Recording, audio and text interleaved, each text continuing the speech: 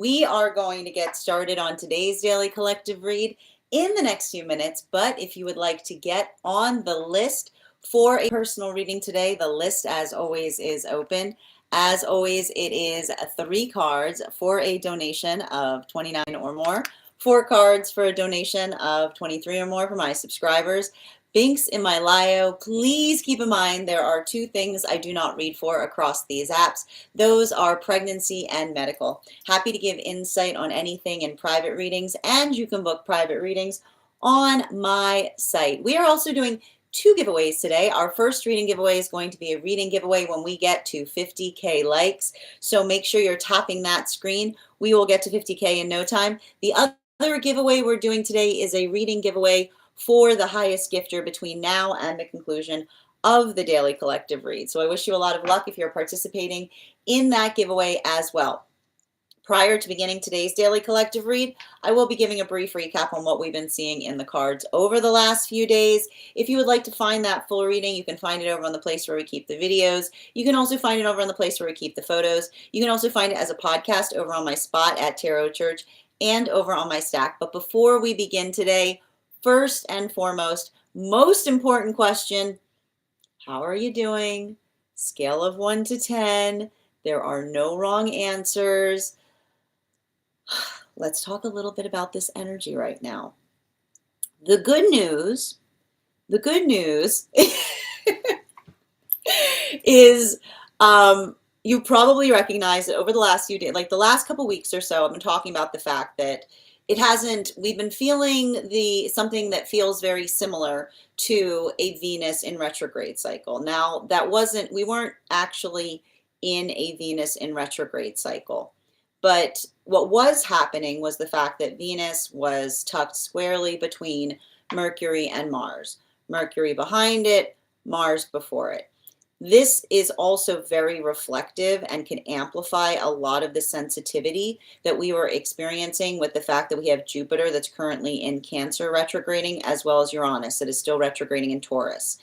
I'm going to walk you guys through what that energy was feeling like. It's rut energy. It was basically the feeling, and I like to describe, and this is why I was even saying that coming out of that retrograde period can sometimes feel worse than being within it, because the space by which we experience Jupiter and Uranus in retrograde, it's one thing when you feel like you've got all of the planets in retrograde because they're all just kind of retrograding out together. But the energy that I want to warn you about right now is the energy of feeling left out of things, because that's what we effectively see with Jupiter and Uranus, because these are sign works that often deal with the context of the self, right? Jupiter works into the context of the sensitivity of the self, and Uranus is the context of change. So what do we often experience when we've got those 2 planets that are amplified in those houses? It can be creating the sense of feeling upset around the self because you recognize and identify the change that you're hoping to aspire to see within the self. But then you get hard on yourself because you don't feel like you're transforming fast enough for the higher aspect of self.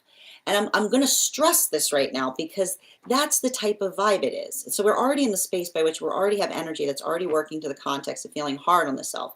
Now you add to that, right? You energetically add to that the fact that while we were going through this period, we also have Venus that was tucked squarely between Mercury behind it and Mars before it.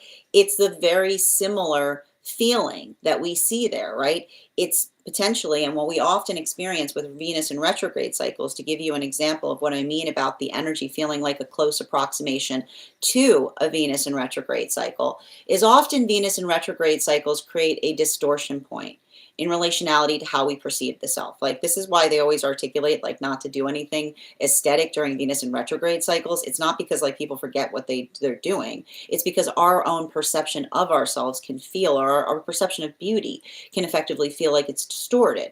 So the modality by which we saw that Venus was sitting between Mercury and Mars, it's working into that context of feeling hard on the self, getting upset at the self in relationality to the progress, because again, ideally you want Mercury ahead of Venus, and then you got Mars in front of it. So it's like it's working through the frustration as you're trying to like go through points of change. Now, the bright side that I'm trying to articulate upon this right now is the fact that Venus is transiting, Venus is getting in front of Mars right now.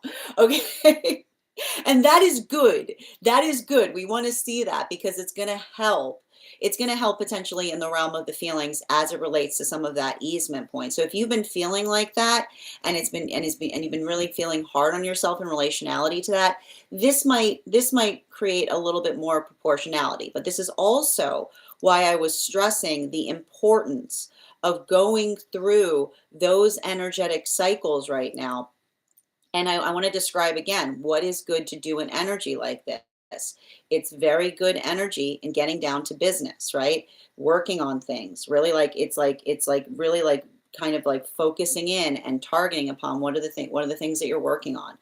Not allowing the frustration to get the better of the self. And I know how difficult that is right now, given the fact that we see that there's so much of that energy there that sometimes feels like it needs energetic release, right? There's a lot of that work that we see in terms of like, and we see this as well with the fact that we've got Neptune and Saturn about to move into Aries, right?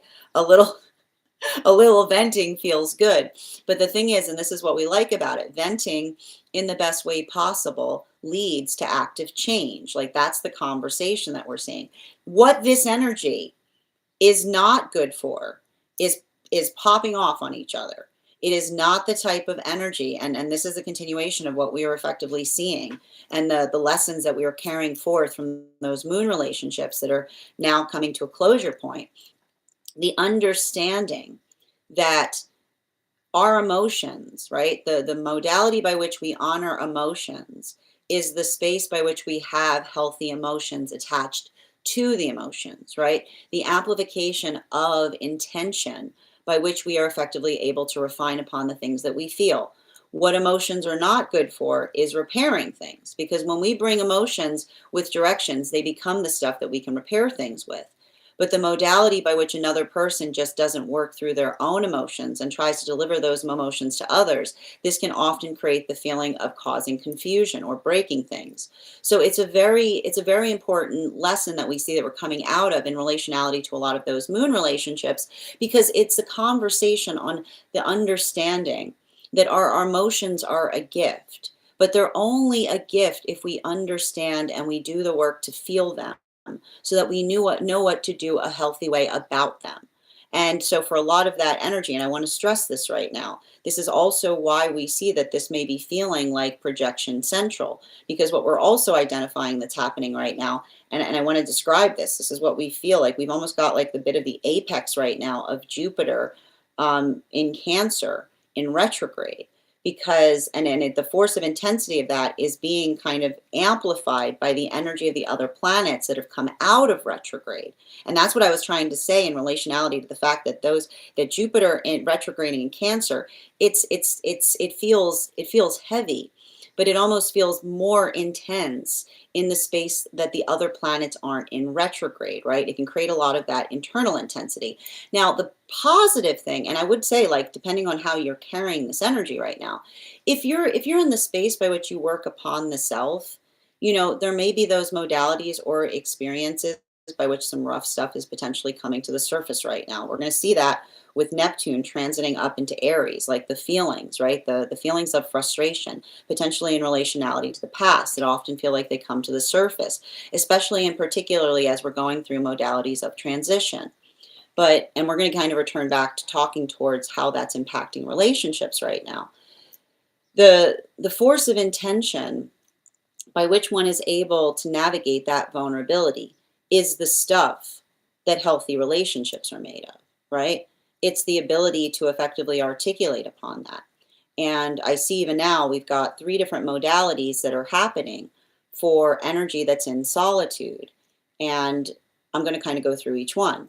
I see that there has been some energy right now that has been utilizing this particular relationship cycle. And when I speak about this relationship cycle, I'm speaking particularly about the time between the current time that we find ourselves in now up until Uranus that is stationing in retrograde, which was happening in the fall.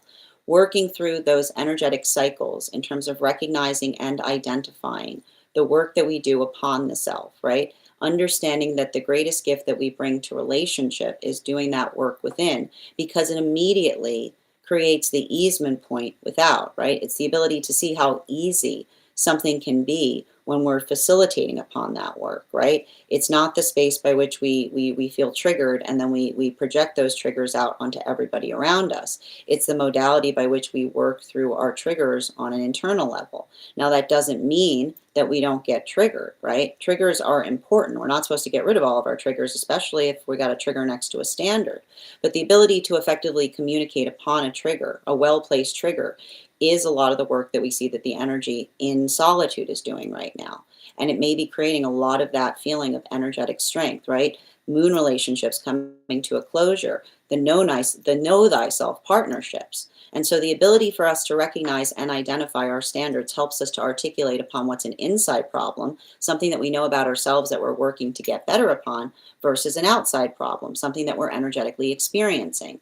So we see that that's a lot of the energy that's working on the self, understanding the difference between being self-centered and centered in self, right? Because self-centered is just doing things for the sake of the self, while being centered in self is understanding the proportionality of the work that you're doing in confluence to the work that is surrounding the self, right? It's understanding what is one's responsibility versus what is something that is outside of the self to be able to navigate or maintain.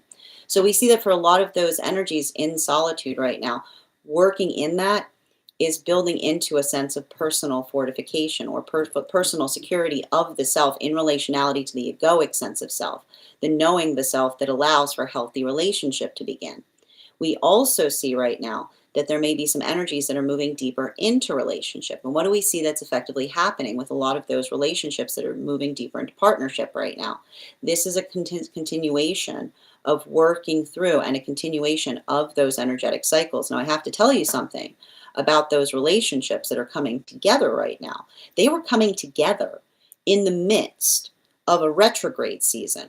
All of those planets in retrograde, potentially creating projection central. And to add to that, we had the fact that Chiron and Eris were in very close proximity and they were both retrograding together. And what can that often create?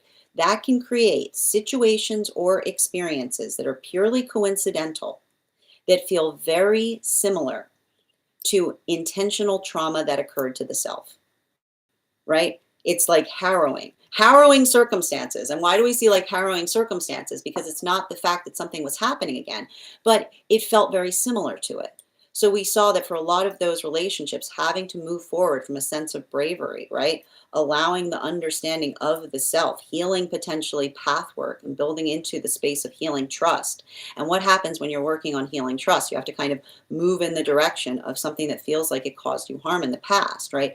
Understanding that trust is never the failure point, discernment is. For a lot of these relationships, we do see that there's a deep deepening of connection.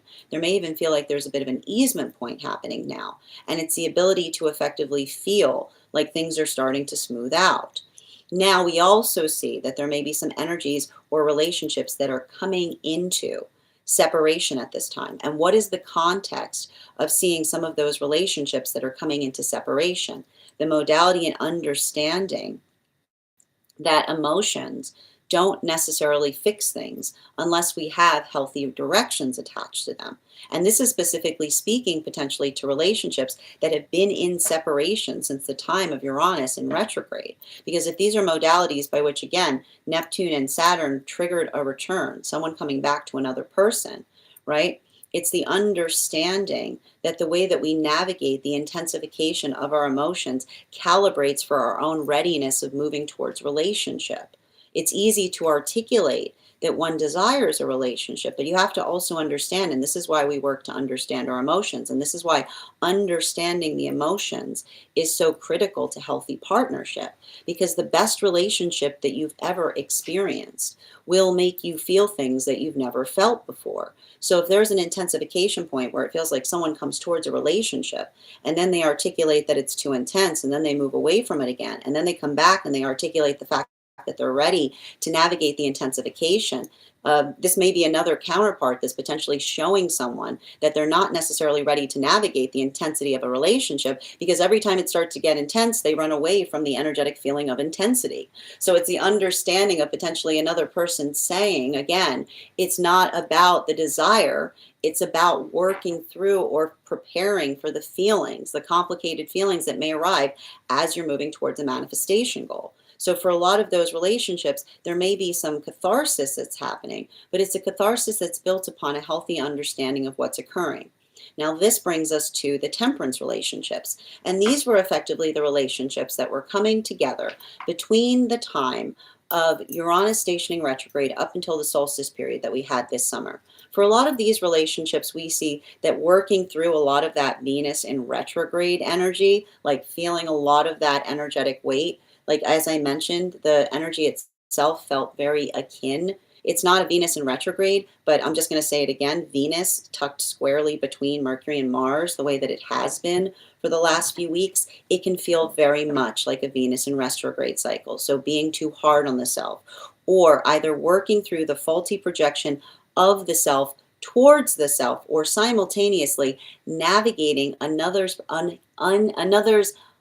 unclear perceptions of the self that feel like they're directed towards the self, or towards the person of the, like one's own experience of navigating something where it feels like another person does not perceive you properly. I feel like for a lot of those relationships, the healing that's occurring is from the clear view of the counterpart, right? The understanding that the work that we do in terms of building into healthy relationship is building into a relationship with another who has a clear view of us. And so that ability, or that recognition of being able to identify and define what is an internal problem, something that someone is working on doing better, versus something that one is kind of trying to let go of as they continue to grow. We see that, again, a lot of energy that's kind of working towards that sense of perseverance and strength as they navigate through a lot of those old traumas that are potentially rising back up to the surface at this time.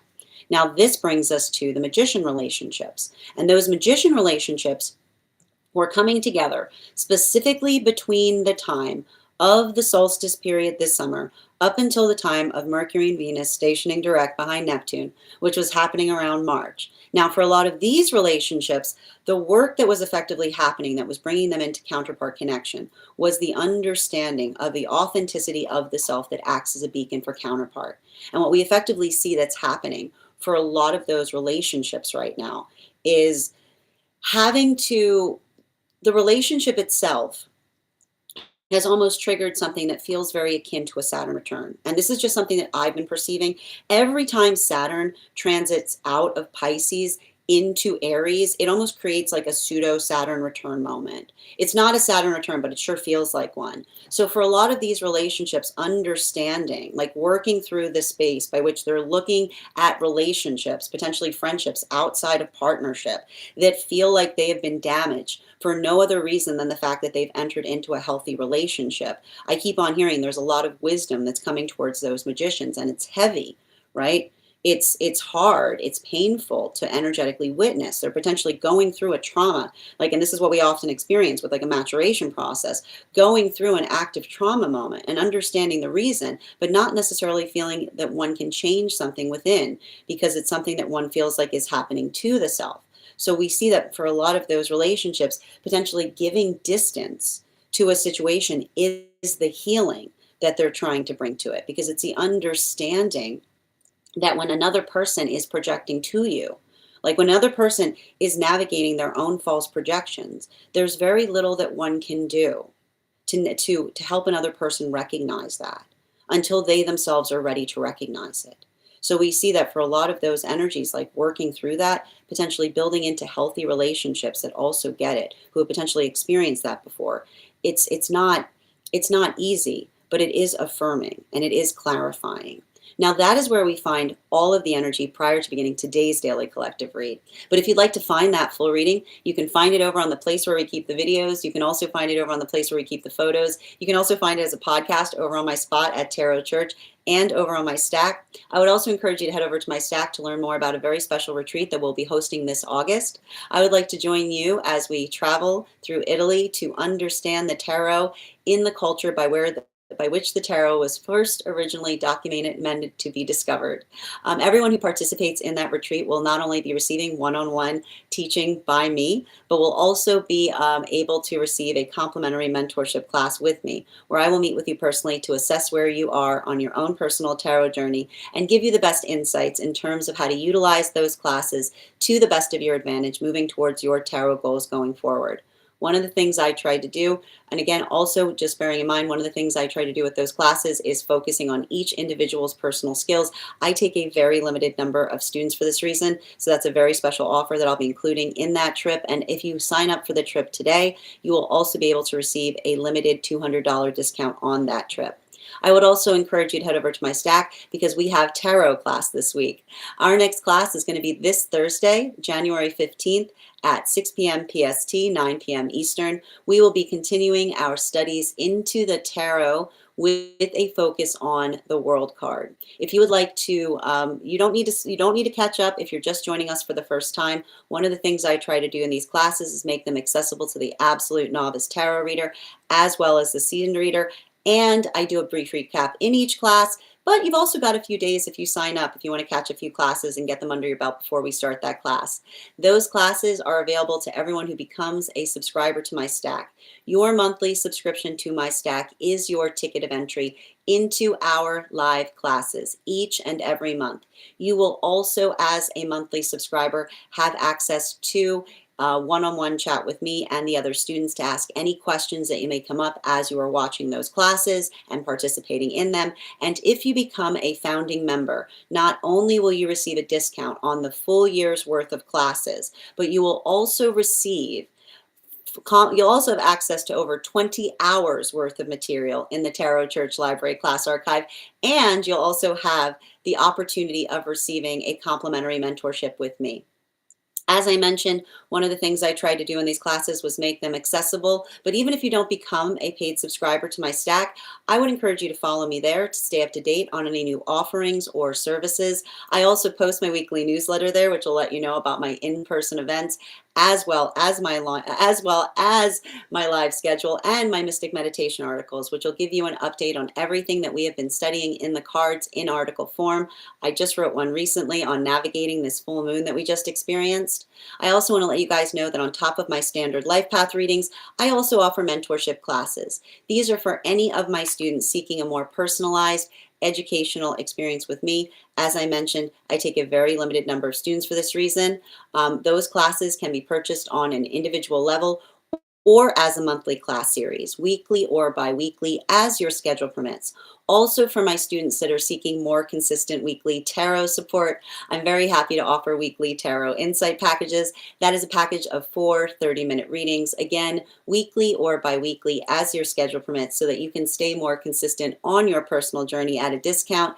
And I'm very happy to now offer dream interpretation readings, which you can purchase per dream or as a series. Now, if you purchase a series, I would encourage you to start to keep a dream journal, as we will meet weekly or bi-weekly with that journal and utilize the tarot to understand the key themes and messages coming towards you in the dream space.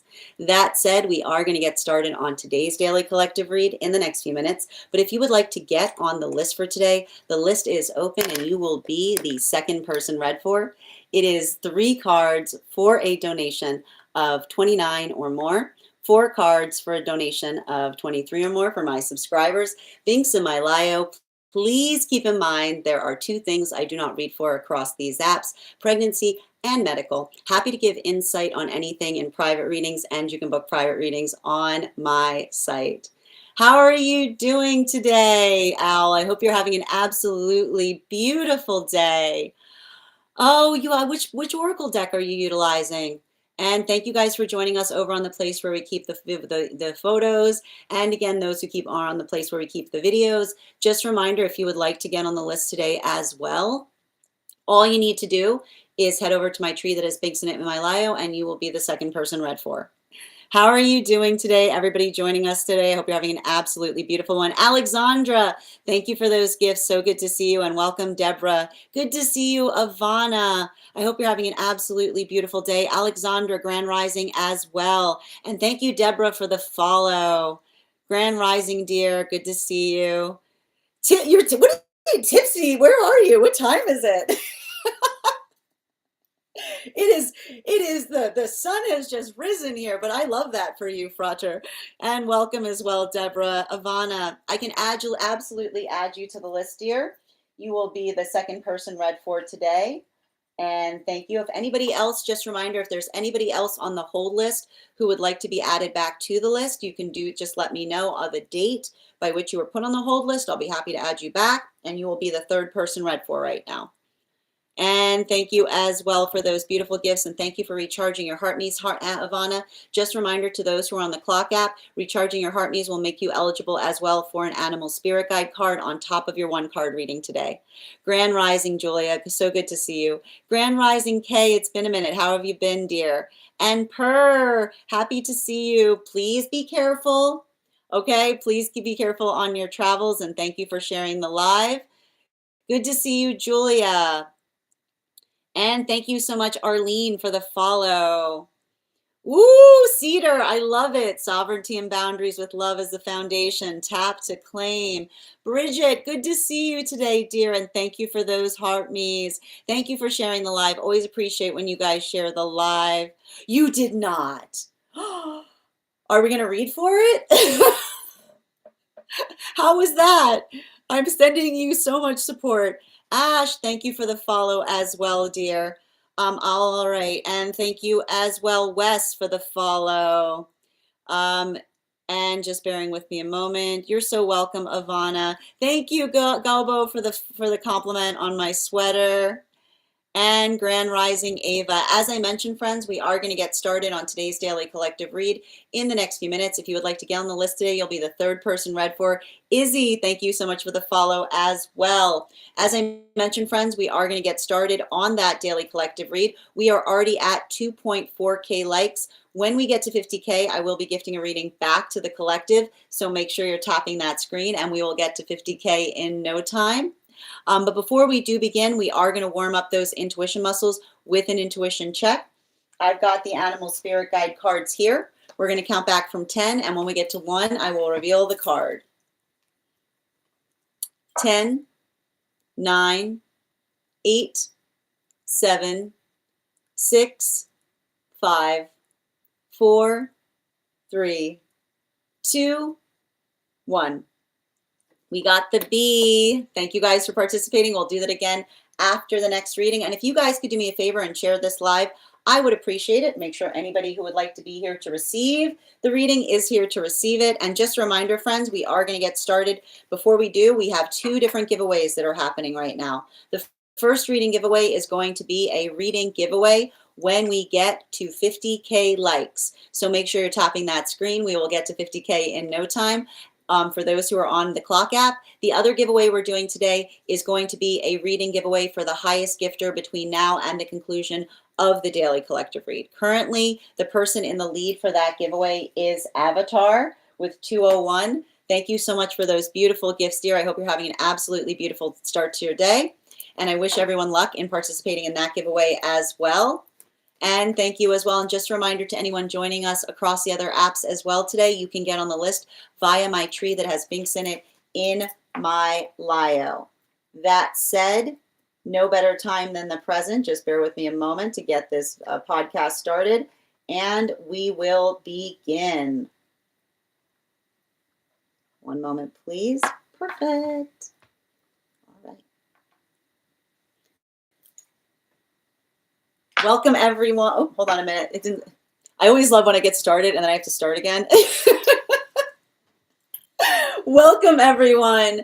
Happy Monday. I'm the Strega, and I'm here to give you your daily collective read for today, Monday, January 12th, 2026. What do we have coming through on the cards for today? Can I please have the first two cards in our 5-card spread for today? First two cards we are starting our day off with today are the Sun card in its upright in combination with the 7 of Cups in its reversal.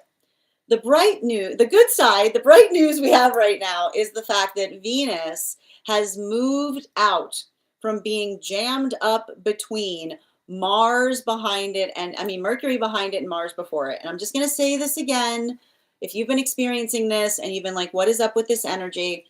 It's not that we've been going through a Venus in retrograde cycle. It is not like we're going through one. But the thing about it energetically is it felt very similar to one, which is working through the space of getting very hard on the self, like working through a lot of that energetic frustration. We also have to be conscientious right now as well, because what I was basically reading into energetically is that combination force of Venus tucked between Mercury behind it and Mars before it was adding intensity to the combination of energy that we have right now with Jupiter retrograding in Cancer in combination with Uranus retrograding in Taurus. Now, I'm going to go through what those two planets retrograding together are, and I'm also going to explain why, and here's the thing I want to say about this. The whole time I was reading into the energy during the retrograde, everybody was like, when's the retrograde going to end? When's the retrograde going to end? And I'm like, the retrograde season is not necessarily the issue. In fact, in one way, having all of the planets in retrograde can sometimes feel easier than having just a few, because I like to describe it in a way like you have to think about it in the space by which when we have all of the planets in retrograde, it's like all of the energy is kind of feeling the weight of the retrograde. The hard thing you have to recognize right now, and I'm just going to keep on reminding you this, is this is exactly kind of the energetic feeling in relationality to feeling like you are energetically anchored and everything else is just flying by around you at a very fast pace. Okay, I'm just going to tell you that is the vibe right now. Don't over internalize an external problem, because when you recognize that that's happening, you're going to just be able to kind of move through it with a sense of proportionality. So make sure that you're being proportional as it relates to how you're navigating a lot of those feelings that may come up. Because I'm going to tell you right now, the modality by which we've got Jupiter that's still in retrograde with Uranus, and all of the other planets have basically activated and they're moving again. What does that often feel? It feels like the space by which one gets frustrated that you're not moving energetically fast enough. I am here to give you your daily reminder that you cannot be late for your own journey. I'm going to say that again. You cannot be late for your own journey. But the modality by which we sometimes feel like there's energy that makes us feel like things are harder for us, or makes it feel like we have to push harder for things, this is the energetic vibe right now. So make sure that you're navigating situations with that sense of proportionality. Now, this is having a different impact depending on where one finds oneself on the frequency cycles. Center card for today's spread is, we've got here the Ace of Swords in its reversal. And I'm not surprised to see the Ace of Swords in its reversal too, because we've got a few things that are coming up that we have to be conscientious about. First things first, okay? And this energy should feel familiar. Okay, there should be some familiarity of this because we've had this moment happen before. You have to understand, we keep going through this like weird meridian moment where Saturn and Neptune keep pushing up into Aries. And what happens? They push up into Aries and then they go into a retrograde and they slide right back down into Pisces. Okay, it's like, oh, boom, it's Sisyphusian energy. Okay, it's those moments that you're like, yes, oof, and then you slide back down again. So I want you to recognize that, because there's a lot of that. And I will also point out, this type of energy can be very hard for those that carry a lot of Piscean placements, okay? Every time I read for this energy, every time I get these planets coming out of Pisces, like all of the Piscean energy starts to feel very, very energetically emotional. So just be conscientious of that. Extra careful right now if you've got Piscean placements or you've got heavy Piscean placements, and the modality by which we see these two big planets pushing back up into Aries, right? Because a lot of feelings can come up. Now, the nice thing about feelings can come up is it can show us, and this is what's beautiful, and this is why we talk about retrogrades not necessarily being a bad thing. The modality by which old things come up show us how much we've changed, right? That's the beauty, right? The beauty of a healthy life is what stays the same versus what is never changing. So the modality by which we work through that right now, it's very surreal energy. Now we are going to talk about the three different modalities that I see right now for energy that is in solitude. And for our purposes, we are describing, and this is a culmination point of a lot of those moon relationships, recalling that those moon relationships were coming together between the time of Uranus stationing retrograde, which was happening in the fall, up until the present. For a lot of these relationships right now, I've got three different modalities coming through. I've got a lot of energy and solitude that's working on being centered in the self, recognizing the difference between being centered in the self versus self-centered. What is the difference between being centered in the self versus self-centered? Self-centered is the modality by which we look around towards the world from the space of gimme, right? That's how you can tell the difference between centered in self and self-centered, right? Centered in self-centered is gimme, gimme, gimme energy, right? It's a modality by which we look at the world and we feel like it energetically owes us something, or we come into the space of demanding. Being centered in self is the understanding of one's placement in the world and how you're able to give forth from it, right? It's the difference. I keep on hearing and you can usually tell this because self-centered energy collapses in upon the self, right? Centered in the self radiates outward. So that's what I keep on seeing right now. Like there's a lot of that energy that's working upon the understanding of the self, but also in the contribution of the understanding of one's own energetic radiance. So the modality by which one is able to effectively feel that sense of allowing that sense of self to be affected by those around the self, right? It's the modality by which we feel the conscientiousness in relationality to what we can give. So I see a lot of that energy that's working into, I keep on hearing like a lot of the relationships, like a lot of the energy in solitude right now is working on their own radiance. And what we like about radiance is it's working through the space of doing, I keep on hearing, doing the things that one can do, but in a proportionate way that doesn't create the feeling of it doesn't feel the space of overwhelming, but recognizing the stability of one's own sense of self. So there's a lot of that. It feels very, very supportive because I just keep on getting that for a lot of that energy, it's finding that proportional radiance point. I also see that there are some energies right now that are coming into partnership. And what do we see as a characteristic of a lot of those relationships that are coming into partnership right now? Again, it's a culmination of a lot of those moon relationship cycles. And those moon relationship cycles were effectively coming together, as I mentioned, from this fall. And the thing we recognize, and this is why those relationships are so solid, is not only were they trying to come together, but they were coming together at the time of feeling very highly triggered. The circumstances surrounding the relationship itself felt coincidentally similar to experiences by which they were intentionally hurt. So those modalities of being able to navigate something with a sense of proportionality, not allowing the trauma that they experience to shape their experience of receiving something in the present.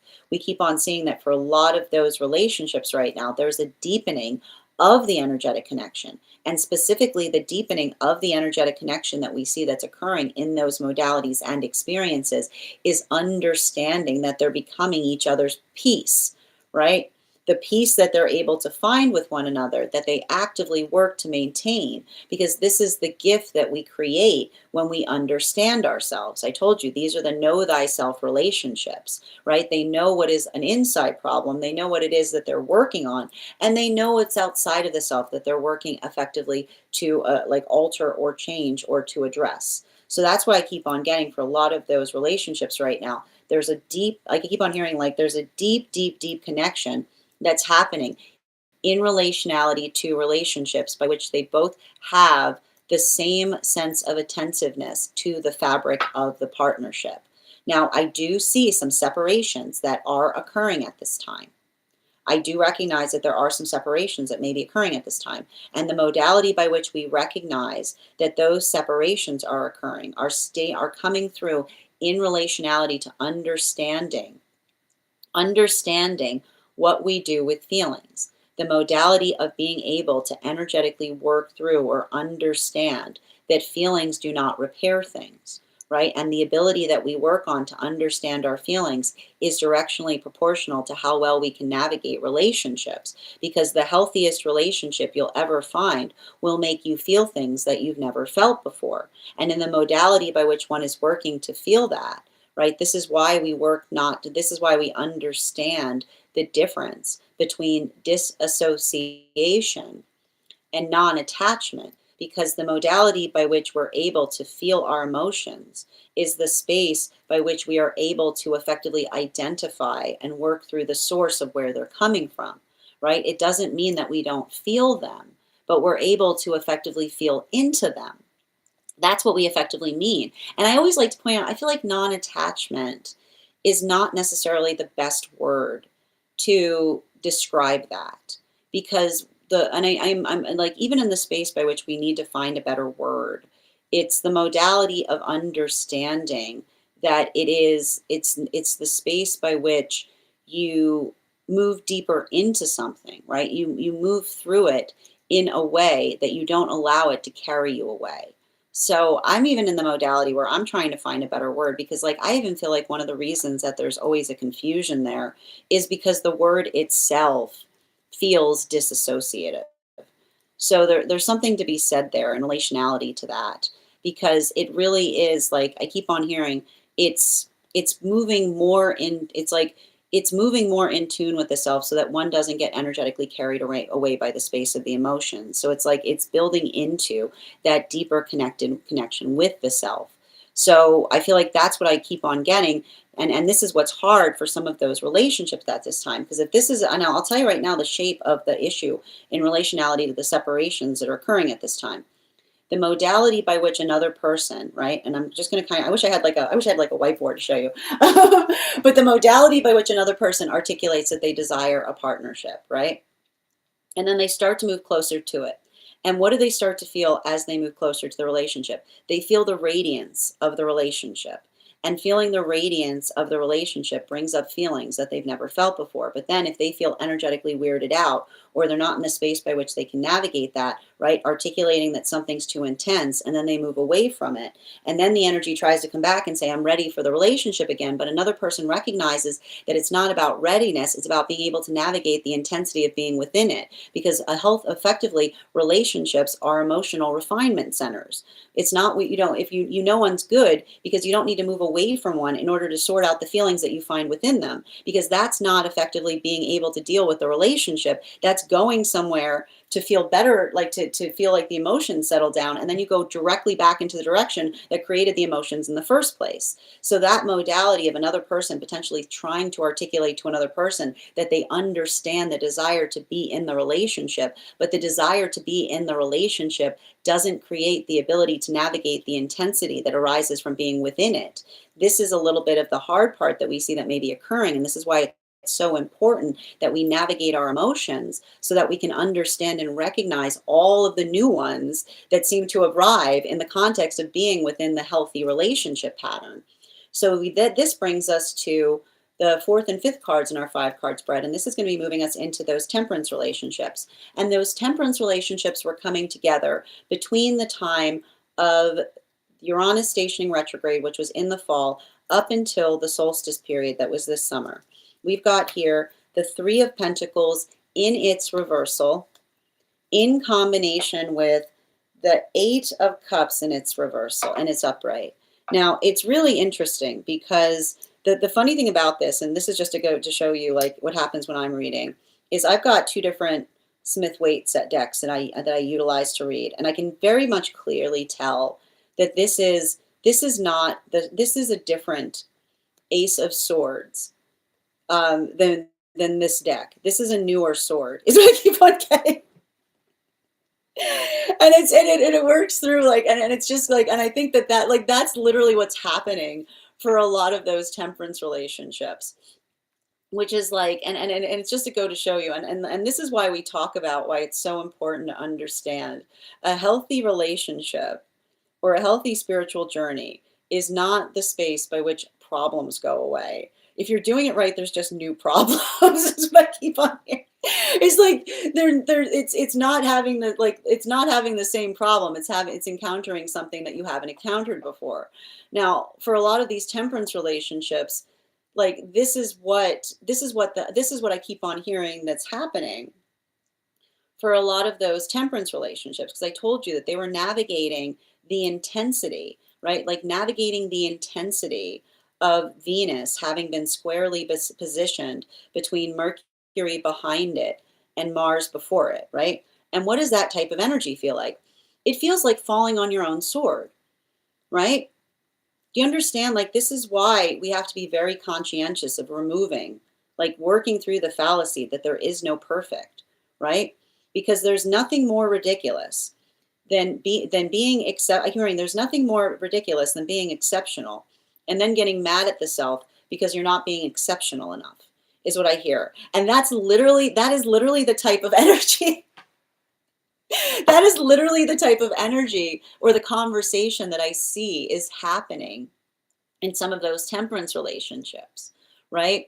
Because and I just keep on getting it, it's working through the modality of this energy that is being very focused on their energetic purpose or working towards a purpose, like the healthy relationship that allows us the space in terms of focusing on our purpose. But when we focus on on our purpose too much, we can I keep remembering, when we focus on our purpose too much, we can torture ourselves with our purpose, right? Because it's a modality by which we feel like we're always failing as we're effectively working to achieve it. So I feel like that is the message that I keep on hearing the temperance relationships articulating to each other, right? Like don't get tortured on your journey towards your purpose. It should bring joy to the self. Like the purpose should not it should be proportional, right? It's the purpose that feels like one. It's I keep on hearing like it's the purpose by which you have to carry two torches, which is the modality by which you allow the space by which something is difficult, right?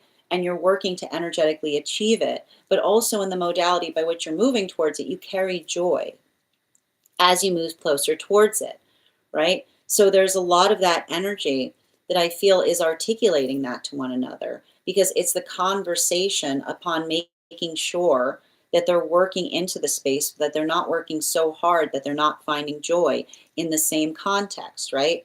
It's like, and I keep on seeing that for a lot of the energy working through that, it's painful, right?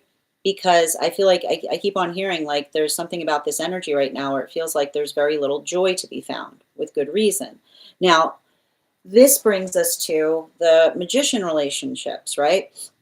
And the magician relationships were the relationships that were coming together between the time of the solstice period this summer up until the time of Mercury and Venus stationing direct behind Neptune. Clarification right now between the Sun card in its upright and that Seven of Cups in its reversal. Can I please get one card to clarify? We've got clarification right now with the Ace of Wands in its upright. And I like to see that Ace of Wands there because, and I'll tell you right now, there's a lot of energetic disparity or difference that we see is happening right now across the different different energetic cycles. But the one thing that I see is unified, is working into the space of recognizing and identifying standards.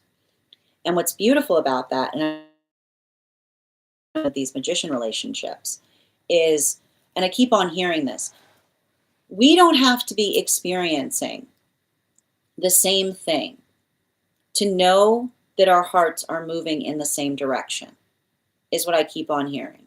And there's something really important about the modality of navigating or working through something in the experience of being able to articulate. And I keep on, and it's interesting too, because it feels like I need to check.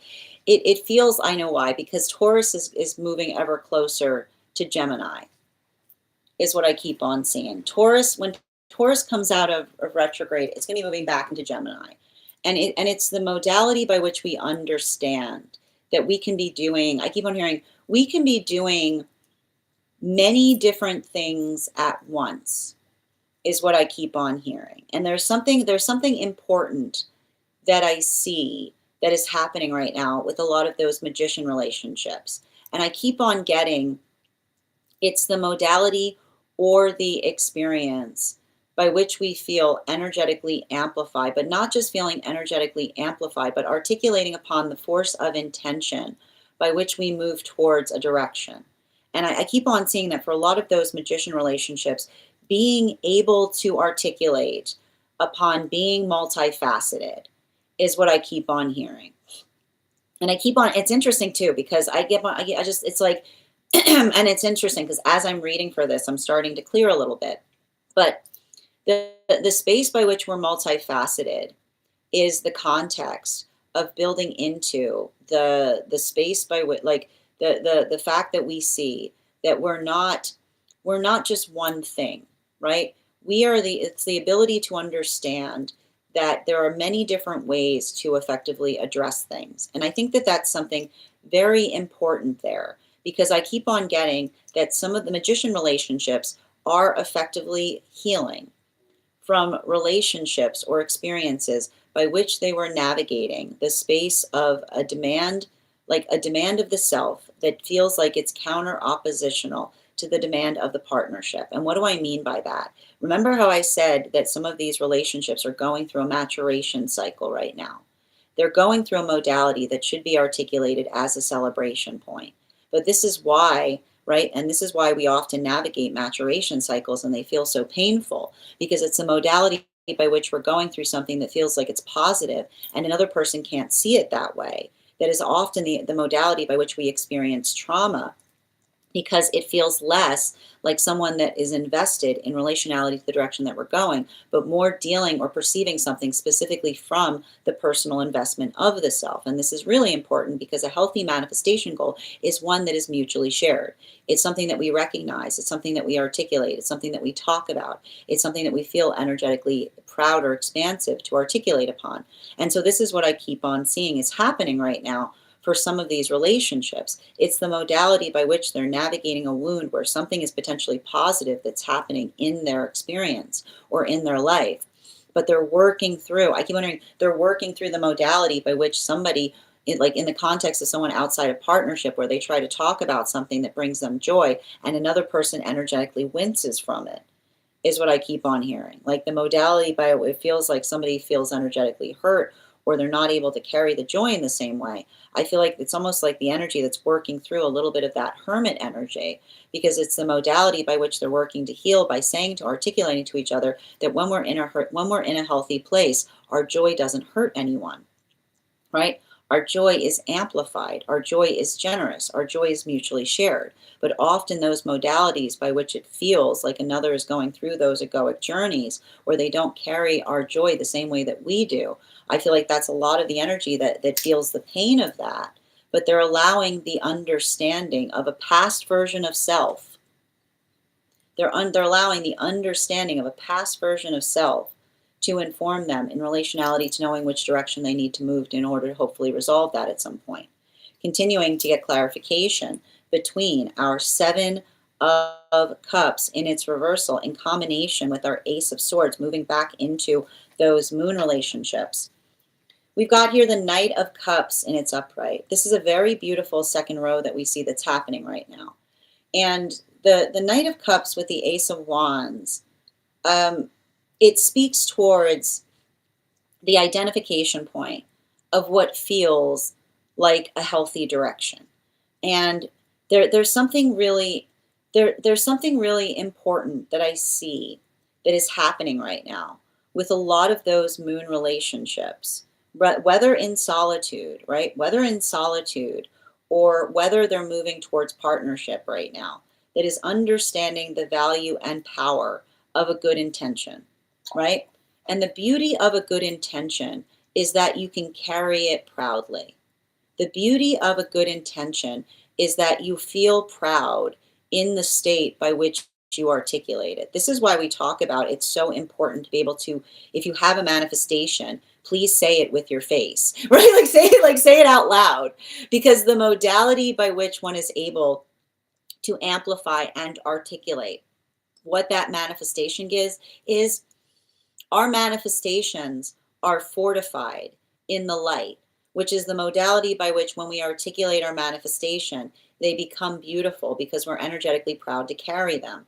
And so this is why I feel like this is what's beautiful in terms of a lot of those relationships. Again, either energy in solitude or energy that's moving into connection at this time, right? This is the energy that says there's nothing wrong with articulating a manifestation, but simultaneously, an articulation of a manifestation goal is not a promise of receiving it, is what I keep on hearing, right? The articulation of a manifestation goal is not a promise of receiving it. So the modality by which we move towards each other, and it feels very leonine. I need to see what's going on with Leo there, because it's the modality by which we understand that that is how, that is how we define our purpose. And so I feel like this is beautiful because I see a lot of energy right now moving out of those moon lessons into purposeful partnership. And what do we see by purposeful partnership? The amplification of feeling the beauty of describing the relationship that one desires. Because here's the truth of it. If you describe the perfect relationship that you aspire for, and another person says, like, oh, that sounds like too much for me, you say thank you. You say thank you to that person. You say have a great day, because the that manifestation is now protecting you, right? That's the beauty of carrying a healthy manifestation. You carry that manifestation around with you, it will show you who is inclined to be in it with you versus who it is you have to energetically avoid in the journey of trying to move towards it. Because healthy energy in the modality of hearing another's dream, right? The space by which that is how we share dreams. If this is the energy that is working through the pathwork of understanding, and this is the thing you have to understand with healthy relationship, in the conversation of articulating your perfect relationship, you will experience rejection. And it's a blessing. It's an absolute blessing to experience rejection on the journey of moving towards a manifestation goal. Because what would you prefer, right? Would you like the false positive of someone articulating the fact that they desire that when they truly desire not? There's no greater harmful act than to do that. The modality by which we see that the rejection that we carry in the modality of moving towards our manifestation goals is protection. It is the gift, right? I keep on seeing that this is a lot of energy that is working in the context of their confidence, because that is them steering themselves towards the perfect partnership. Now, this is something that's happening either for the energy in solitude, right? I see energy in solitude that is working better, like working at getting better at stating their energetic intentions and feeling stabilized in doing so. And I also see a lot of that energy that is potentially building into a healthy relationship. And what are they saying to each other? With you, it is a joy because I never have to worry what is occurring. I just know what is, right? The more that we're clear with each other, the more beautiful we are in relationship, because it doesn't leave any space of questioning. We just know what is and we know what is not. Now, continuing to move into those temperance relationships, clarification between that Ace of Swords in its reversal in combination with our Three of Pentacles in its reversal. Can I get one card to clarify, please? Clarification coming through right now with the Chariot in its reversal. And the Chariot in its reversal, I told you, this is a little bit of that energy that I'm seeing right now for those temperance relationships. And I got to describe these temperance relationships. They're very focused. I keep on getting these are relationships where there's a big prioritization right now on working towards purpose, right? And there's something even important there in relationality to identifying and recognizing. We're working through, I keep on getting the same message. You have to hold yourself gently. when you have a dream, right? Because the modality by which you have that energetic dream, what is often the context by which you're working towards a dream? The reason it's a dream is because it's not a reality, right? It's hard to have a dream. It's hard. It's painful because it's looking around being like, this isn't it. This isn't it. But the experience by which we understand that is the work that we do, right? It's the work that we do to effectively change that, or the work that we do every day that allows us to feel like we're taking something in the right direction, right? A beautiful journey is not about completion. A beautiful journey is every day taking a step in the right direction. And sometimes, sometimes you feel like sometimes you feel like you move backwards, and sometimes that you feel like you move forward. But the beautiful thing about that, and this is what we talk about, the greatest, most important gift that you can ever bring to a manifestation goal is perseverance. Because the modality by which you continue to move towards something is the amplification of being able to talk about why something is so energetic important to the self. And that is what's beautiful. When we think about our manifestation goals in that way, we understand you have to look at a manifestation in a way like a divine conversation, right? What happens when you think about your manifestation like a divine conversation? The modality by which one says, why is that so important to you? And the ability for us to effectively communicate that is the space by which we're able to amplify the full significance of our heart. And this is what I keep on seeing that's happening right now for a lot of those relationships or a lot of those energies that are working towards that. It's the feeling, right? Often working through that modality by which we feel. And that's a hard part with carrying when we feel like we have an honor to do something. It's the modality by which we're always looking upon the way that we wish we could be doing it better. But it's important that you don't get too hard on oneself as you're doing that, because I want you to understand that is literally, right? The sound of you being precious is the sound of you doing something carefully. And this is why we don't try to work towards erasing worry. We understand that worry is a gift because worry indicates love, right? What is the sound you'll always experience when you're moving towards love? When you move towards love, you'll always find worry there because it's the modality, it is the shape of love that looks at something and says, is there a way I could be doing this better? Is there a way I could be caring more? Is there a way I could be doing this in the shape by which there's something important? We have to be worried when our love doesn't carry worry with it, right? Because the love that doesn't carry worry with it is often the indulgent love because it doesn't feel like we're worried about giving something. It's about our ability of taking from it, right? And this is why we have to be very conscientious when our love becomes demanding because that's not love, that's desire. Right? And I feel like there's something really important that's happening right now for those temperance relationships in the ability to understand and refine the difference between desire and the generosity that we bring to love, right? Desire, and this is why we hold it, and this is why we talk about the proportionality of the self.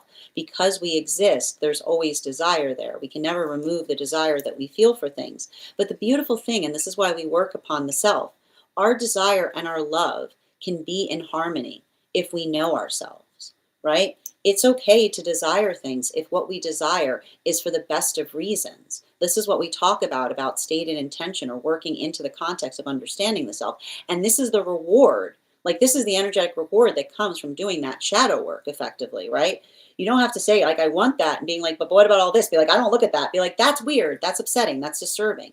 The modality by which we confront those uncertainties within ourselves, even as we proceed, articulates our responsibility to the things that we energetically care about. So I feel like there's a lot of that work that I see that's happening for a lot of those temperance relationships in working through the space of not being too hard on oneself as they're trying to do something that they've never done before, either via relationship, either personal pathwork of purpose, or in the space of their own healing journey. Now, this brings us back to the magician relationships, clarification between our Three of Pentacles in its reversal in combination with that Eight of Cups in its upright. One card to clarify, please. King of Cups in its reversal.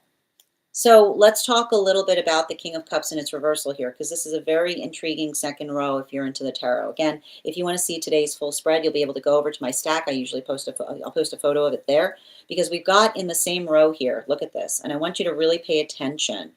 I want you to really pay attention to this second row. Look at this second row. We got the Ace of Wands. We've got the Knight of Cups. We got the Chariot energy in its reversal. And we've got the King of Cups in its reversal. Do you see what these cards indicate in coming together, right? We have to be very conscientious. And this is the continuation of what we see right now as it relates to the difference between love and coveting, right? And what is the difference between love and coveting? Love is the gift of wanting to give. Love is the sound of giving. It is the modality by which you want to give something to another. That is the sound of love. The modality by which we possess something, that is what coveting means.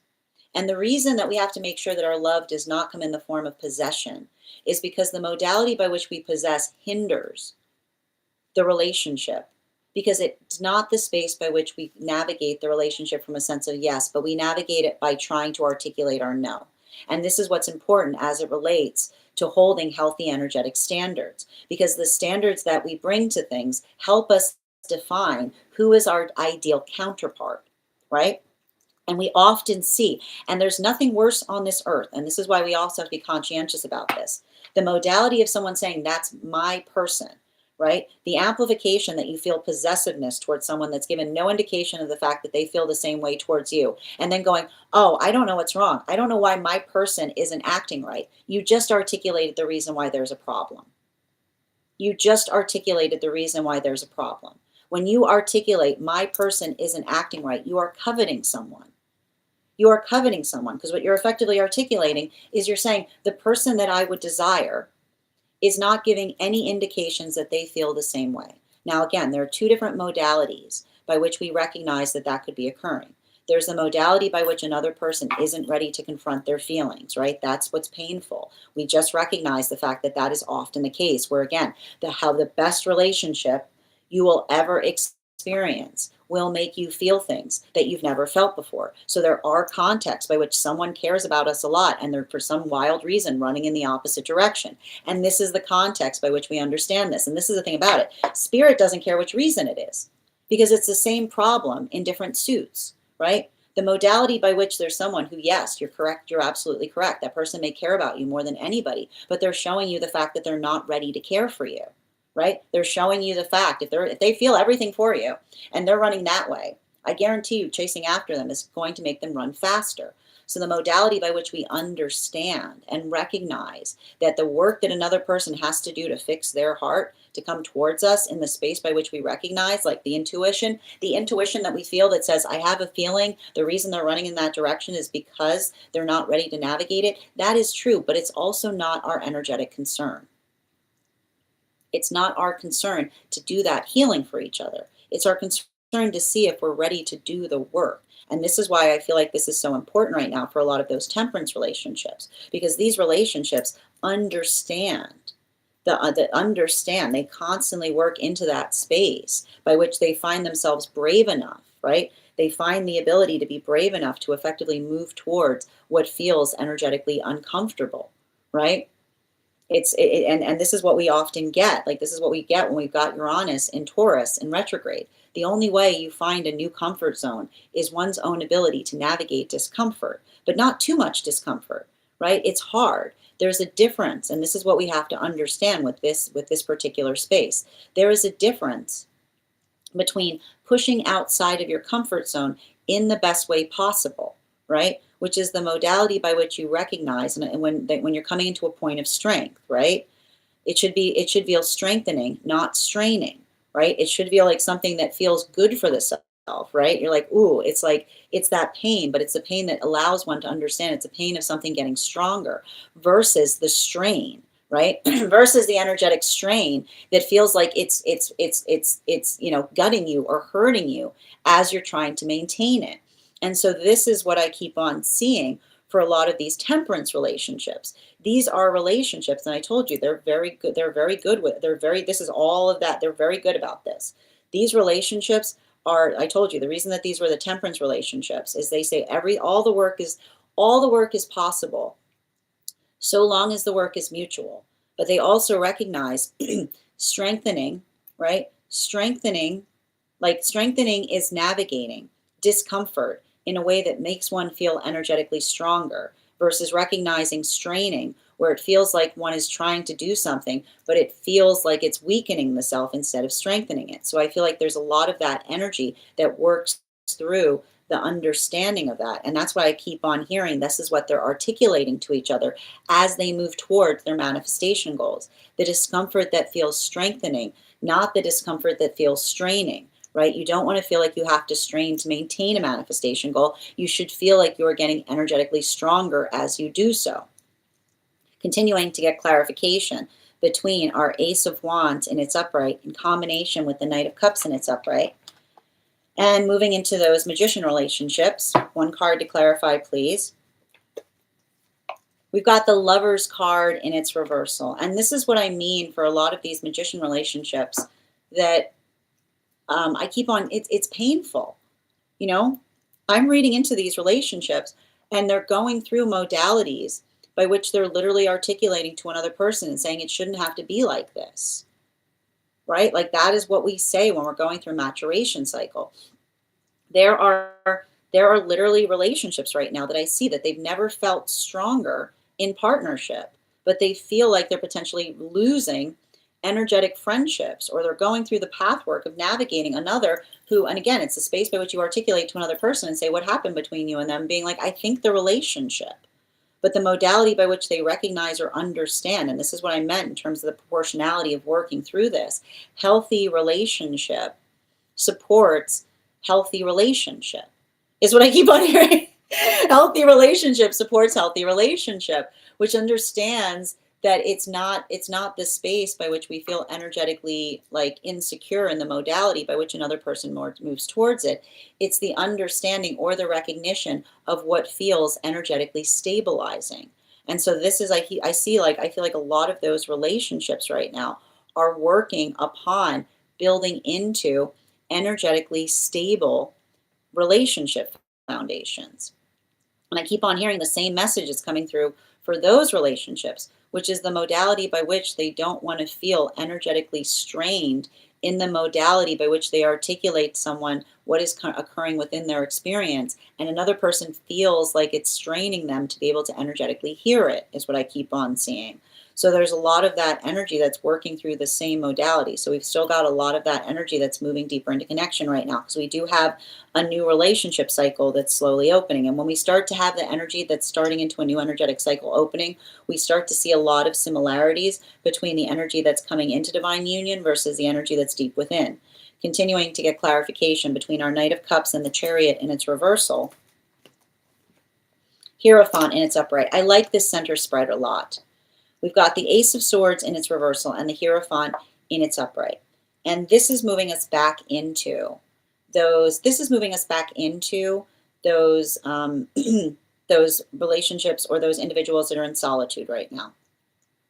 And everything I keep on getting with these relationships, like this is what's beautiful when we go through these relationship cycles. You don't need to be in partnership to experience the lesson of the relationship cycle. And that's what I keep on getting with some energy in solitude right now, right? This is the energy, and this is what I keep on seeing with that Ace of Swords with the Hierophant, which is the modality of understanding that there's no greater gift.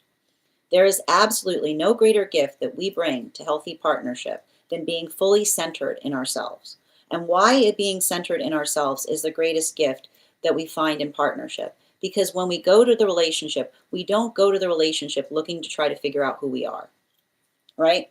We don't go looking, we don't go approaching the relationship seeking to understand ourselves. We know ourselves. And what's beautiful about that is it allows for the state of understanding that the relationship will show us things about ourselves that we've never seen before. But the modality by which we feel, and this is why it's so important to be able to know them ourselves so importantly when we enter a relationship of that capacity, because it's the ability to effectively identify and articulate upon our energetic comfort zones, right? You can't have, if you don't have any standards, then you don't have any comfort zone. If you don't have any standard, you don't have any comfort zone, because it's the modality by which you understand. Standards create comfort zones. The modality by which we can articulate something that is energetically stabilizing to the self is understanding why it's energetically important. But the modality by which we feel, right? The modality by which we feel like we're constantly in the space, and you kind of, you've probably been in relationships like this, where it feels like you don't know what's happening from one moment to the next, where it feels like you're just in a reactive state, trying to navigate another person's energetic ego, right? I keep on seeing, like, what's beautiful is the modality by which we understand ourselves helps us understand when that's happening, right? It also helps us put a stop to it. And this is often why, and this is what's beautiful. You understand, like, I feel like a lot of these relationships understand the modality of recognizing that a healthy relationship should, the highest relation, the highest articulation of a healthy relationship should not be somebody saying, this is my counterpart. They put up with so much stuff. But those who are not healed will look towards that as their aspiration in a relationship, right? The static state of another person saying, I like this person because with them, I don't have, they just put up, right? They just put up with anything I effectively give them. That should not be the highest. If that is the highest, if that is the highest compliment that you are aspiring to find in counterpart, never do you recognize that you're more deeply invested in your own ego, because you're not looking for a counterpart. You don't know anything about them. You're just looking for someone who's energetically in the state by which they can tolerate something. And tolerance does not a person make. But this is why I feel like there's a lot of energy that's healing from situations or circumstances by which they recognize that the trauma that they were experiencing in a relationship is someone who perceived them as a non-entity, right? The modality of another person, not necessarily caring or being inclined to understand our feelings upon something, but just looking in the modality of getting frustrated because we're not taking more of something that is unpleasant that they're energetically giving us. So that's why I feel like for a lot of those relationships, that ability of being able, and this is what I keep on getting, these are the relationships in solitude right now, someone working on the self and saying there's nothing better that I bring to relationship is healthy standard, because those standards help me recognize when the relationship is not. And for a lot of the energy that's moving deeper into relationship, the articulation that they're saying to each other is, with you, I never have to wonder what is happening. With you, I just know. And the gift that I know is because I know that you know yourself. And the modality by which we know each other is the ability by which we never have to wonder what's going on with each other. While for the energy that's in separation, it's the exact opposite that's potentially happening. Somebody having to say, I know that you want a relationship, but you need to ask yourself if you're truly ready to navigate it. If every time all the complicated feelings that come up from being in one require you to run away further from it instead of deeper into it. Continuing to get clarification, moving back towards those temperance relationships, clarification between the Chariot card in its reversal and the King of Cups in its reversal. Strength card in its reversal. Vulnerability is the highest gift. Vulnerability is the highest gift. When we recognize that vulnerability is the highest gift, how another person navigates our vulnerability tells us everything we need to know as to whether we're safe in the context of being with another person. The modality by which we should not have to say, oh, if I want relationship, I have to get stronger. No, you have to get softer. You have to honor that softness. And as long as your softness, right? As long as your softness is not weakness. And how do you usually articulate the softness that's not weakness? The vulnerability is protective, because we're able to articulate why we feel energetically vulnerable about something. Because that ability, and again, it's not enough to have a standard, but the ability to articulate why you hold a standard helps you recognize a true standard, something that is important to the soul, versus a trauma standard, which is the trauma that likes to disguise itself as a standard. And the way you can usually articulate that is by being able to describe why something is so important to you.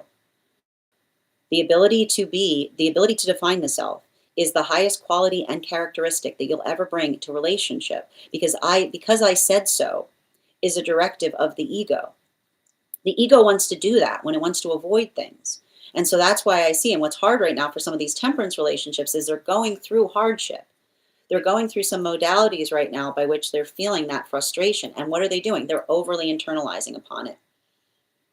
These are, I told you, these are temperance relationships. They often do the work so others don't have to. So the modality by which they're looking at feeling an energetic frustration and they're asking themselves if there's something wrong, the energy is effectively articulating to them and saying, there's nothing that you're doing wrong. Sometimes you just have to be strong. There's nothing that you're doing wrong. Sometimes we just have to be strong. Sometimes the energy requires strength from us as we energetically persevere. So that's a lot of the energy that I see that's working through that. Because again, what does a healthy manifestation say? Why is that so important to you? Right? The modality by which we energetically, it's not enough to desire a manifestation goal. We persevere towards it. Continuing to get clarification between our Lover's card in its reversal in combination with our Hierophant in its upright. We've got here the Fool card in its upright. And I got to tell you right now, the thing I hate to see right now, and I think that it's really important, is this type of energy is effectively projection central. It's working into the context of understanding what happens with energy that would rather, I keep wondering, it's understanding or working through the sense of those who would rather not understand the self so much as they want to effectively prioritize their own sense of energetic comfort. And when we understand in modality, and this is why it's so important that we are not greedy on our manifestation goal journeys, because that modality or that experience by which we are working through things is the amplification and the architecture of being able to do something, but being able to do something in a way that we're able to effectively characterize the importance of it. And moving back into those magician relationships that are deep within divine union right now, everything I keep on seeing in relationality to that work is working out. And this is what I keep on seeing. This is like a lot of the energy that is coming through in terms of understanding that when another person has hard feelings, others' hard feelings, unless, right? Unless there is a cause, unless there is a cause of working through another's hard feelings, others' hard feelings are not, right? They're not the responsibility of the self. We do the work to heal the hard feelings within so that we can do the work without. And that doesn't mean, right? That doesn't mean that we become energetically flexible upon everything. But the modality by which we are able to call, and I keep wondering, the modality that is important to understand, and this is why we talk about not all feelings are alike. It's not enough to say, and this is why you have to be very conscientious of working away from the danger zone. There's nothing more dangerous than somebody saying you have to honor everybody's feelings. You do not have to honor everyone's feelings if another person has not done the work to refine their feelings within. Because we've recognized that the energetic shadow of the self wants to demand things from the world. The modality of feeling like the world is there to serve the self is the characterization point of an overactive ego. So the work that we do in being able to refine the emotions, to understand not just having it's a two-part system. It's not enough to have emotions, but the ability by which we recognize and articulate what the emotions are asking for is the direction that helps us see the emotions that are healthy versus the emotions that are self-indulgent. And the self-indulgent feelings will always have the same request. They will say, I want it. And when somebody says why, they'll say, because I said so. And when you say to another person, it doesn't make sense, it doesn't make any sense, and you have to honor my feelings because if I feel it, you have to honor it. No, you don't. Honor means to understand. When you look up the origin of the word honor, honor means the ability to understand the importance of what you're carrying. And if you're giving your feelings to everyone without taking any consideration as to why you're feeling them, you are not honoring your feelings. You're demanding that others honor them without doing the work to honor them yourselves. That's irresponsible handling of emotions.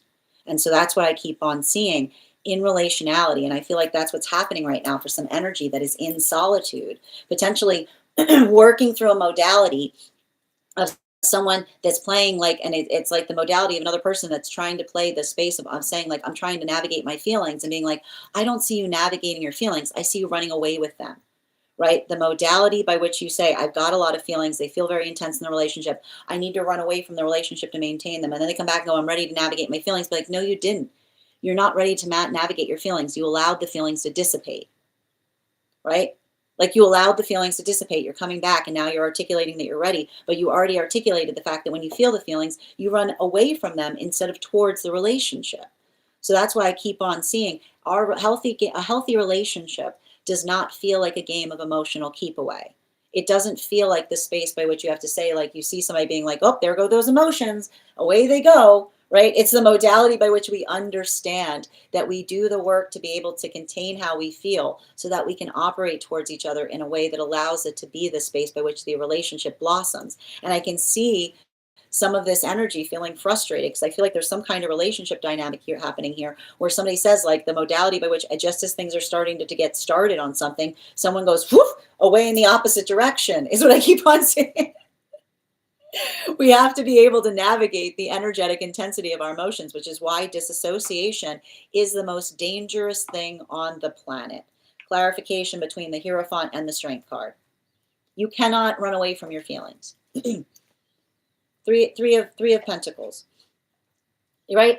I keep on seeing the energy, like the modality of working into, I keep on hearing the relationship should take the edge off the feelings, is what I keep on hearing.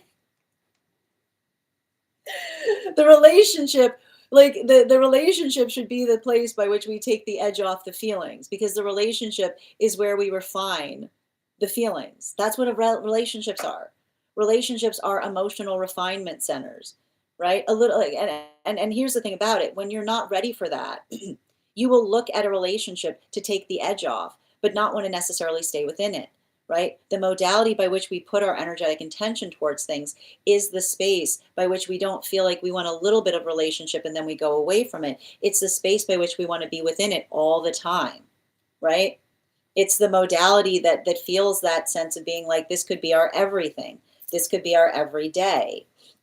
And so I feel like that's what I see for a lot of those relationships. And what's happening right now, and I need to get back into those temperance relationships, like the modality of working through or recognizing and understanding.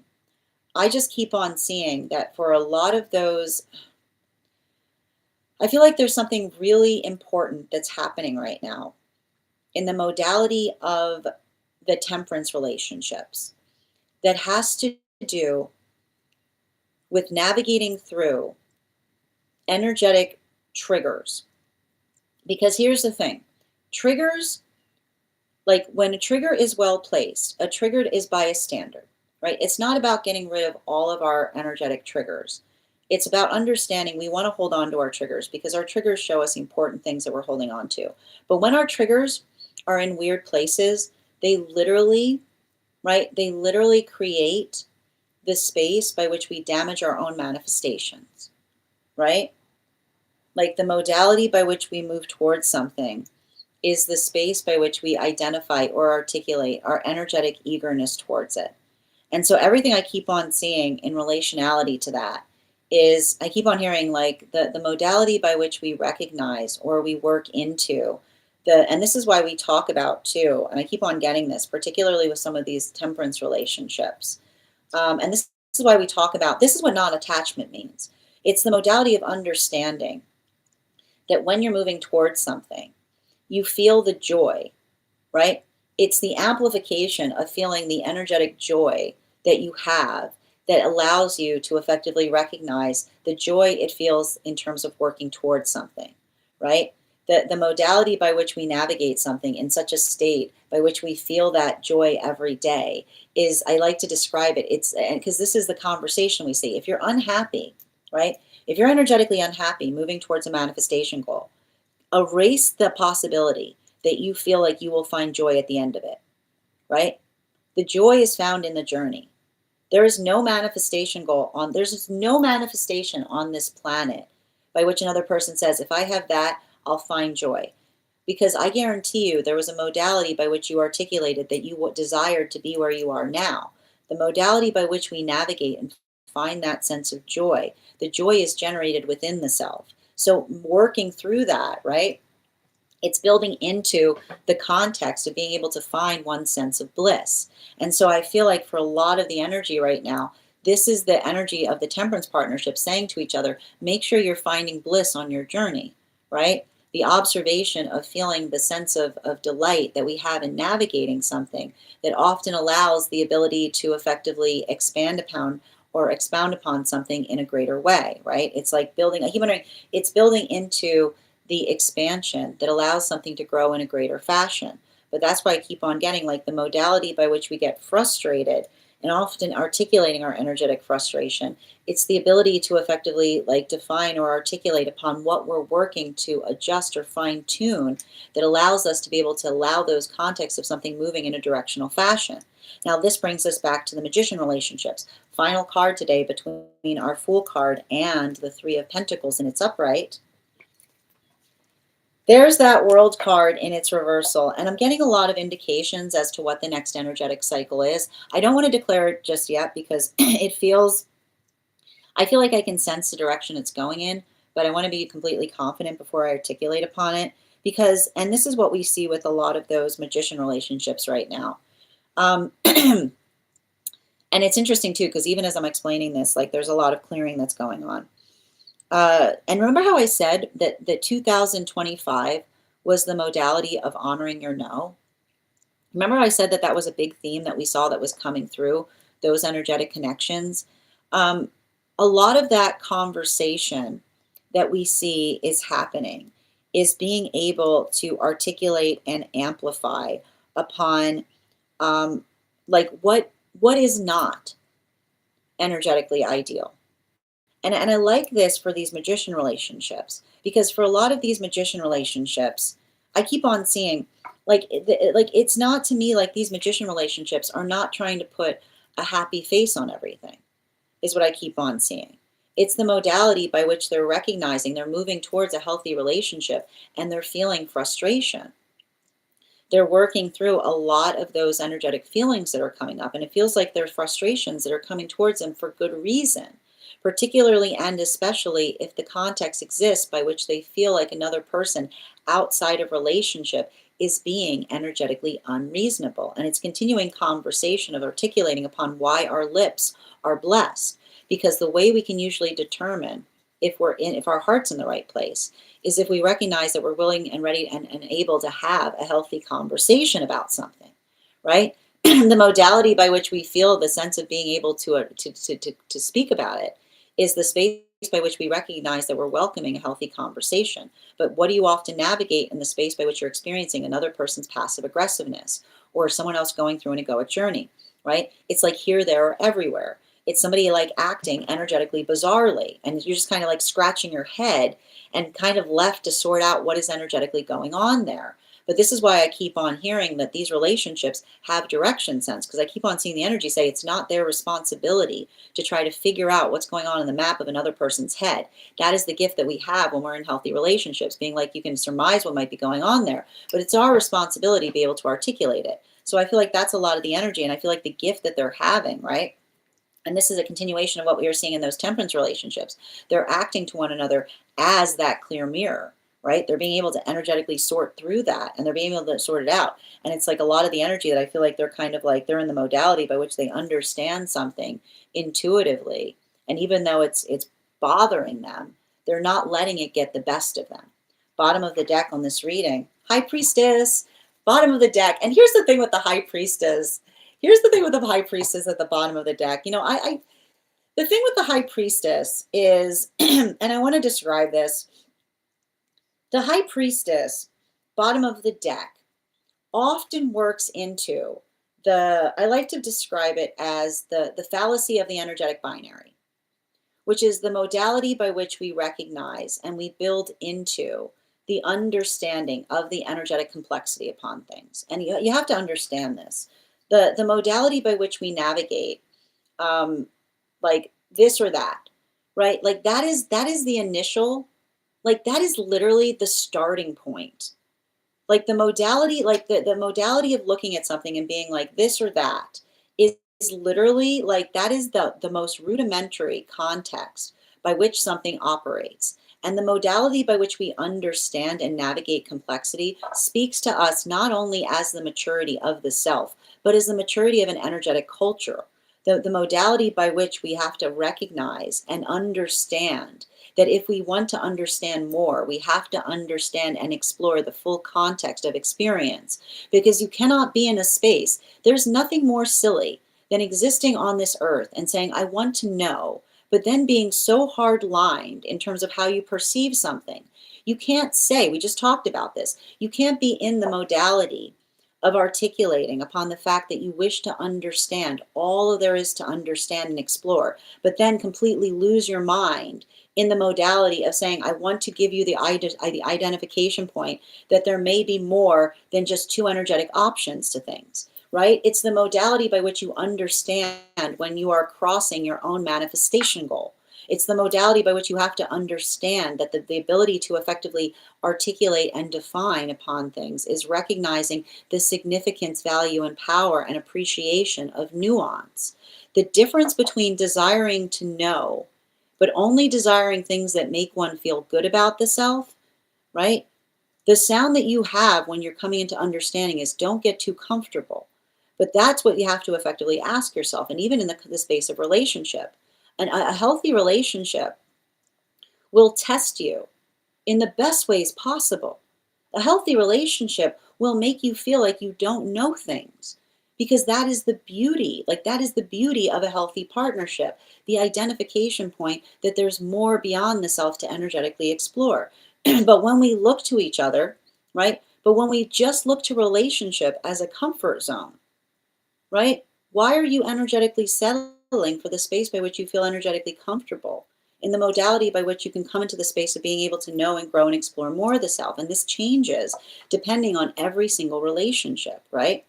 That is why we also define the fact that there isn't any template that we can articulate in relationality to what the perfect partnership is. And this is also why we have to heal the space of wanting to compare.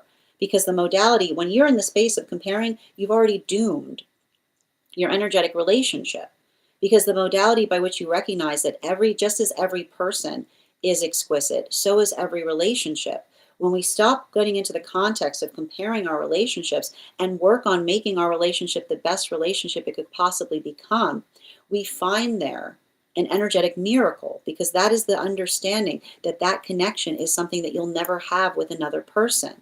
And that sense of understanding, I feel like for a lot of the energy right now, the prioritization point of not necessarily needing to get to the bottom of everyone else's business, but working on focusing upon our own. Like I just keep on getting like there's a lot of that energy that almost articulates upon the significance and value of experiencing the weight of another's projections when they have nothing better to do than be obsessed with another person's energetic partnership, right? You can identify, like, and we talk about here the sense of the shadow that comes up in the refinement of where we put our focus and direction. So it talks a lot towards the space of, it tells us a lot about the weight or the pain that someone's carrying in the space because they're so energetically obsessed with something that they energetically hate. Because understanding that that hate is not the opposite of love. Hate is often confused love that is transmogrified, that is directed to the self, but you project onto another person. So that's why I keep on seeing this is the work I see a lot of the healthy energy doing in relationality to working to understand their hearts, because this is the ability to navigate something, even if we're not perfect with the best of energetic intentions. That is where we find all of the energy for our daily collective read for today. And I want to thank you guys so much for being here and receiving it. Just a reminder, if you would like to book a private reading with me, it is a two-step process. You have to book the reading, you have to pay for the reading. Please make sure you do both if you'd like to have that reading. Most importantly, please remember that I will never, ever, ever, ever, ever, ever, ever, ever, ever reach out to you for a private reading. I will never DM you. I will never PM you. I will never slide into your inbox and tell you that I have a very important message that only I can deliver. The only way you can book a reading with me is if you book one on my site. So I would encourage you to do it there. A couple of updates before we move into personal readings today. First and foremost, I wanted to thank everyone who participated in our recent class on the judgment card. Our next class will be held on Thursday, this Thursday, January 15th at 6 p.m. PST, 9 p.m. Eastern. We will be continuing our studies into the tarot with a focus on the World card. If you would like to become a part of that tarot class program, all you need to do is head on over to my stack and become a paid subscriber. Your paid subscription to my stack is your ticket of entry into our live classes each and every month. You will also, as a paid monthly subscriber, have access to over 9 hours worth of material in the Tarot Church Library class archive. Now, it's not necessary to catch up. I do my best to give you guys an update on everything we have studied prior to beginning that next class, but the material is there for you to receive as you're ready to receive it. And if you become, and you'll also have access to a one-on-one chat with me and the other students to ask any questions you may have in relation to anything we've learned and studied thus far. And if you become a founding member, not only will you receive a discount on the whole year's worth of classes, but you'll also have access to over 20 hours worth of material in the Tarot Church Library class archive. And you'll also have access to a complimentary one-on-one mentorship class with me, where I will meet with you personally to assess where you are on your personal tarot journey and give you the best insights in terms of how to utilize those classes to the best of your advantage, moving towards your tarot goals going forward. One of the things I tried to do in these classes was make them accessible to the absolute novice tarot reader as well as the seasoned reader. There's definitely something there for everyone. Don't let your lack of experience or your robust experience prevent you from joining us in these classes. And even if you don't become a paid subscriber to my stack, I would encourage you to follow me there to stay up to date on any new offerings or services. I also post my Mystic Meditation articles there, which give you updates on everything we've been studying energetically in the cards. I just wrote one recently on this full moon that we just experienced. I also want to let you guys know that on top of my standard life path readings, I also offer mentorship classes. These are for any of my students seeking a more personalized educational experience with me. I take a very limited number of students for this reason, as those classes are focused on each individual's personal spiritual goals and journey work. Those classes can be purchased on an individual level or as a monthly class series, weekly or bi-weekly, as your schedule permits. Also, for my students seeking more consistent weekly tarot support, I'm very happy to offer weekly tarot insight packages. That is a package of 4 30-minute readings, again, weekly or bi-weekly, as your schedule permits, so that you can stay more consistent on your personal journey. I'm also very happy to now offer dream interpretation readings, which you can purchase per dream or as a series. If you purchase a series, I would encourage you to start to keep a dream journal, as we will meet weekly or bi-weekly with that journal and utilize the tarot to understand the key themes and messages coming towards you in the dream space. I want to thank you guys so much for being here today and sharing in these messages, and we will do this again tomorrow. That is our daily collective read for today. We are going to get started on personal readings. Congratulations, Avatar. You got our highest gifter today. You will be the 3rd person read for. If anyone else would care to get on the list for today, you'll be the 4th person read for. 3 cards for a donation of $29 or more. 4 cards for a donation of $23 or more for my subscribers. Links in my bio. Please keep in mind, there are 2 things I do not read for across these apps: pregnancy and medical. Happy to give insight on anything in a private reading, and you can book private readings on my site. Reading over some of the comments that came through. Joy, good to see you today. Grand Rising. Oop, hold on a minute. What did I do there? And thank you for those beautiful gifts, Avatar. Looking forward to our reading. One moment, please. And Wes, thank you for the follow as well. And Izzy, thank you for the follow. Thank you for reposting, Ash and Tiff. And Tori, oh, thank you so much for that. I appreciate you. Thank you for being here and receiving these messages. Grand Rising, Denise, good to see you today. Oh, sending you support. Thank you for that crab, dear. Joy, Grand Rising as well. I know, I love the crab too. It's always really funny seeing it pop up in my head. Tiff, Pisces moon. I'm healing mudslides is how my 3rd eye shows the correlation. Yeah, trying to accept. But here's the thing, I want you to recognize that that type of energy is going to be coming towards you, especially as Saturn and Neptune move out of your house. So just be conscientious of it, Grand Rising, Ella, good to see you today. And Yanet, thank you for the follow. Queen, thank you for the follow as well. Yanet, hi, what's reading gift for 1 question? So if you'd like to get on the list, Yanet, all you have to do is send the donation. It's 3 cards for $29 for non-subscribers. Links in my bio. And thank you, PM, for the follow as well. Thank you for the help, Bridget. I appreciate you. And thank you, J Love, for the follow. Thank you for the heart me's as well. A reminder to any of my super fans, if you recharge your heart me, you'll also be getting an animal spirit guide card on top of your 1 card today. And self-love, thank you for the follow as well. Thank you as well, Wendy, for the follow. Nikki, I just audibly went woohoo on the Ace of Wands. Listen, I don't hate this energy right now. I know the World card is in its reversal. Not a fan, but there's a lot of energy. Like there's a collective energy around the there's a unified energy around the world in its reversal. So that's good.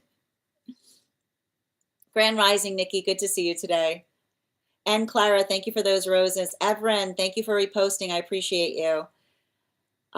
Janet, how can I align myself? I'm happy to read for you on that, dear. If you'd like to get on the list, list is open. We just opened it for personal. So if you get on the list right now, you'll be the 4th person read for, dear. Thank you for the help, Avatar. Appreciate you. Hi there, Justice. I'm happy to read for you on that. If you'd like to get on the list, list is open. Sending you support on that journey. Grand Rising, Rise. And thank you for the follow, Lone. Thank you as well, Jay, for the follow. Thank you as well, Andrell. I keep tapping myself out of the live. Thank you. Thank you, Bridget, for your support. I appreciate you. I deeply appreciate you. And Joanna, thank you for those gifts as well. The new, Thess, thank you for sharing the live too. And thank you at Rebel for the follow. Welcome, Yaz. Good to see you today, dear. Hope you're doing well. And Maria, thank you for those heart me's too. Seed Dropper, thank you for the follow. Thank you as well, Maria.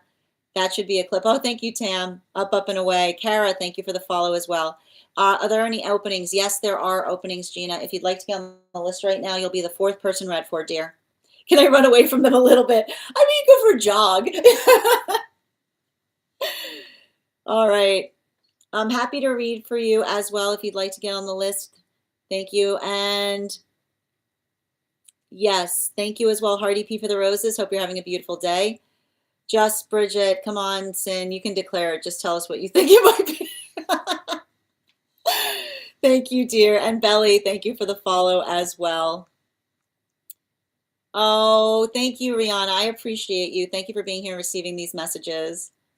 All right, friends. And Ivana, thank you for those gifts as well. We're going to get started right now on personal, but if you'd like to get on the list is open. For those who are interested in getting on it, we're doing highest priority messages from Spirit here, life path, mediumship, dream interpretation, angelic guidance, animal spirit guide readings, pet readings, Akashic, mind, body, spirit. We also do love readings here as well. If you have information that you feel is relevant for the purposes of our reading, you can post it in the notes when you send the donation. You can also send it in our subscriber-only disco channel in the appropriate channel. First person that we are reading for today is going to be Bridget. Bridget, thank you for getting on the list before we get started today. You will have an additional card in your reading and on top of the 4 cards that you would get as a subscriber. And I believe, can you just confirm where your question is? I think you posted it on the disco. I just want to make sure the question's the same. Yep, thank you. And before we continue, and just a reminder to anybody who is interested in seeing today's full spread, it will be up later today on the stack with the podcast. Before we get started on that reading, we're also friends. We're at 10K likes. When we get to 50K, I will be gifting a reading back to the collective. So make sure you're topping that screen and we'll get to 50K in no time. But before we begin on that personal reading, let's warm up those intuition muscles with an intuition check. I've got the animal spirit guide card here. We're going to count back from 10. And when we get to 1, I will reveal the card. 10, 9, 8, 7, 6, 5, 4, 3, 2, 1. We got the horse. Thank you guys so much for participating. We'll do that again after the next reading. And we've got some outside tea here from Bridget. I'm going to pin up Bridget here. Make sure to give Bridget some love. All right, what do we have here? Outside tea. So yesterday, I was supervising a visit and we went to a library and decided to grab an early dinner. As we were walking from the cars to the restaurant, I was holding a child's hand and they were holding their son. They lean over to whisper a joke to me that's not appropriate for little ears and I start laughing. And that's when it happens. I walk right past my ex in the parking lot. He was also holding the hand of a small child. I didn't make eye contact and kept walking while laughing like I did not see them. Also, I'm sure from the outside it looked like a whole new family dynamic. If you didn't know the real story, that's probably making them wild. We went inside, put our name down for a table, and stepped to the side to wait. And when I mentioned to the individual that I'd just seen my ex, they looked out the window and said, "Is that their mother?" And when I looked, there was a woman walking toward the car with a stroller and another child. What are the odds? They live more than 45 minutes away. My body definitely went into fight or flight for a minute because it was unexpected, but emotionally I was totally fine. If it had been even 10 minutes later, we never would have crossed paths.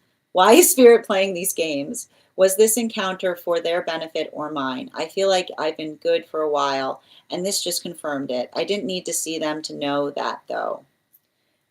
Can I get 4 cards, please, or 5 cards? All right, this card clearly wants to come out, so that's staying there.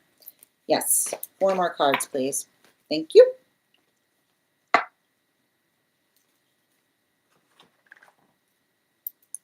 And 1, 2, 3, 4, and one more, please. Thank you.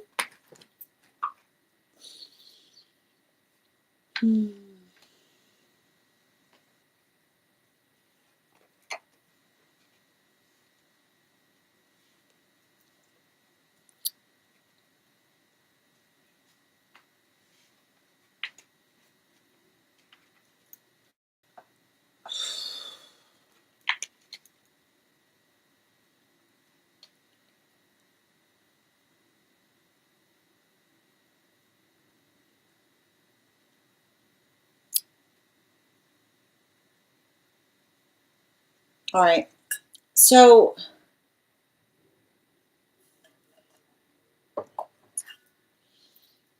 I'm going to walk you through a little bit about what I'm seeing in these cards right now, because I can.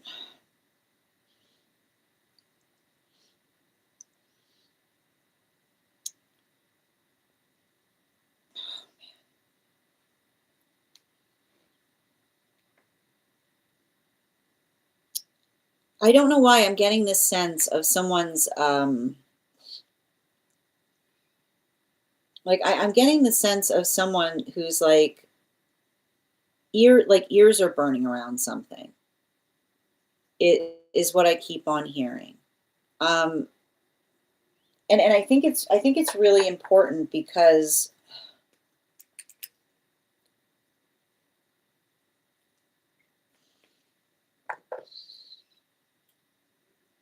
remember how I articulated that there was something in connection with an individual in relationality um, to their own like force of intention, if you will. And remember how I articulated, I keep on getting like the answer to this reading. They keep on saying to me, refer back to the reading that we had prior to this in relationality to a situation, is what I keep on getting.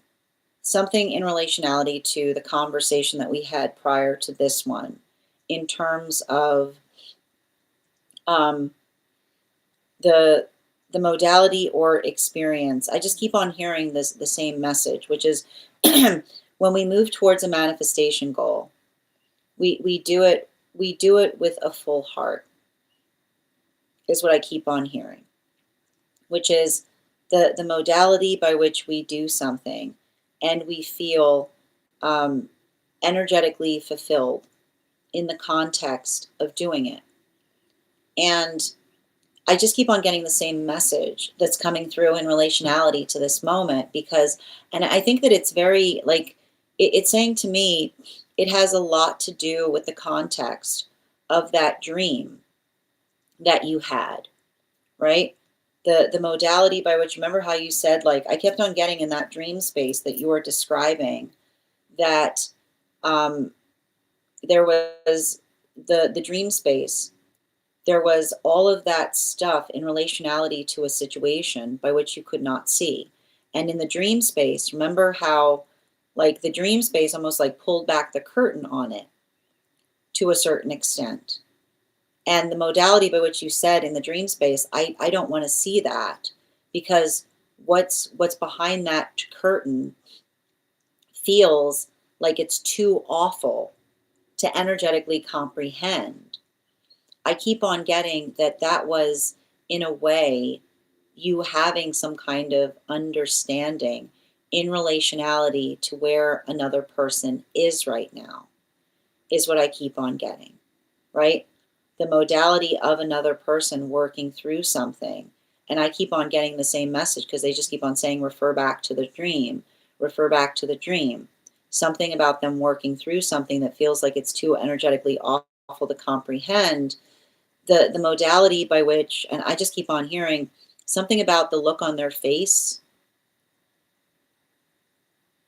being some form of confirmation, is what I keep on hearing. I just keep on hearing the look, like the look on their face was the confirmation of that dream. So whatever you saw, right? Like whatever you saw on their face was effectively like, and I don't know if it reminded you of something from that dream, but like I feel like I see like that's like the weight of something that I feel like another person is carrying. And it does feel to me, and I'm like, again, I also want to articulate that there's something in relationality, um, to, and I think that there's, and I know what you're asking in relationality to the dream, like why, like, and I want to stress this, like the modality by which you're saying why, or the modality by which you're saying why is something energetically occurring. Um, I feel like the interesting thing about that is it feels purely coincidental, is what I keep on hearing. They're also shook by the energetic coincidence of it. But the modality by which, and I keep on hearing, like, it's a lot of that, like, what are the odds kind of energy that was happening there. Um, the,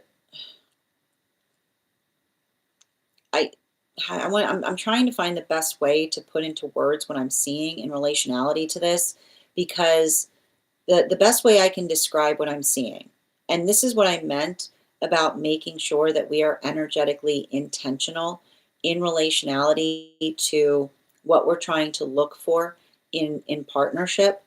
The modality by which we build into healthy relationship is the experience by which we hold those manifestation goals.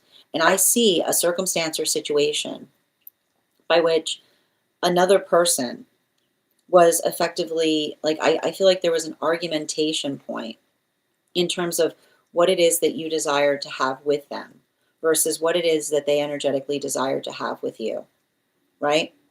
I literally, and I feel like the hard part about it is I keep on hearing you were the individual who honored their wishes, is all I keep on hearing.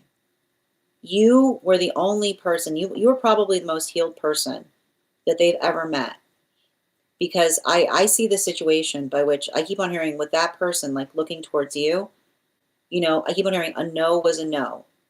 It was the energetic end of a conversation.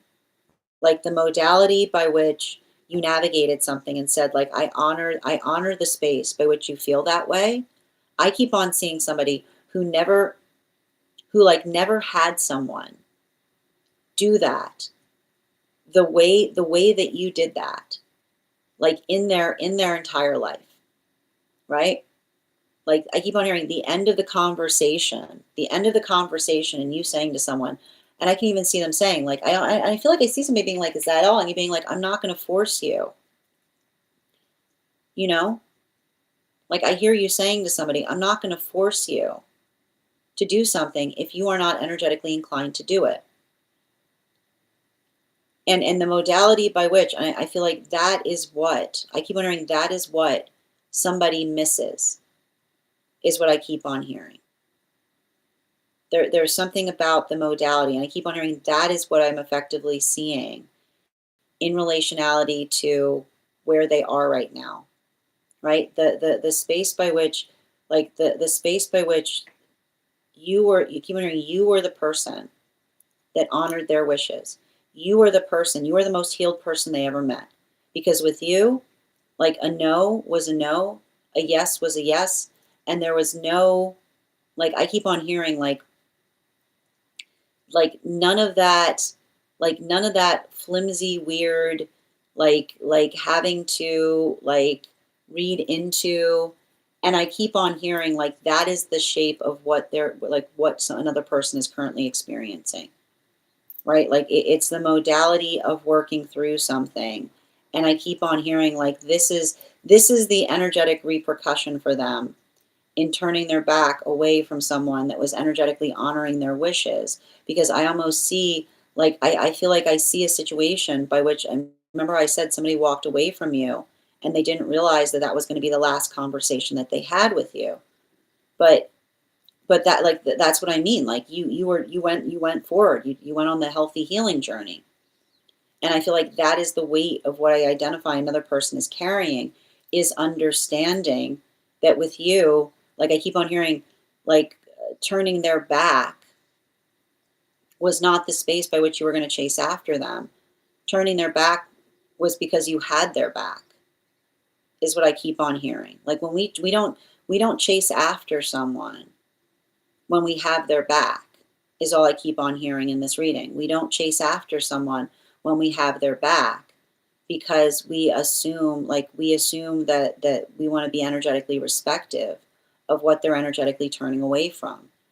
So I literally see a situation by which another person feels the weight of the fact that them having lost that, even in the context of, and I don't know why they keep on saying the look on their face was confirmation from in relationality to whatever that was in the dream that you didn't want, that you were hoping was not occurring, is all I keep on hearing.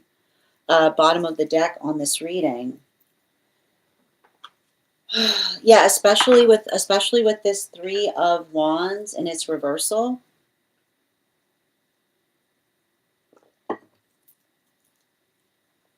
Um, it's interesting because I feel like I keep on hearing, it says to me it was like, it feels a lot like a mirror moment, is what I keep on getting.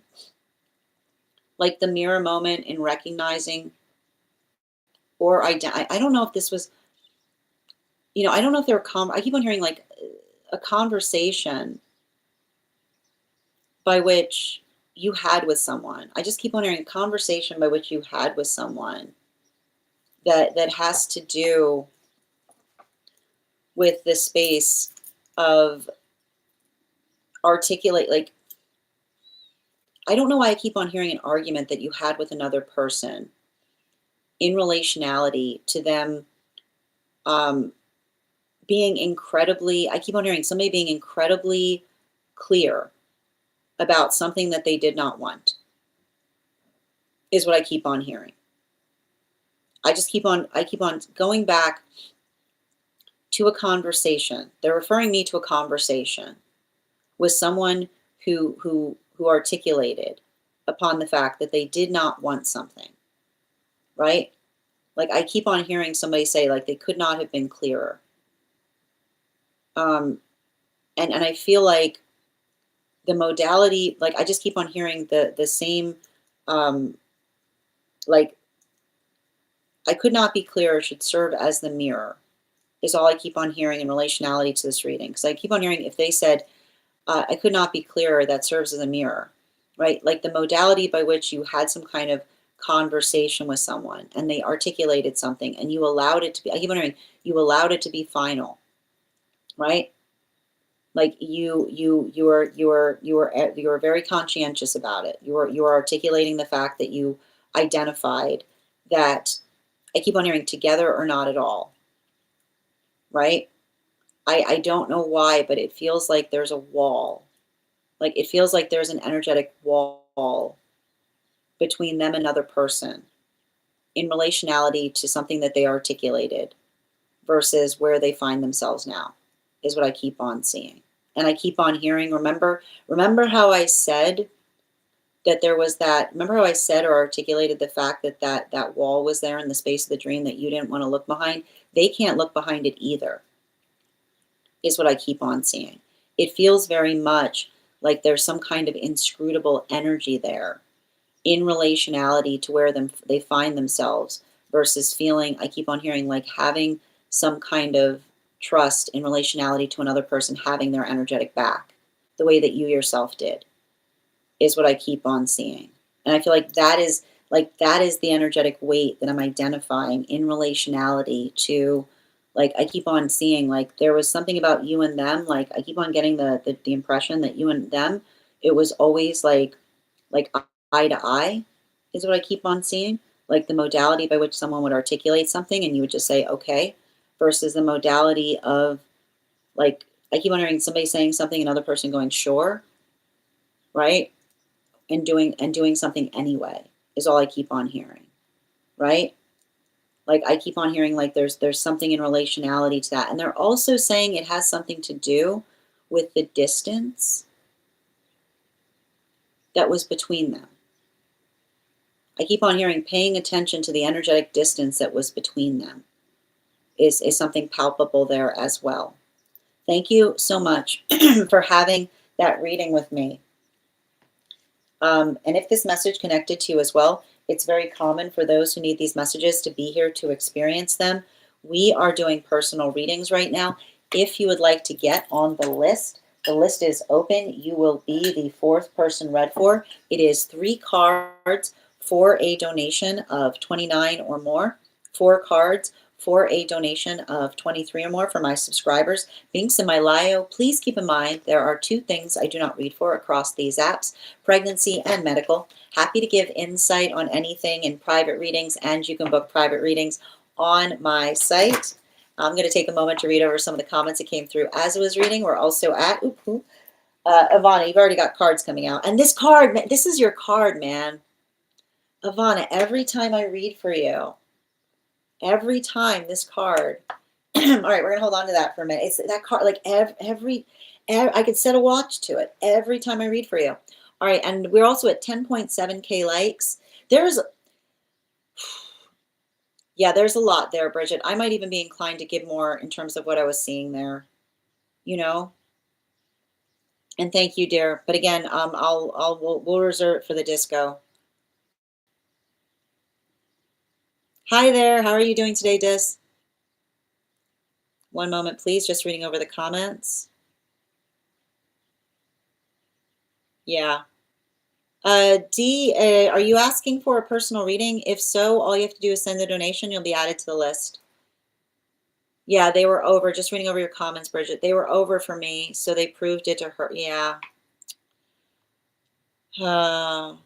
Yeah, it really was, Hannah, that they were like, I kept on getting that the encounter was something about verifying the dream, is all I keep on hearing. The encounter was supposed to be acting as confirmation for whatever was happening in that dream space that was so harrowing to see. Hi there, yep. And thank you, Jelly, for the heart knees. Thank you, dear. Good to see you today. I'm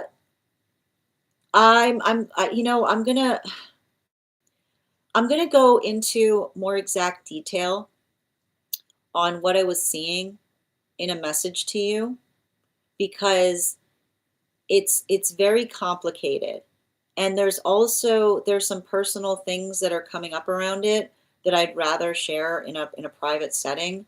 So I'm gonna continue. I'll give you a few more points of insight when, like, via the disco. Yeah, absolutely. And that's exactly what I mean in relationality to someone saying something to you in a way that feels like it was wounding, and you just being like, okay, you know, like that's what I mean in relationality to another person, potentially trying to articulate or find a reaction point, and I keep on hearing like you honoring them more than anyone they've ever met before, and just being like, okay, I honor your wishes, it's fine, you know. I feel like it's the type of energy of someone who expected to get in some kind of comparison war, you know? Exactly. Exactly. Ugh. Yeah, I'll share some more messages that were coming through around it in a private setting because there was a lot that I'm seeing that was happening there. Ugh. All right, let's continue. Hi there, Izzy. Did you get on the list, dear? If you did, I just need to know to send me the initial where you sent the donation, and I'll be happy to read for you. Just the initial. Don't put the full name because the apps hate hearing the other names of the apps. They're very jealous like that. Yep, absolutely. All right. You're so welcome, Bridget. I know that is wild. I've got more information on it. I'll share it to you privately. And thank you, dear.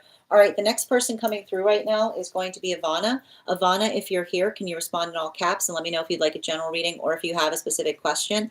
Thank you for that, dear. I'll confirm that right now. And before we continue, I just need to confirm somebody on the list. And if anybody else wants to get on the list right now, you will be the third person read for. 3 cards for a donation of 29 or more. 4 cards for a donation of 23 or more for my subscribers. Being semi-lio, please keep in mind there are 2 things I do not read for across these apps, pregnancy and medical. Happy to give insight on anything in private readings, and you can book private readings on my site. All right, and before we continue right now, let's warm up those intuition muscles with an intuition check. I've got the animal spirit guide cards here. We're going to count back from 10, and when we get to 1, I will reveal the card. 10, 9, 8, 7, 6, 5, 4, 3, 2, 1. We got the Earth Dragon, Ivana. Well, I mean, listen, I gotta tell you right now. So I just need to point out. I know that you said snake, but I can see with this card how there might be a little bit of confusion there. It's very close. So well done. I appreciate it. Well done. Very close. All right, and thank you as well. Good to see you. Continue working on sending you so much support on that journey, Al. And again, thank you to everybody joining us across the other apps. If you would like to get on the list as well today, you can do so via my tree that is Binks in it in my Lio. All right, we've already got one of your cards out here, Ivana. And again, just a reminder, if anybody is on the hold list who would like to be added back to the list as well, just go ahead and let me know the date that you were put on the hold list. I'll be happy to add you back to the list. All right, where were we?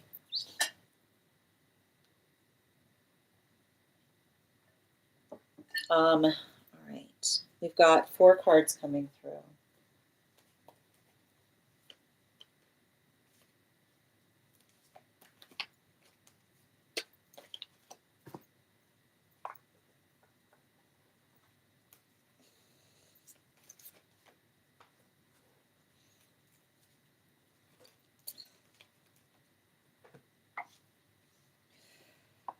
Oh,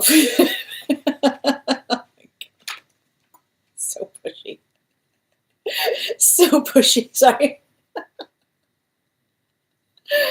Um, so like, I think that there's something like it's interesting too because I feel like what I'm basically seeing in relationality to this is I feel like this energy is helping you hold boundaries to things is what I keep on getting. And it's I just think it's a little ironic because the energy itself is being pushy, but that's what I mean in relationality to it, which is basically articulating upon um, it's a lot of that continuation point of recognizing um, and I feel like there's something I feel like they're trying to help you get more confident on things. And especially if you feel like they've been pushing you in a certain direction. And I want to kind of like the way I want to kind of describe this is there's a conversation evolving in relationality to the difference between, what is the difference between pushy and persistent, is what I keep on hearing. And I need to walk you through like the difference between pushy and persistent. Pushy, right? Pushy is the modality. Okay, they're basically saying pushy is when you demand a certain way, someone does something, is all I keep on hearing. That's what pushy is. Pushy is characterized not by being persistent, but by being very, very focused on someone doing something an exactly like an exact way, is what I keep on hearing. Like the pushiness by which one pushes is the modality by which you push somebody and you say you can only do it this way, is what I keep on hearing. Pushiness is pushing into a direction. And I think that the reason they're bringing this up is because it feels almost like they're encouraging you to be persistent upon something. And persistent is making oneself available in the best way possible, is what I keep on hearing.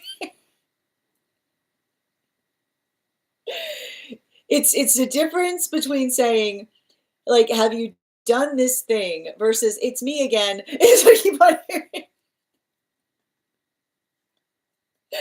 It's the difference between saying, like, it's the difference between articulating upon something in a way that feels like you're like, you're really having to push against something versus being in the modality by which you articulate to another person and saying, this, like, I'm going to continually, like, I keep on hearing it's the difference between being hard on someone and continually trying to give someone the opportunity to be lifted up, is what I keep on hearing.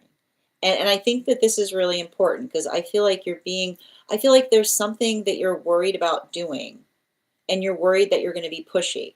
And it's funny because the energy is literally saying that you couldn't be pushy if you try. I don't mean this in a negative way. I don't mean this in a negative way, but they're almost articulating that you couldn't be pushy if you tried, because pushy is demanding. Like pushy is the space by which you say it has to be this way. Pushy is the space by which you say, I'm not going to, it's the modality by which it's ominous. Being persistent is the modality by which I keep on hearing. If you're constantly just reminding someone, that's not pushy, right? There's nothing energetically pushy about that. It's in a way, I keep on hearing, because the way you'll usually tell is when somebody's inclined to do something and you're persistent, they will navigate that by saying thank you, right? They'll appreciate the ability that one is able to circle back. And so usually the way you can tell whether somebody is truly inclined to be moving in the direction as you, or working through the fact that they're navigating their own resistance, is how they navigate, right? How they experience your persistence, is what I keep on getting. And I think it's really important too, because I keep on getting I feel like I also see you walking away from pushy energy. And I keep on hearing, remember, pushy energy gives confusing directions, is what I keep on hearing. Pay attention to pushy energy, because pushy energy will often give counter directions to things, right? They'll articulate right and then they'll say left, right? They'll let the confusion guide you in the positive direction, because the modality by which another person works through the modality of the energetic, I keep on hearing there's nothing to be saved in another person who derives satisfaction in seeing another person suffer through their directions. There's something really important about that. And I keep on hearing it's not being lost. It's not being lost. It's being noted. It's being noted. I don't know, like I don't know what is going on here that they're articulating upon when in relationality to what I'm reading for, but they're effectively identifying and saying your ability to bear witness to that occurring is all you energetically need to do.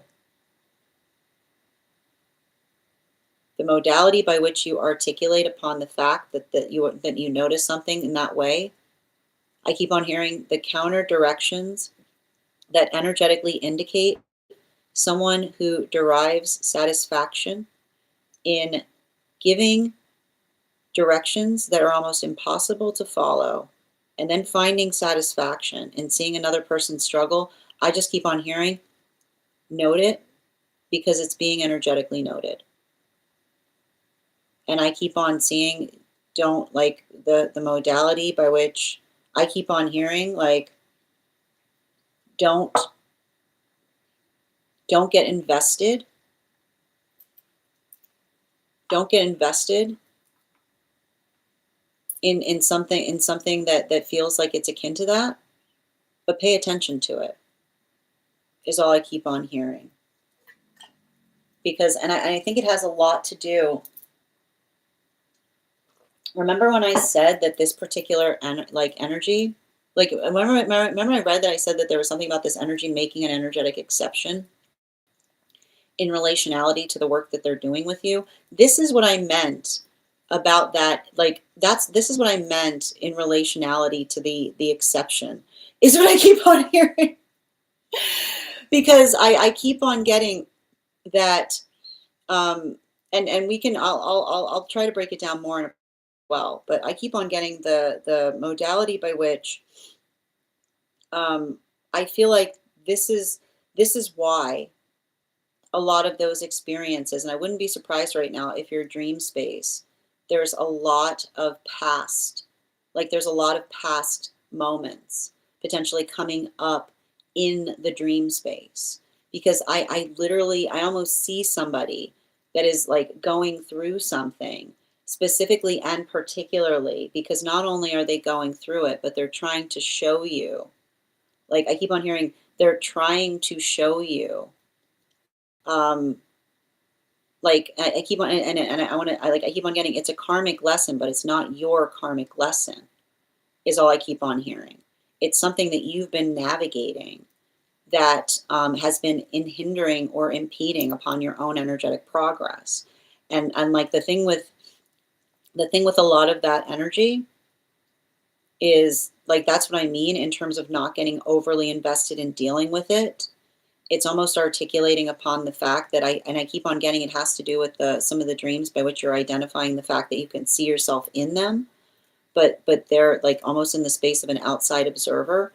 I feel like there's a lot of that work that they're showing you in relationality to the energy that feels like it is protective and supportive of you versus situations or circumstances by which another person was trying to take an energetic advantage of you. I keep on hearing this. I feel like a lot. I just keep on seeing a lot of these experiences coming back to say, do you see the energy that's protecting you here, or do you see the energy that's taking advantage of you? Right? It's showing like I almost see somebody with like like holding a wand and being like, can you spot the difference? Is what I keep on seeing. I do want to give you some bottom of the deck information, something to keep in mind going forward. Yeah, a lot of this, like it says to me, like with a lot of this 10 of swords in its reversal, I feel like it's helping. Like I feel like there's something important that they're trying to do in relationality to helping you sort through. I keep on getting some perpetual anxiety that you carry is what I keep on seeing.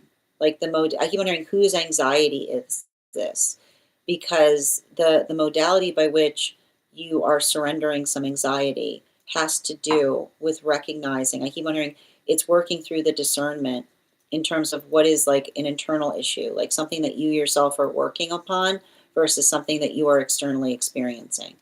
So I keep on getting like make sure that you're writing down a lot of your dreams right now, because I keep on getting, particularly and especially in the dream space, I feel like there's some kind of like work that's being done to help you recognize the energetic difference so that you can effectively navigate it, um, like working on healing from some trauma surrounding. I keep wondering, working on healing from some trauma in relationality to the fact that you feel like you're not good at following directions. I keep on hearing you're very good at following directions, but the modality by which you've been surrounded by some energy that has made you feel like you're not is what I feel like I see the shape of what you're healing from.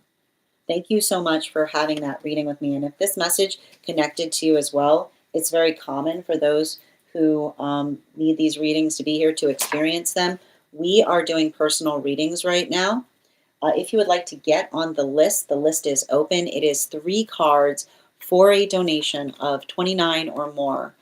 4 cards for a donation of 23 or more for my subscribers, links in my bio. Please keep in mind there are 2 things I don't read for across these apps, pregnancy and medical. Happy to give insight on anything in private readings, and you can book private readings on my site. It's really interesting because they keep referring me, everybody's getting referred back to dreams right now. I'm not surprised to see it, given the fact that Neptune is like about to move into Aries, but they're articulating specifically upon a situation by which they're trying to help you. Like, I was trying not to turn it into a dream reading, but the modality by which they kept on bringing dreams up, like almost like bringing you some kind of tableau in the dream space right now to help you be able to recognize the difference between energy that is supportive of you, right? Like energy that has your back versus energy that was making you doubt or question yourself in relationality to being confusing towards you. I hope that helps, Ivana, and thank you again for having that reading with me. We're also at 12.8K likes. When we get to 50K, I will be gifting a reading back to the collective. So make sure you're topping that screen and we'll get to 50K in no time. How are you doing today, Adam? Good to see you. Excellent. Yes, there's been past moments and fears in my dreams coming up. Thank you for confirmation.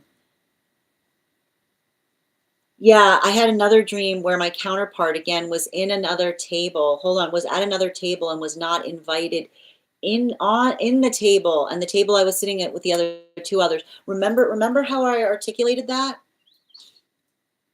Remember how, yeah, this is a continuation of that shadow work coming up. Remember how I was articulating upon that? That's a continuation of that work that we were seeing. Yes. You're welcome, dear. And thank you for getting on the list again, Bridget, with the baby dragon. Yes.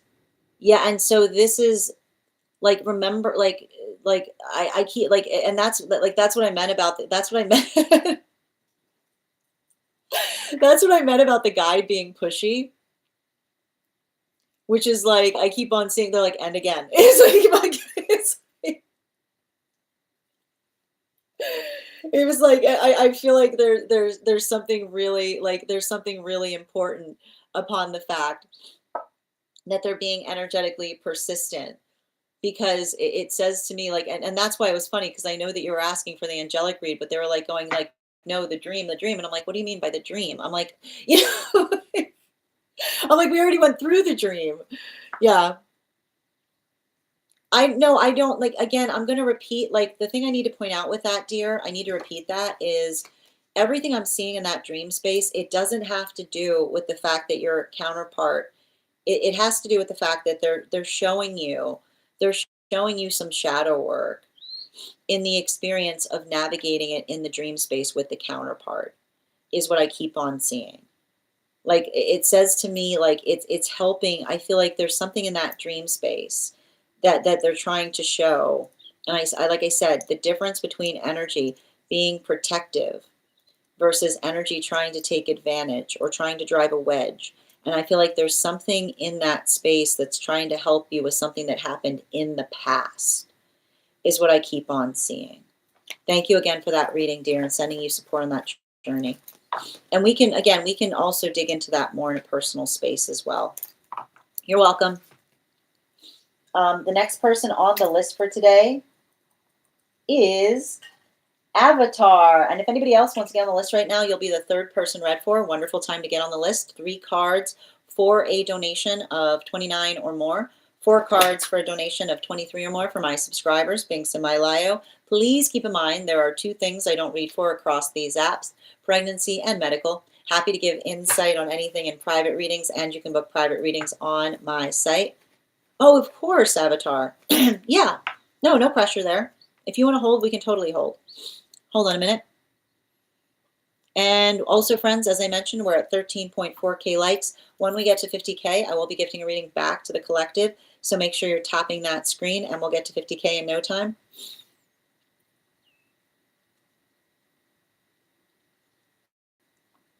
You're welcome, dear.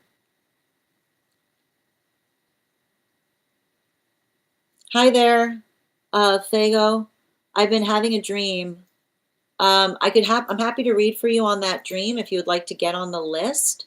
All you have to do is send the donation payment. It's 3 cards for 29, and when you send for the donation for the dream, you can put the information on the dream in the notes when you send the donation. Okay? I'll be happy to read for you on it. Yeah, I've got you. I've got you, Isabel. You're actually the next person that we're reading for today. And if anybody else wants to get on the list right now, you will be the third person read for. It's 3 cards for a donation of 29 or more. 4 cards for a donation of 23 or more for my subscribers. Binks in my Lio. Please keep in mind there are 2 things I do not read for across these apps, pregnancy and medical. Happy to give insight on anything in private readings, and you can book private readings on my site. One moment, please.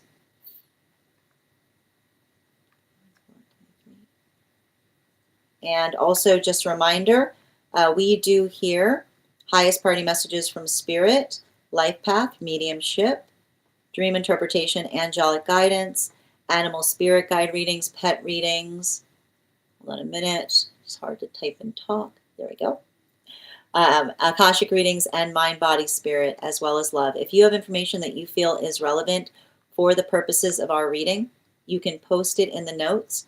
When you send the donation, you can also post it in our subscriber-only disco channel in the appropriate channels. Got it. And thank you for the follow. All right. Next person we're reading for is Isabel. Isabel, can you let me know if we're doing a general reading or if you have a specific question you'd like me to answer? And just a reminder, if anybody's on the hold list who would like to be added back to the list, you just need to let me know the date that you were put on the hold list. I'll be happy to add you back to the list today. And also, when we get to 50K likes, I will be gifting a reading back to the collective. So make sure you're tapping that screen, and we will get to 50K in no time. Second call right now, Izzy. I haven't seen your question come through. Oh, got you now. Yep, I see it. And I'm going to pin, before we continue right now, let's warm up those intuition muscles with an intuition check. I've got the Animal Spirit Guide cards here. We're going to count back from 10, and when we get to 1, I will reveal the card. 10, 9, 8, 7, 6, 5, 4, 3, 2, 1. We got the otter. Thank you guys for participating. We'll do that again after the next reading. And where did my other cards go? All right. Find them in a minute. All right, I'm going to pin up Izzy here. Guys, make sure to give Izzy some love. Can I please get 4 cards, please? Thank you. 3 cards, correction. 3 cards. And thank you.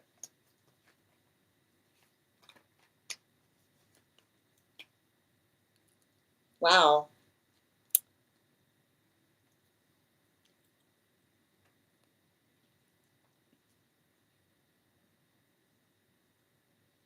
I feel like there's something really important in relationality to plans right now, is what I keep on seeing.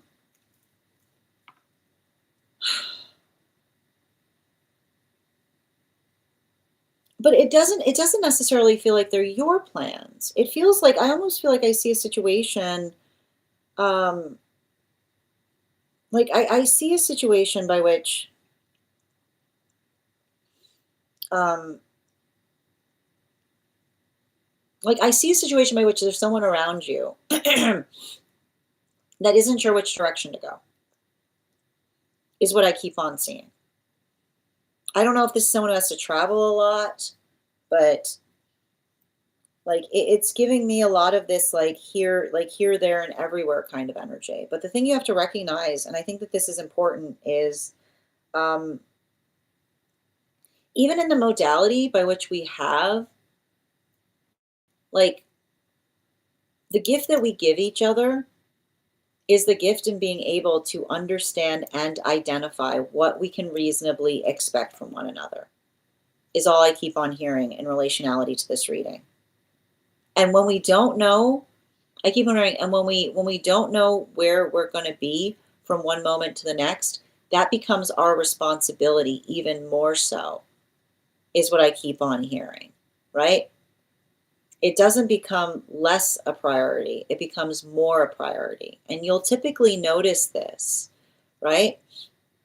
You'll typically notice this in relationality to those who have energetic obligations that require them to not necessarily know where they're going to be one moment to the next. It's like the prioritization point in being able to truly prioritize their energetic downtime, right?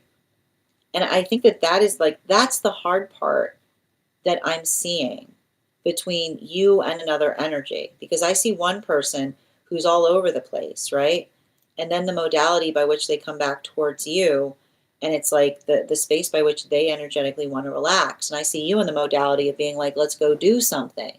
You know what I mean? Like I see you being like, I've been in that state, like you kind of articulating upon the fact that you're energetically ready to do something when another person is looking towards you as like a comfortability point. That's never going to work, is what I keep on hearing, right? Because the observation, right, the observation of building into an energetic state of bliss is the modality by which we find bliss in terms of what it is that we're seeking to find. And I think that that's really important, because there's something, and it's a continuation of the conversation too. And this is beautiful because I'm going to walk, I have to walk you through the shape of what I'm seeing to give some clarity of something. Because I like to point this out. This is why, right? This is how introvert energy can be with extrovert energy, right?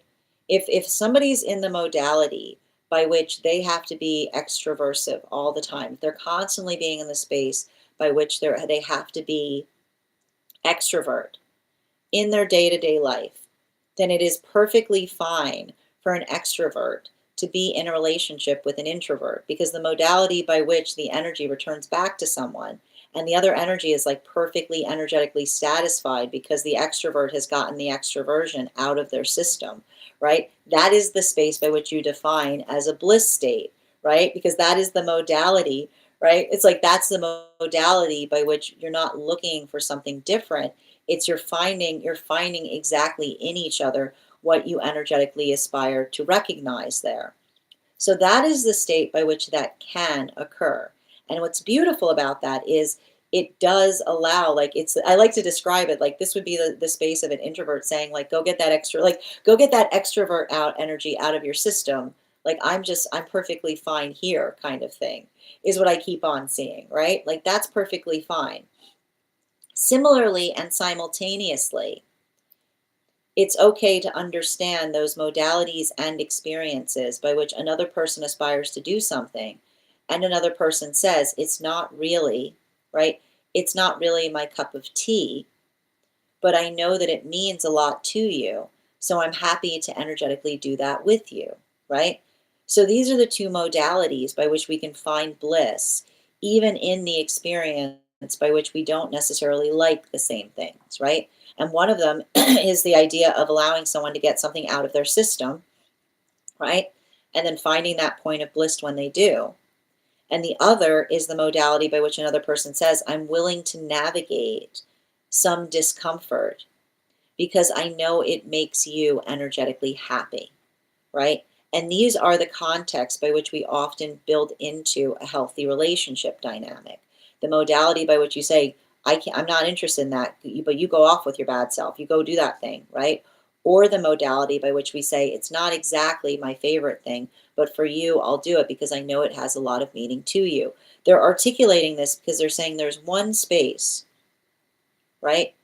You have to make sure that you do not get in this type of space with another person. And they're articulating that there's nothing worse than the modality or experience by which you don't feel energetically comfortable, right, in the space of not doing something, right? The modality by which you're already putting yourself in an uncomfortable space, having downtime with another person, right? The modality by which it's not the space that you would typically occupy. And at the same time, having someone who refuses to do anything for you that they don't enjoy to do because it's not their cup of tea. That is an impossibility zone. That is the one modality by which you can never find harmony because it's the understanding of having to navigate a situation by which another person doesn't recognize that you're already taking, like you're already going through something, you're already doing something that you don't typically like to do with them in the context of like I keep on hearing like not doing something while at the same time feeling the energetic rigor, right, of desiring to do something with another person and them articulating that they don't want to, and that just being the energetic end of it. So they're saying make sure that you're articulating if that's happening. Because what can happen in those experiences is another person might not realize that you're experiencing something in a way that they're not experiencing it, right? The modality by which another person says like, I love this time with you. This is my favorite time. And you having to say to another person, this is not my energetic ideal. This is not what I would be aspiring to do with you. So make sure that you're clarifying upon that. Make sure that you're communicating upon that because I keep on seeing that it does feel to me like there's something around you that can be resolved, but it's going to require your words to resolve it. It's going to require you to be able to articulate to another person that you, and especially if they're following their bliss, you deserve to follow your bliss too, right? And the modality, I keep on hearing like the modality by which, and the way I like to point this out is in a healthy relationship, we are each other's bliss makers, right? Which is the modality by which we say, I am telling you this, right? And the ability to communicate to another person, right? I am telling you this, not to tell you that there's something wrong, but to make something even better, to make something even more right, is what I keep on seeing. I want to give you some bottom of the deck information, something to keep in mind going forward. Yeah, it's saying like, it really is saying like, no tongue biting is what I keep on seeing. You know, this is why, and I need to stress this. This is why it's always really important. Like, there's nothing more dangerous than being in a relationship with someone and saying, well, it's not perfect now, but I'm hoping in time we can change it. If it's not perfect, say something about it not being perfect. Because what you want to avoid is setting the energetic expectation in relationality to another person, feeling like you and them are on the same page as it relates to how you energetically feel about something, only for them, like only for them to discover, right? Like only for them to discover that it was something, like I keep on that it was something that you were doing for them, right? And that's why I keep on hearing we have to have responsibility in making sure that we're clear to another, by which we say, like, there's nothing healthier than to say to counterpart or to anyone, it's not my favorite thing, but if you like doing something, I'll be willing to do it with you, because the modality by which we don't create the false impression that that we're comfortable with something is how we build healthy standards.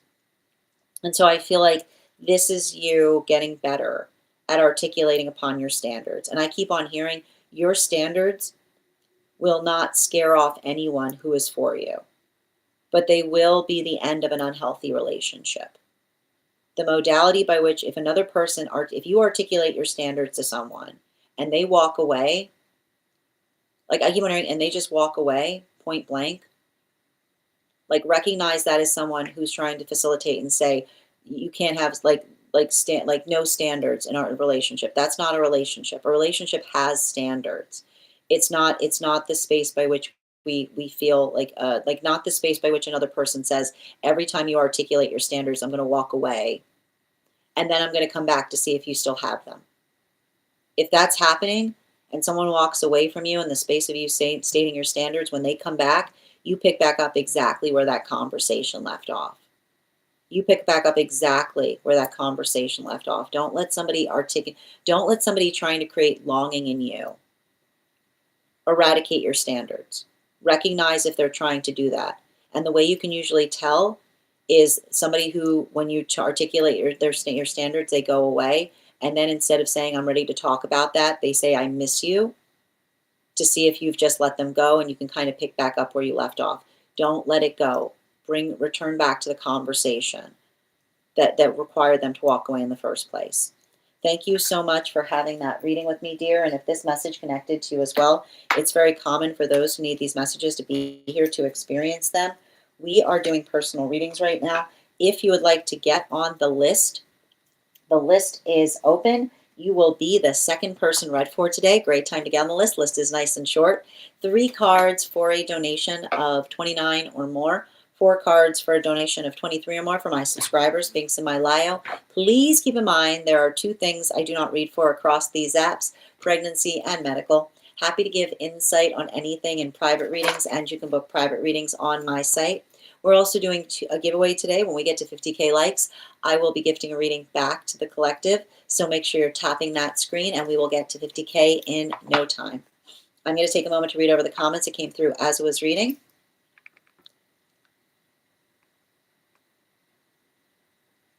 And thank you as well, Supernatural, for those gifts. Hi there, Sonia. Thank you for getting on the list. You'll be read for after Bridget. Hi there, Pisces. Happy Monday to you as well. So then, do I need to let them grow on their own and move and do things on my own? I think there needs to be, you need to make sure there's clear air between you and them. As long as the air is clear. If you've already cleared the air, then don't chase after them to re-clear the air, is what I keep on seeing. Especially if they walked away in the space of you trying to have a healthy conversation with them. Do I need to chill more on doing too many things? I mean, and here's the thing I think is important. What do you mean by many things? Because it was really interesting in the space by which I heard introvert versus extrovert, is what I keep on seeing. Make sure that you're focusing on what the purpose is, on the things that you're doing, is what I keep on hearing. Hi there, Mark. Happy to read for you if you'd like to get on the list. The list is open. You'll be the 3rd person read for, and thank you for the follow. Happy to read for you, as I mentioned, if you'd like to get on the list. These are donation-based readings, Mark, so if you'd like to get on the list, it's 3 cards for a donation of $29 or more. Thank you. Hi there, Dale. A question. Oh, sending you so much support on that journey. I'm afraid I can't help you there. I can't do any readings in relationality to medical issues. We don't do medical. It's not my wheelhouse. But I'm sending you so much support on that journey, and sending you support on your continuing to heal in that capacity. Thank you, dear. Absolutely. All right, let's continue right now. And I'm sending you so much support on that journey, dear. How are you doing today, Sonia? Welcome. You're welcome, dear. All right, let's continue right now. The next person on the list for today is Bridget. Bridget, if you're here, can you respond in all caps? Let me know if you'd like a general reading or if you have a specific question you'd like me to answer. And if anybody else would like to get on the list for today, the list is open. It is 3 cards for a donation of 29 or more, 4 cards for a donation of 23 or more for my subscribers, links in my bio. Please keep in mind there are 2 things I do not read for across these apps, pregnancy and medical. Happy to give insight on anything in private readings, and you can book private readings on my site. Excellent. Thank you, Sonia. All right, where were we? Hi there, Bridget. And just a reminder to anyone joining us across the other apps, you can also get on the list today via my tree that has links in it in my bio. I got you, dear. Ooh, what a good question. All right, and before we continue right now, let's warm up those intuition muscles with an intuition check. I've got the animal spirit guide cards here. We're going to count back from 10, and when we get to 1, I will reveal the card. 10, 9, 6, 5, 4, 3, 2, 1. We got the bear. Thank you guys for participating. We'll do that again after the next reading. All right.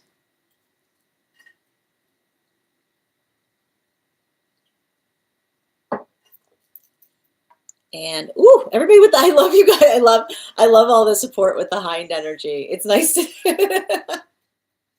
it's great to see. It is. All right. The cards are there. I know. It's just, it's acting very hind, isn't it? Are you surprised? Are you surprised that the hind is doing what the hind would do? You guys crack me up. All right, let's continue right now. And I'm going to pin up Bridget here. And as I mentioned, it's a lovely time to get on the list. If you'd like to get on the list, you'll be the 3rd person read for. All right. And can I get 4 cards? Put that there. That's a good card to see. All right. Okay. Hold on a minute. There's a lot of cards coming out right now. I just need to get them. And they're all right. You've got 5 cards coming out. And they're all cantilevered. So I'm gonna need a minute to like assess what's happening here. Oh. Oh. Oh.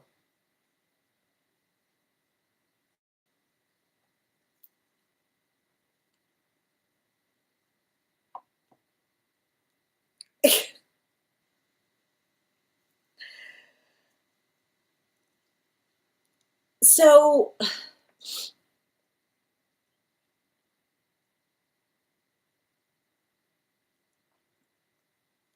I feel like I'm just going to tell you a little bit about what I'm seeing here.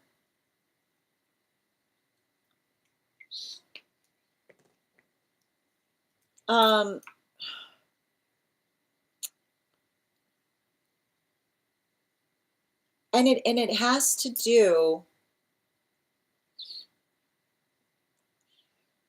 I feel like it has to do with something in relationality to where you are. You've made an impression on somebody, is what I keep on hearing. And what's interesting about it is, and I want to describe this, like I keep on hearing the same message that's coming through in relationality to something, which is, and I keep on hearing someone say, I wish there was a way I could describe. I'm trying to like describe to you what I'm seeing in a way that and like I'm trying to describe what I'm seeing in the best way possible.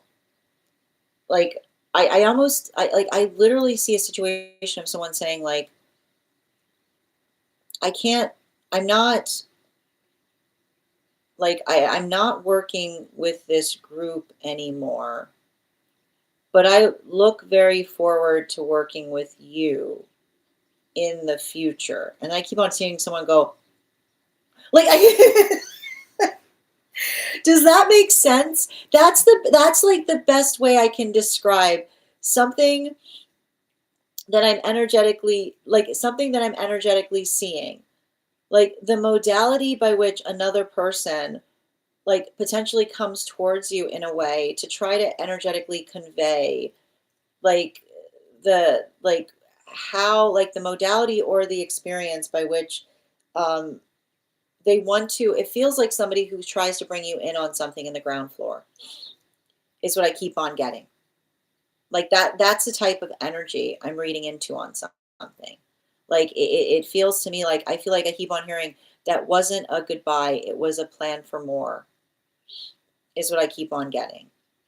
Right? I keep on hearing that wasn't a good time, it wasn't a goodbye, it was a see you, like see you soon, is what I keep on getting. And I keep on seeing that the modality by which another person, I keep on hearing somebody saying like the departure that is an arrival is what I keep on hearing. They're saying a departure, I need to say this again. I need to say this again because the way I said it was very, I'm actually, hold on, I'm actually just going to message to you what I'm seeing because the way it's coming through, I want you to kind of see the way I'm seeing.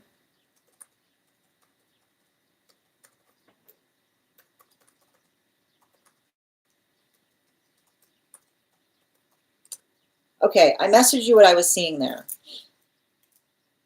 is what I keep on getting.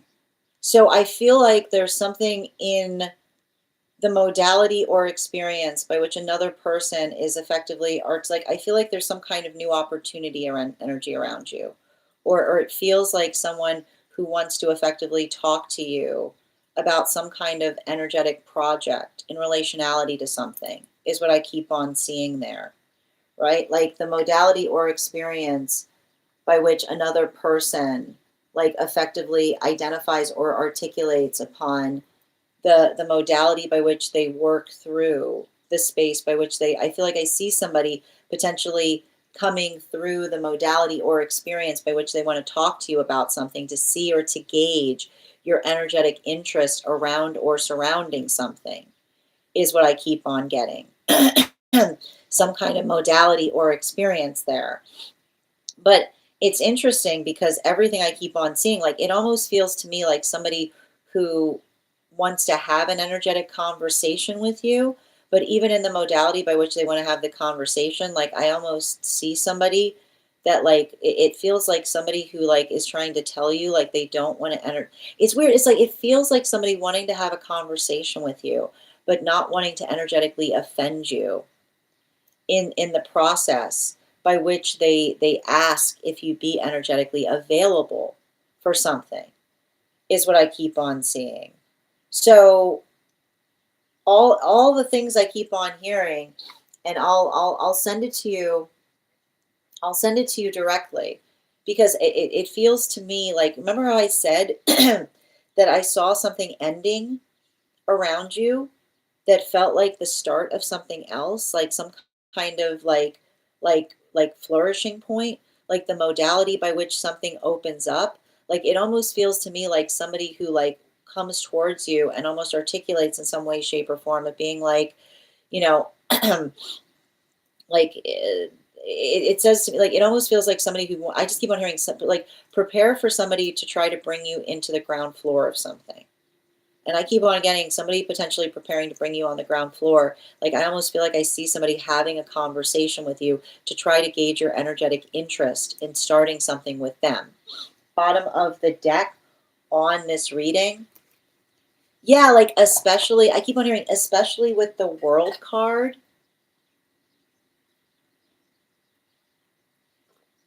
It almost feels to me, it's like, it feels to me like somebody didn't give you the full shape of something that was happening around them, is all I keep on seeing. Right? The modality by which another person, and the thing about it is, like, the modality by which there's some kind of new shape that's happening, I actually end up feeling like it ends up being beneficial for you. Like, that's the wild part about it. Like, whatever it is, like, it's interesting because I see two different things that are happening right now. I see something that is changing around you that doesn't feel ideal. And then I also see energy that is reacting to the fact that they see those changes around them that doesn't feel ideal to them either. And so it's interesting because there's almost like a nostalgic energy around something in relationality to, like, I keep on hearing like someone who wants to keep it, I keep on hearing somebody who wants to keep it old school is what I keep on getting. Like, I keep on getting something about, I keep on hearing, I don't know why I keep on hearing like somebody wanting to keep it old school, because it almost feels like somebody who recognized that there were changes were happening, which significated upon the fact that they were energetically departing from something. And the modality by which another person, like the modality by which you're potentially recognizing it, and someone going like, I want to keep it old school, like it feels to me like it says to me it's like the negative that becomes the positive for you, right? It says to me it's almost like the changes that are happening that, like, are getting out, like, I keep wondering the changes that are happening that others, I keep wondering too much change that's creating the space by which others are fleeing from it, that then somehow feels like it becomes a windfall for you, for those who liked it just the way it was before someone started to change upon it, if that makes sense. I know that that sounded really, like, I know how that sounded like very turned around, but if that made sense to you, like, let that serve as confirmation, because they're just saying to me something that you're doing, like the changes, like someone being like, oh, this is good, it's changes, and someone being like, these changes don't seem like they're good for anything beyond causing more disruption, is what I keep on seeing. Like, it's that kind of energy. Like, it almost feels like I almost feel like, and I feel like somebody catching wind to those changes sooner, right? Like, someone catching wind to those changes sooner is what demarcated the fact of someone saying like, I'll see you later. Is what I keep on hearing. Like, I keep on hearing someone be like, I'll see you later. Is what I keep on seeing them say. So it does feel to me like that's the type of conversation I'm almost seeing in relationality to someone potentially being ahead of something that you yourself are effectively identifying or recognizing. Like, it says to me, like, I feel like it's going to be positive for you, but the modality by which it's like working through it, like, it feels dramatic, is what I keep on getting. It feels like you and another person, like, and that's what I mean, like, I feel like I see you and another person being like completely professional, and I keep on hearing the professionalism goes with you, is what I keep on hearing. Like, in whatever direction that you're in, the professionalism comes with you, is what I keep on getting. Thank you so much for having that reading with me. And if this message connected to you as well, it's very common for those who need these messages to be here to experience them. We are doing personal readings right now. If you would like to get on the list is open. It is 3 cards for a donation of 29 or more, 4 cards for a donation of 23 or more for my subscribers, links in my bio. Please keep in mind there are 2 things I don't read for across these apps, pregnancy and medical. Happy to give insight on anything in private readings, and you can book private readings on my site. Hold on a minute.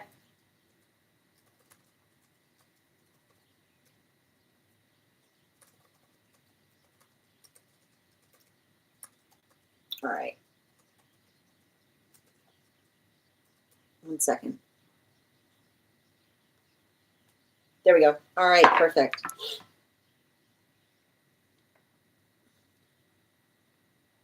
And just reading over the comments. Hi there, Purr. I am manifesting. I love that. Good to see you today, dear. Bridget becoming a billionaire. Yes, we're all manifesting that. Excellent. Yeah, speak that into existence. I love it. Oh, thank you for confirming what I was seeing. Thank you for confirming what I was reading for. Yeah, the transition. Yes. Yes.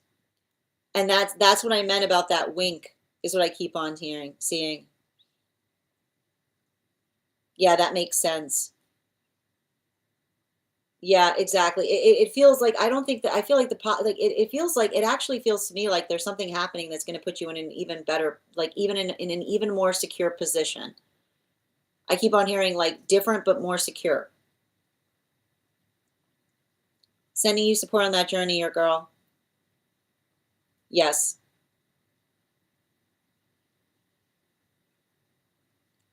I'm not sure what you mean by that, Massimo. Yeah, that makes sense.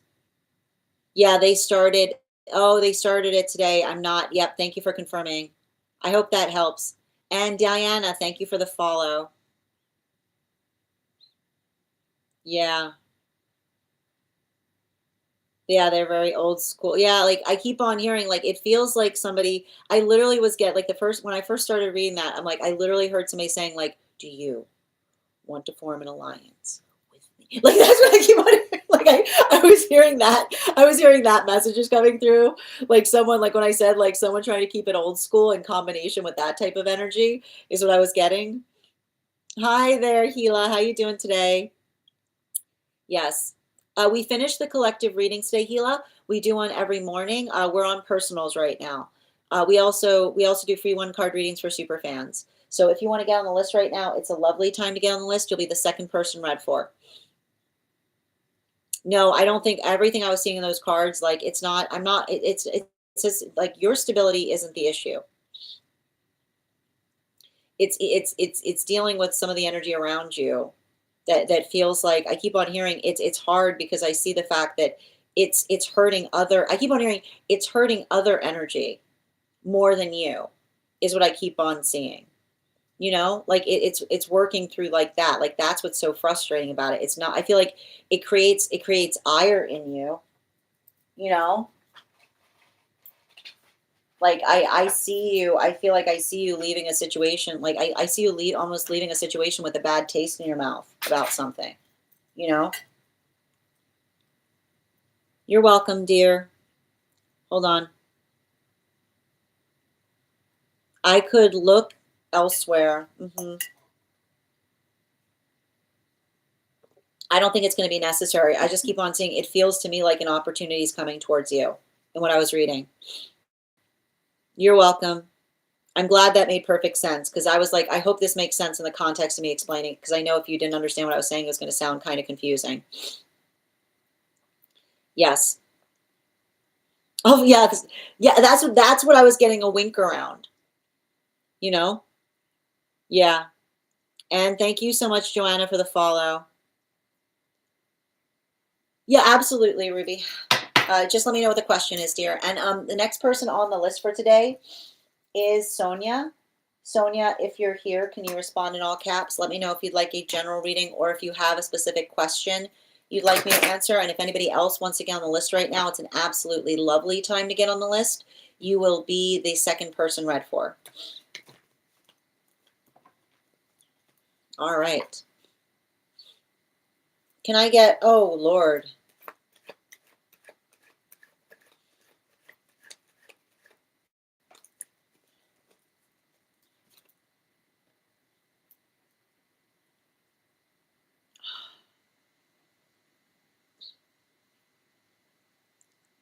I feel like you will, but it also feels like it almost feels like somebody you could knock him over with a feather. You know? Yeah, look at this.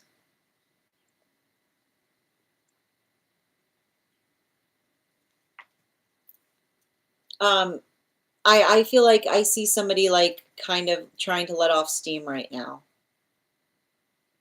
on something. Uh, animal spirit guide. Yeah.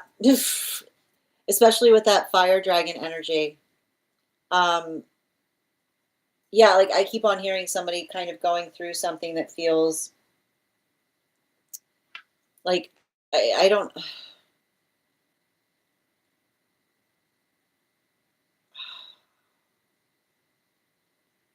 I don't know. I feel like it's somebody who's worrying about like somebody's outside interference on something, like something about something happening, like something happening in their external life that's causing some kind of like issue in their professional one is what I keep on seeing. Remember when I said like some kind of like path work of trying to walk away from something that isn't healthy or supportive to them, you know? Like it feels like I just keep on hearing like somebody say like this seals it, you know. It's I definitely I feel like there's definitely some modality by which you'll be hearing from them, but I feel like they're trying to deal with something first. Is what I keep on getting. Yep, Sonia, I got you, dear. I appreciate you too. There's a lot I was picking up there. All right, and oof, these are Sonia. These are so many cards. What's happening here? Okay. Really? Okay, we're going to read all of them. There's a lot there. All right, I'm going to hold on to those here. We're going to put those right there. And before we continue right now, though, we are going to do an animal spirit. We're going to do an intuition check. I'm going to pull a card here. We're going to count back from 10, and when we get to 1, I will reveal the card. Also, if you want to get on the list right now, it's an absolutely lovely time to get on the list. You will be the next person read for. 3 cards for a donation of 29 or more. 4 cards for a donation of 23 or more for my subscribers. Binks and my Lio. Please keep in mind there are 2 things I do not read for across these apps, pregnancy and medical. Happy to give insight on anything in private readings, and you can book private readings on my site. I've got the animal spirit guide cards here. We're going to count back from 10, and when we get to 1, I'll reveal the card. 10, 9, 8, 7, 6, 5, 4, 3, 2, 1. We got the crane. Thank you guys for doing that. Well, thank you guys for guessing. We'll do it again after the next reading. Marianne, there are so many birds in this deck. We've got, you can't just say bird. There's so many birds in this deck. There's so many birds. There are so many birds. No problem, dear. All right, and I'm gonna pin up. All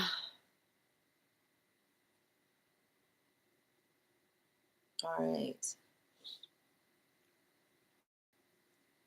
And we're not doing 1 cards yet, Gabrielle. We were doing that for somebody who needed one in the moment. All right, where were we?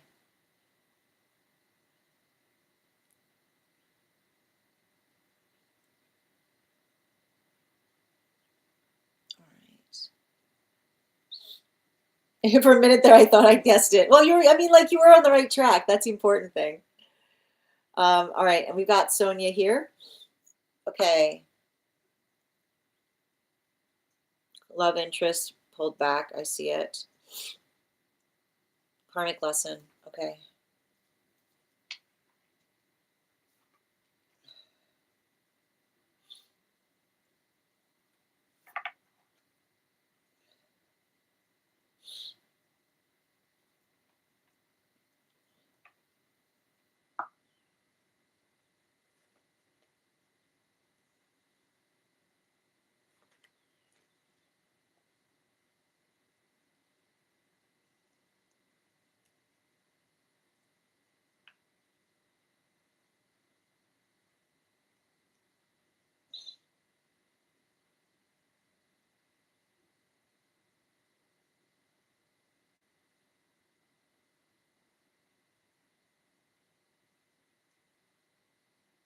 Is this, I mean, I'm going to walk through what I'm seeing here because there was a lot of cards.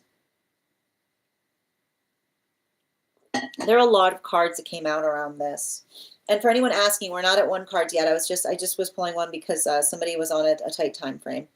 But we will be getting to one cards later. But the list is open if anybody would like to get on the list for personal. Um, so,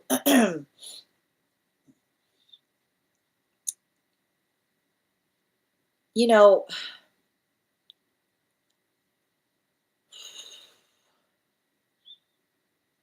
I see a situation or circumstance, and I keep on hearing like everyone gets. I keep on hearing everyone gets another chance, but not two chances, is what I keep on hearing. But the fact by which another person articulates that they did not put their best foot forward tells you everything you need to know in relationality as to whether you should let someone back in again. And this is how you'll know, okay? Because I see some kind of situation, right? Like I see some kind of situation by which you're working, like the modality by which you're working through, or the modality by which um, the situation or circumstance by which you're working to energetically navigate or articulate to another person, like the space of another person not putting their best foot forward, right? The observation of another person that I keep on seeing was in the middle of trying to decide which direction they were headed. Like I've got some kind of messiness between the time that they first energetically connected to you versus where they find themselves now. Like I see a situation where someone just completely dropped the ball. But I need to point out the modality by which another person is able to take accountability on whether they could have done something better tells you everything that you need to know as to whether you should give them that opportunity to make it up to you. If this is an energy that's trying to come towards you and act like there's nothing weird between you, like let that be your confirmation that there's nothing else to be found with this person, because I keep on hearing few and far between, right? Like it's not it's saying to me, like when we move with intentionality to each other,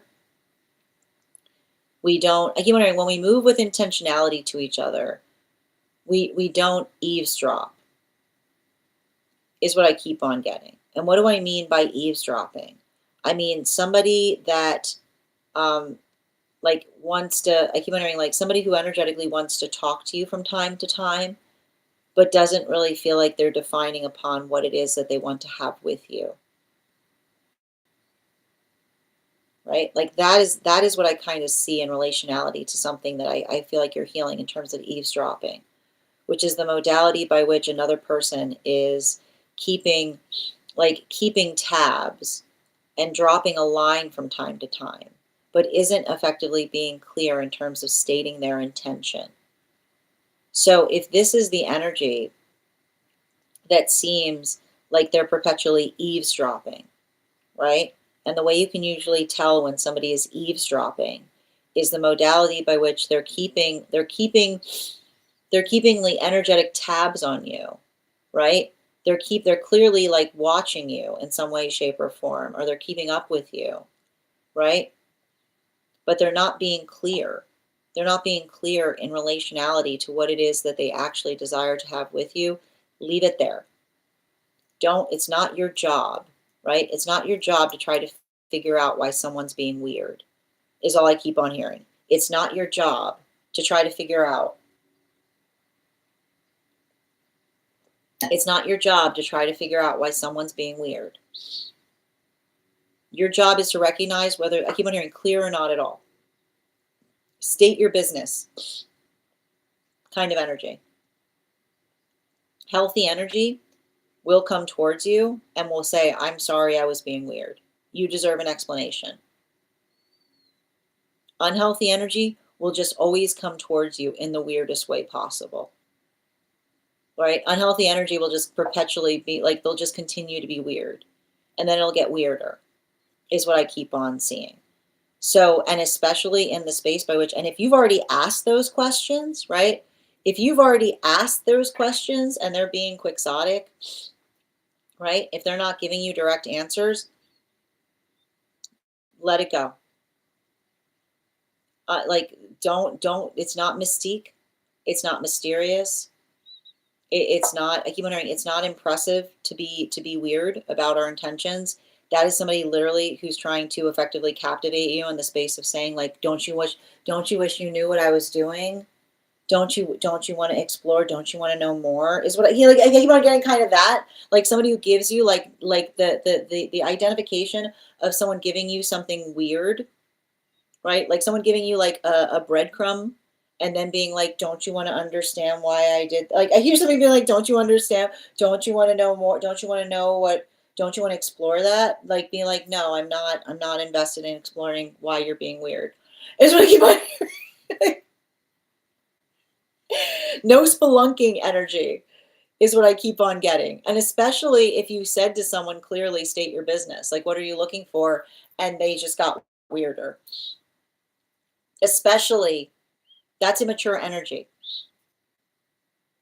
You know, that's literally immature energy will try to mask their lack of their lack of intention with mystique, right? They'll try to be like, oh, don't you like don't you want to know like why I'm being so, like, you know what I mean? Like it's no, you don't. Because when we're in a healthy place, we just say what we want. We talk to each other. We tell each other how we feel about each other, right? Um, Whatever, like, because this is a lot of cards, and what's weird about it is it feels really overly complicated. I feel like I see somebody who is very intimidated by you. Like I know that you know that they think that you're like, that's the most ridiculous fact. Because like I see this here. Like this is where I see you, you know? But look at all these ridiculous cards in between. Like I wish I could show you all these cards. I can't even pick them up. This is them, right? Like they're afraid to just come towards you with like offering their feelings. So instead they're like trying to, like I keep on hearing, like they're trying to wrap all their feelings in all this mystery. But when we're afraid to articulate our feelings and we wrap it in mystery, that's called immaturity. Like when we're afraid to express our feelings and instead we wrap them in mystery, that's not, it's immaturity, right? It doesn't have to be that complicated, and it shouldn't require you, especially if it feels like they're asking questions that require you to have to expend a ridiculous amount of time, effort, or energy to get to the bottom of what they're saying, is what I keep on hearing. Bottom of the deck on this reading. Yeah, like again, like it doesn't like, and I can see it has nothing to do with attraction here. You know, like that's the wild part about it. Like make sure somebody, like I keep on hearing, like it's giving me like there's energy that is addicted to flirtation. I'm gonna just say that there is energy that is addicted to flirtation. And energy that is addicted to flirtation is energy that doesn't ever want to do something, right? It doesn't actually, they don't ever want to like actually ground it in reality, right? They don't want an energetic date. They want all of the wind up, right? I keep on hearing the energy that's like all about the wind up and never the pitch, is what I keep on hearing. Like all about the wind up and never the pitch, especially if they've left you hanging in relationality to plans. If this was one of those energies where like they were like talking and talking and talking and talking, but then when like the day came to like actually make plans with them, they were nowhere to be found. Like make sure that this is an energy that's all wind up and no pitch, right? Somebody who's like all into the ubiquitousness of the energetic relationship, but not confident enough to actually like bring it into, like not confident enough to actually show up for it, is what I keep on hearing. Thank you so much for having, and that reading with me. And if this message connected to you as well, it's very common for those who need these messages. It's a shame too, because I feel like you guys, there's a lot there. They just need to get over their fear, you know? But don't let them, but that's not your responsibility, is what I keep on seeing. Thank you so much for having that reading with me, dear. And if this message connected to you as well, it's very common for those who need these messages to be here to experience them. We are doing personal readings right now. If you would like to get on the list, it's a great time to get on the list. You will be the next person read for. 3 cards for a donation of $29 or more. 4 cards for a donation of $23 or more for my subscribers. Links in my bio. Please keep in mind there are 2 things I don't read for across these apps: pregnancy and medical. Happy to give insight on anything in private readings, and you can book private readings on my site. We're also doing a giveaway today. When we get to 50K likes, I will be gifting a reading back to the collective. So make sure you're tapping that screen, and we'll get to 50K in no time. Thank you so much for the follow, Charlene. And I'm going to take a moment to read over the comments that came through as I was reading.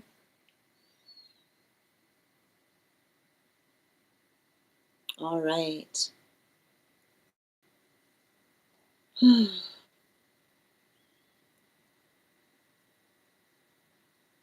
Excellent. We haven't been in contact for about a week now. He was overwhelmed last month, and I was giving them space. Yeah, he avoids questions regarding intentions. So again, make sure if they come back, you pick back up with those questions. Yeah, it makes sense. It's been weird for sure. I asked, and you're like, there it is, right? You asked once and they avoided it. It's not, make sure, like I keep on hearing, make sure you guys are on the same page in terms of those manifestation goals. Yeah, they were vulnerable and opened up about things no one else knew, but then just disappeared. But I need to point this out. They opened up about things that nobody knew and disappeared. But did they do that in the context of you asking about where you were going? Right? Did it feel like a non sequitur in the space by which you asked the direction of something and instead they started talking about what they've experienced? Because that is just like, don't let somebody build into the mystery of the self that causes a distraction on direction. Yeah. No splunking. Yeah, well, that would be the splunk. That would be the splunking energy. Like I was talking about someone being like, what's going forward, and someone being like, I want to dig deep now, right? Being like, but that like, okay, because it creates that space by which you begin, because then what happens there, right? Do you pick up what happens? So what happens in the modality by which you say, I want to understand what's happening forward, and someone says, I'm going to get deep now, and being like, okay, but I wasn't asking you to go deep. I was asking about direction. And they go, I can't believe how insensitive you're being. Do you see that? See what happens there? Do you see how someone digs themselves down into an energetic pit when you ask direction? And then when you say, but that's not what I asked, they go, I can't believe how insensitive you're being. I'm getting really deep with you. I'm telling you things I haven't told anyone. Making sure that they're not doing that. No spelunking when you're asking for directions. Yep, it should feel complicated. It's a complicated position to put someone in when you ask for directions, and instead of going directional, they go deep, right? Pay attention.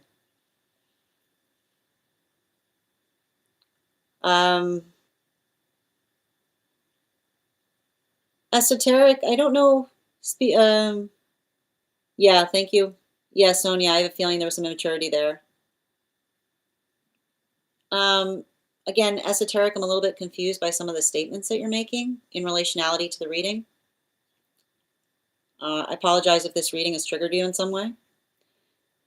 Okay, yeah, maybe that's what it is then. Just, well, and that's why I said pay it, like the major watchword I was seeing around that, Sonia, is pay attention. If you ask for direction and instead of direction, someone started digging deep, because it puts you in a awkward position, right? Notice someone intentionally putting you in an awkward situation when you ask for directions and instead they say, I'm going to tell you something I've never told anyone, right? Because that's the energy that then you say, but that's not what I asked. And I'm going, I can't believe you're being insensitive. I'm sitting here opening my heart to you, being like, that's not what I asked though, right?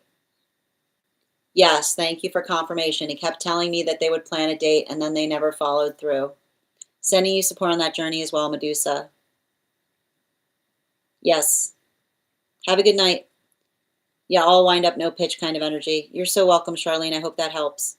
I know I must be doing something. You're not doing something wrong. You have to recognize, look, it's not about doing something wrong. It's just recognizing or identifying when someone's in that modality, you know? Thank you. It felt like a true connection. No, I think that, like, no, I can see the, like, here's the thing about it. Like, it seems to me like somebody's ruining a perfectly good connection because they don't have a sense of direction. Like, that's what I was hearing from their guide. They're ruining a good connection because of a lack of direction. Thank you for that follow, dear. Yeah. And just reading over the comments. Mm-hmm. Excellent. It's surprising how much you can equate to life. I mean, it does kind of like sometimes it is, you know, they sometimes slap, you know? Yeah, I was with someone like that. Once you see it, right? Once you see it, you can't unsee it, you know? Like once you recognize that, it's like, oh, you know, like it's convenient, right? Because then when you try to get someone back on track, they articulate that you're being insensitive because they're bearing their soul to you. But you didn't ask them to bear your soul. You asked them the direction you were going. Yeah, sending you support on that journey. It's better to have friends and you can have both. You can have friends and cats and a good partnership. Yes. Yeah, exactly. Perfect. Yeah, where are we going? Oh, here's my deepest, darkest secret. Exactly. It's like that's not you just gave me something completely what I wasn't asking for, and now I feel awkward bringing it back to where it was. Yeah, exactly. And thank you, Sandy, for the follow. All right, let's continue right now. Sending you support on that journey, dear. I'm gonna start collecting that. All right, let's continue right now. The list is now open. If anybody wants to get on the list, you'll be the next person read for. As I mentioned, it's 3 cards for a donation of 29 or more, 4 cards for a donation of 23 or more for my subscribers. Thanks to my Lio. Please keep in mind there are 2 things I don't read for across these apps, pregnancy and medical. Happy to give insight on anything in private readings, and you can book private readings on my site. We're also at 22K likes. When we get to 50K, I will be gifting a reading back to the collective, so make sure you're tapping that screen, and we will get to 50K in no time. If anybody's on the hold list right now who would like to be returned back to the list, it's a great time to be on the list. You will be the next person read for, and while we wait for the next person on the full list, we will start doing 1-card readings for subscribers. All right. One moment, please.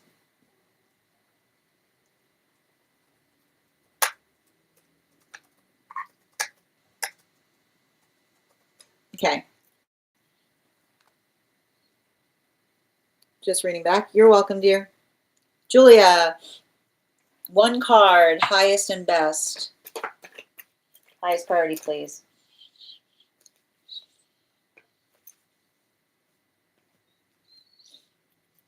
Um,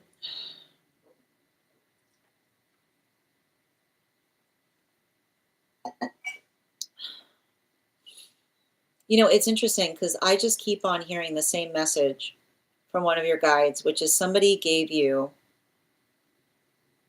like, I know it doesn't feel like that, but I just keep on hearing, someone did you the best favor. Somebody did you the best favor. Like they did something. Yeah, the bottom of the deck, the modality, like, and this is why, like, when spirit does something like this, like the modality by, I keep on hearing, like, the modality by which another person tried to hurt you, and in the same modality by which they tried to hurt you, they revealed to you who was energetically true to you versus who was not, is what I keep on getting, you know? And in the same context, I just keep on hearing they've irrevocably damaged something, is what I keep on hearing. They've irrevocably, I'm like the weight of something I'm identifying here, the context by which another person energetically hurt you. And then in the context of them hurting you, they revealed to you who was truly in alignment with you versus who was not. And at the same time, they've irrevocably damaged all the energy around them. Like that's the shape or the weight of what I see that someone has done in some way, shape, form, or fashion. Um, Animal spirit guide. I keep on hearing nobody makes anyone do anything in this life.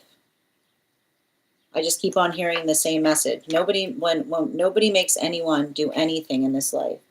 So I keep on hearing pay attention. I keep on hearing pay attention to who comes towards you, and the first things they try to say are they made me, right? Like that is I keep on hearing that is the sound like the like there's no I keep on hearing there's no making when it comes I keep on hearing there's no making when it comes to belief when we know each other completely is all I keep on hearing. There's no making in the context of belief when we know each other completely. I just keep on hearing the same message. You should write it down. There's no making in belief when we know each other completely. When we know each other completely, right? I keep on hearing it's like it's not even an issue. All right, Ava, one card, highest priority, please.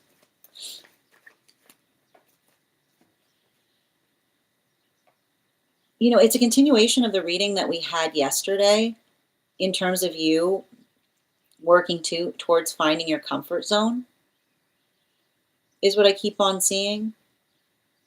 And I keep on it's interesting too because I keep on getting um like you working on in the comfort zone is you finding the marginalia of the self. There's something important about it's interesting too that the word marginalia is coming through because like marginalia often talks about the things that are on the border of understanding or the context of something that we're doing that feels like it's a little bit outside of the self. They're articulating that you should think about it like marginalia, which is something that I keep on getting. Yeah, something that doesn't something on the something that feels like it's something that feels like it pushes us out in a way that feels like it's supportive but doesn't energetically vex us too much is what I keep on hearing. Animal spirit guide. Yeah, especially with the blackbird, right? Like I feel like there's something like I said, it's hard to for me like I feel like what's hard right now is the modality by which you're working through the past. Like I think a lot of it is coming through in the space by which you're recognizing how energetically precious you are. And I think that that modality, I keep on hearing energy that cares about you will hold you preciously too, which is the modality of understanding. Um, you know, I feel like it's a lot of that weight that I was picking up upon in relationality to um, like working through the space of feeling others like projecting their shadow upon you is what I keep on hearing. Yeah, bottom of the deck with that nine of swords, right? Like the more that we become authentic with ourselves, the more we have to navigate others' projections of us. When we recognize that that's not something that we're doing wrong, but it just kind of comes in the context of working through that space, we let it. I keep wondering, we allow it to inform us, but we don't let it overwhelm us, right? Which is like we recognize it's happening and we do our part to be able to adjust for anything that another person like if it feels like there's something we could be doing better, but we don't allow we don't allow it the space by which it makes us feel like outcast is what I keep on hearing. Two cards on counterpart, please, for Bridget.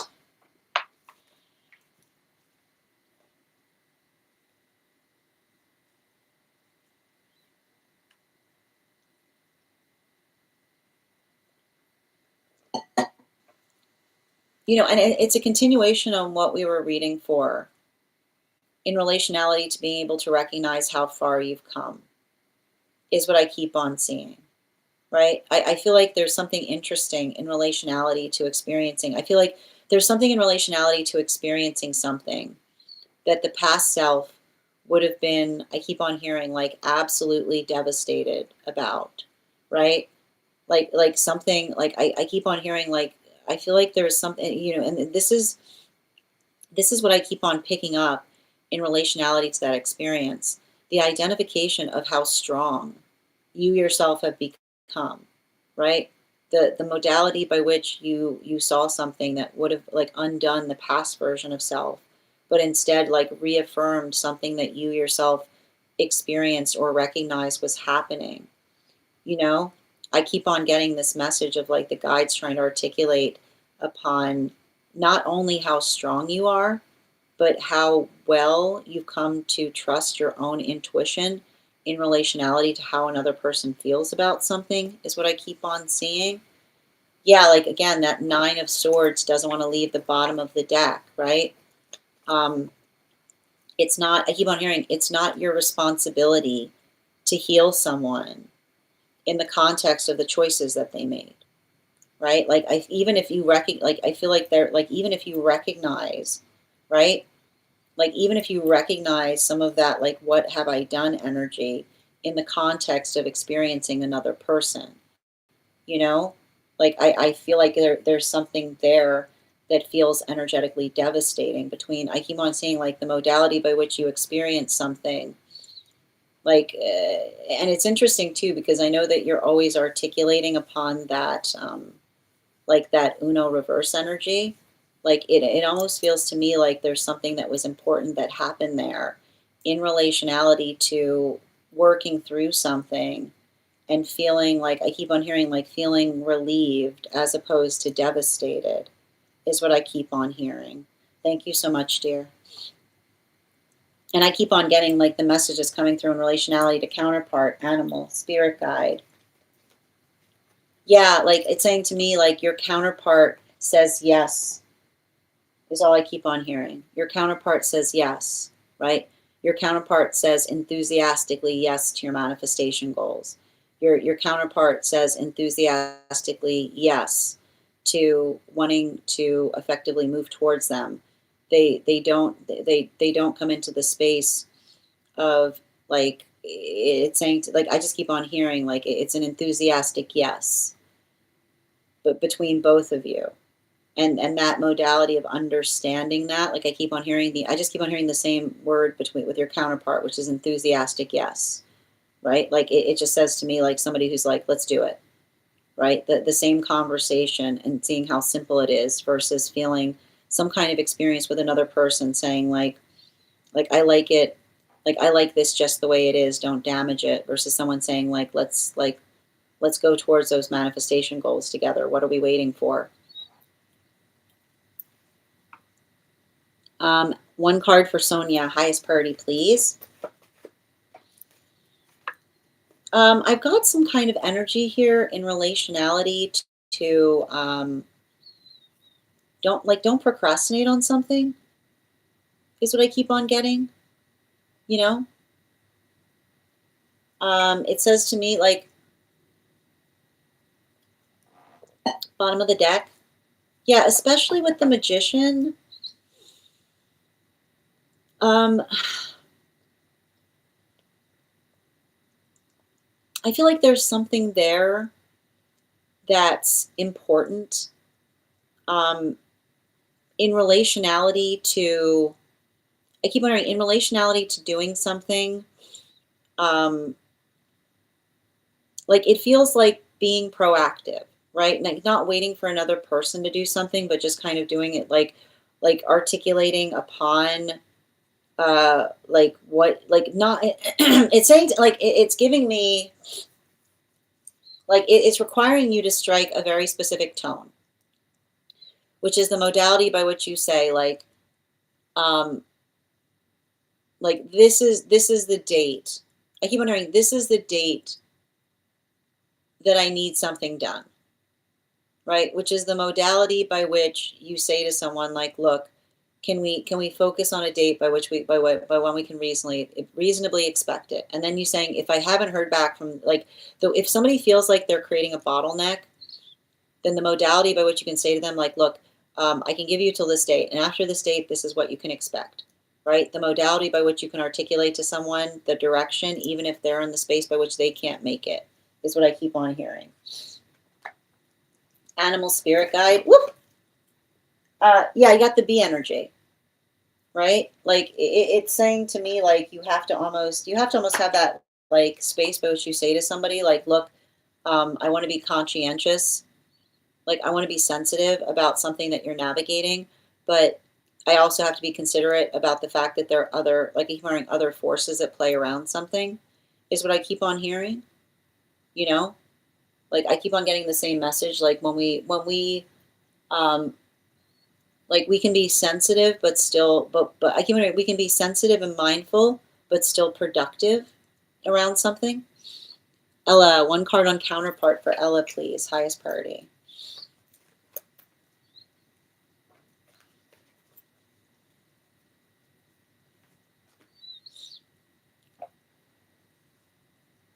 You know, it's interesting because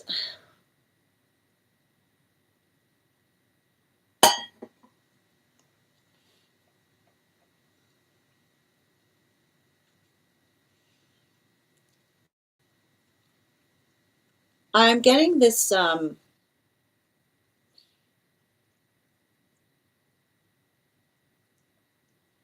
getting this like strong message about a lot of relationships that we're working through the intimidation factor in terms of being honest with you, is what I keep on seeing. You know, like the failure point in a lot of energy around you is energy articulating upon somebody. I keep hearing somebody saying, like, oh, that's what everybody says, being like, they have never met you before, you know? Like, especially in that context, like we say what we mean and we mean what we say, and we don't say things to get our way. Like, I think it's interesting because, you know, I think it's funny because I feel like it's almost saying to me that um, you're like, I keep wondering, you're good with yourself. You don't need to prove, I keep wondering, you don't have to prove yourself to anybody, even in, even in the space by which, like, what you believe. You know what I mean? Like, it's almost saying to me, like, I almost see a situation by which another person, like, says to you, like, oh, I wouldn't have taken you, like, I wouldn't have taken you, like, for someone with, like, like an opinion like that. And you saying to them, like, well, like, I almost see you saying to them, like, well, looks can be energetically deceiving.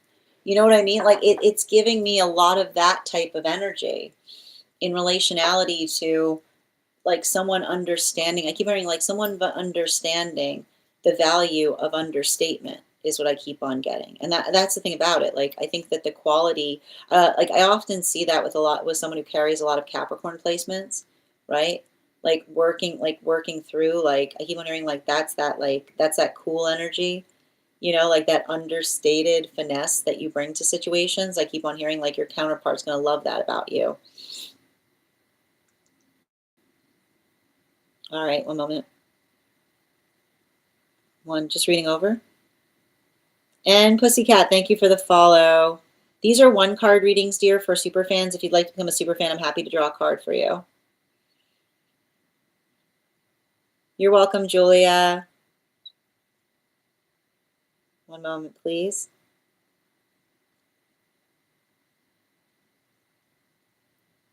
Oh, thank you, Avatar, for encouraging everyone to tap.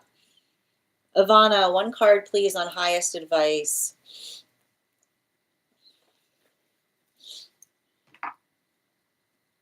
You know, it's the hangman energy that I'm seeing in relationality to a lot of like a lot of the shadow work that I see that is coming up in the dream space, which is like you. I keep on. It's helping you utilize discernment, and it's interesting too because I feel like it targets directly the question that you said in relationality to feeling energetically concerned around counterpart. The modality by which you're having dreams like that, and then you wake up and you say like I couldn't like I that person like would never act like that in normal life. That's usually the best sign that it's shadow work, right?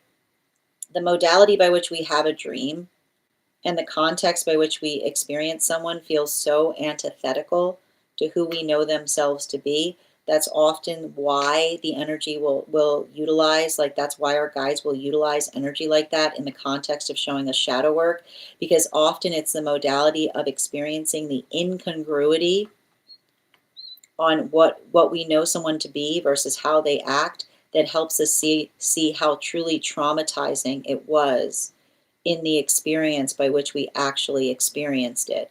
Because I keep on hearing that something about those situations that you're describing in the dream happened, but they didn't happen in the present connection. They're saying they happened in a past connection.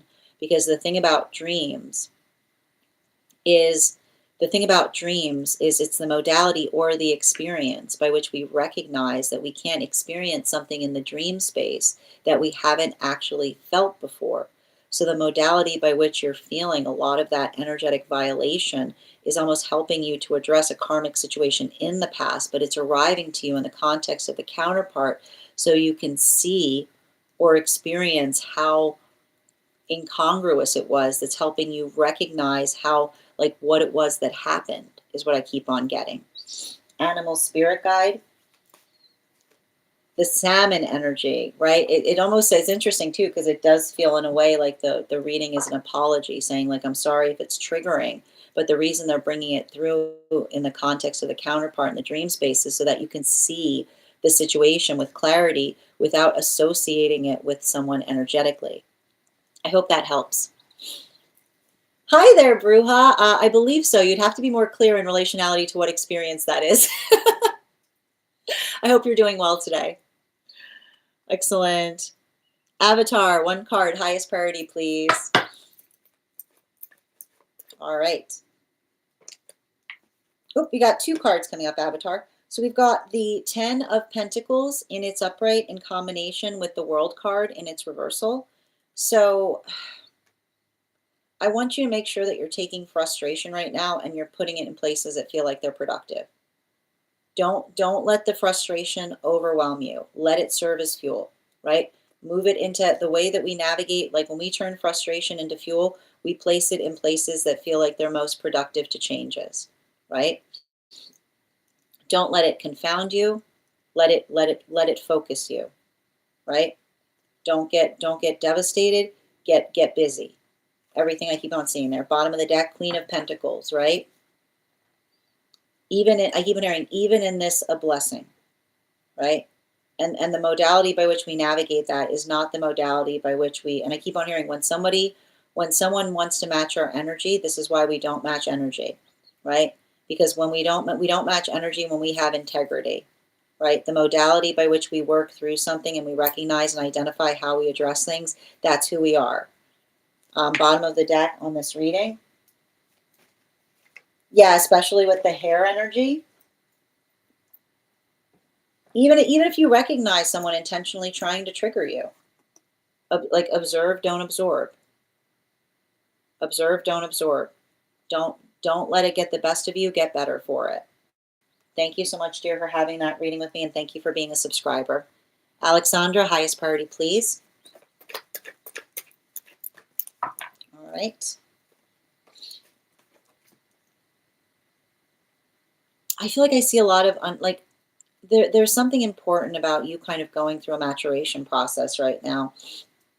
And often the way we can identify a maturation process is like identifying what we are and are not available for, right? And I kind of see you working through that in the sense of, I keep on hearing like prioritizing not being energetically exhausted, but I keep on hearing, especially bottom of the deck, like working through a healthy manifestation that also allows you the ability to rest. I keep on hearing your rest is not counterproductive towards your manifestation goals. You deserve rest as well, right? Finding your bliss even as you navigate with a sense of proportionality towards a manifestation goal. Animal spirit guide, please. Yeah, the blank manifestation, right? I feel like this is a really good portion of time for you to like build those plans in relationality to what your energetic ideals are or what your goals are for the year. Like allowing that to kind of help you stay, like don't just, I keep wondering, don't just address things as they come. Allow the purpose to articulate not just what you're doing, but when you're doing it, is what I keep on hearing. Nikki, one card on partnership, please.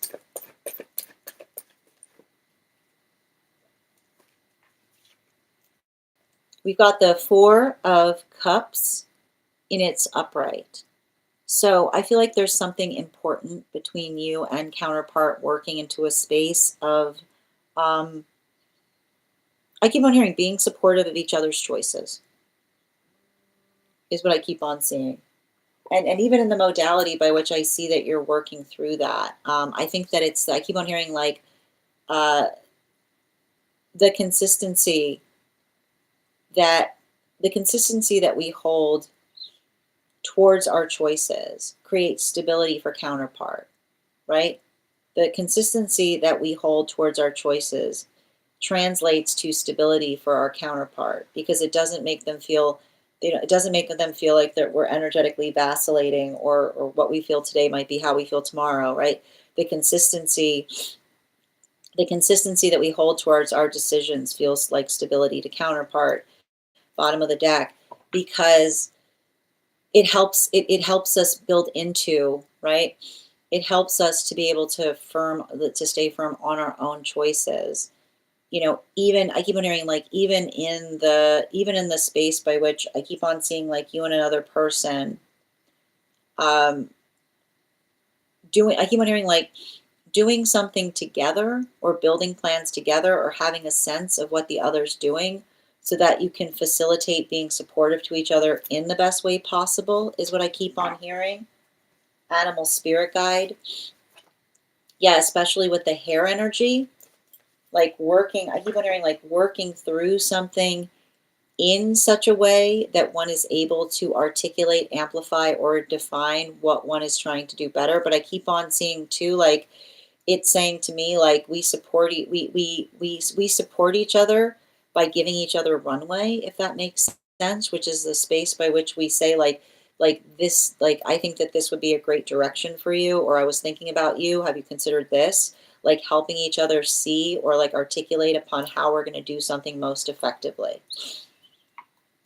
Per one card on friends, cats, and counterpart. I love that.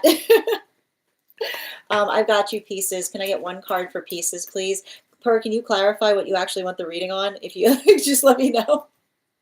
And in the meantime, I'm going to be doing a card for pieces. Can I get one card for pieces? Highest priority, please. Making sure, I keep on hearing, it's very much in the same way that we were reading into it, like making sure that your purpose, like let your purpose anchor your direction right now. And if you feel like you are lacking purpose, discovering that purpose is your purpose right now. Bottom of the deck.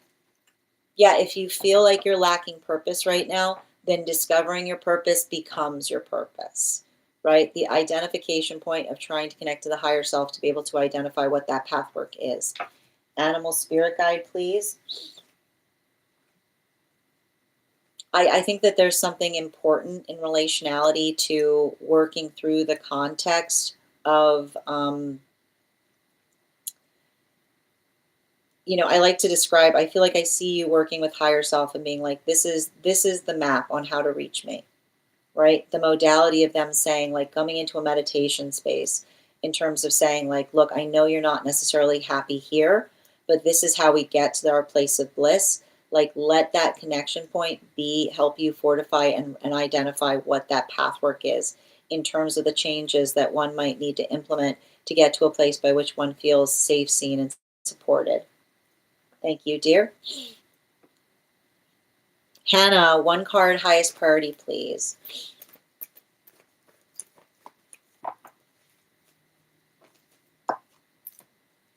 Um,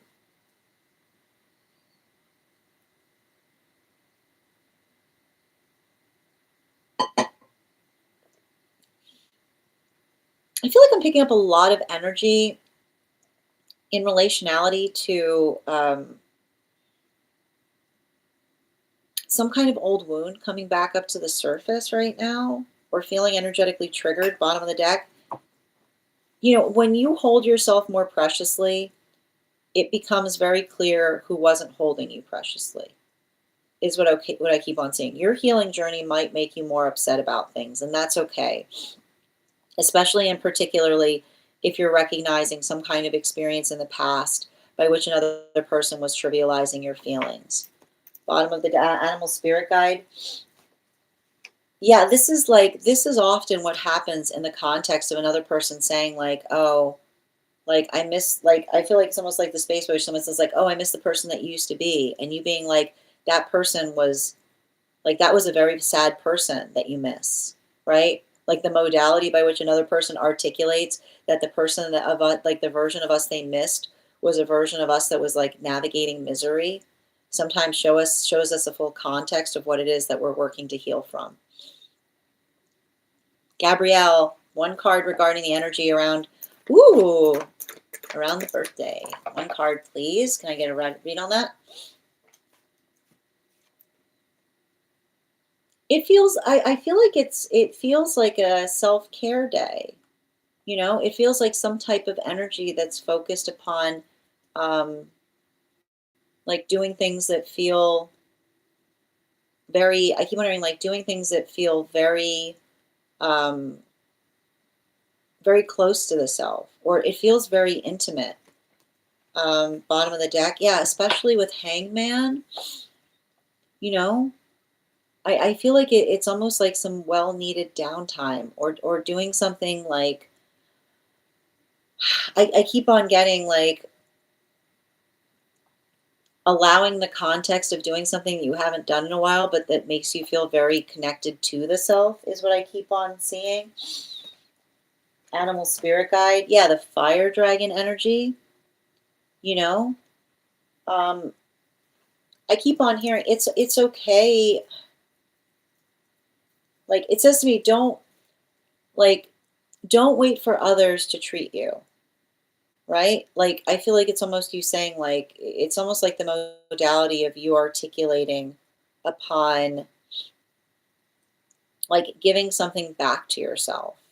But I keep on getting giving something back to yourself in a way that feels in a way that feels fortifying, or in a way by which you effectively, like I almost see you kind of like inviting others to something, but in a way by which you don't build too much expectation around it, right? Like it almost feels to me like you almost inviting others to share something with you, but really kind of the focus being on the sense of like not trying to make like a big, I keep hearing like not trying to make a big deal out of something. You know, it feels very cathartic and uplifting.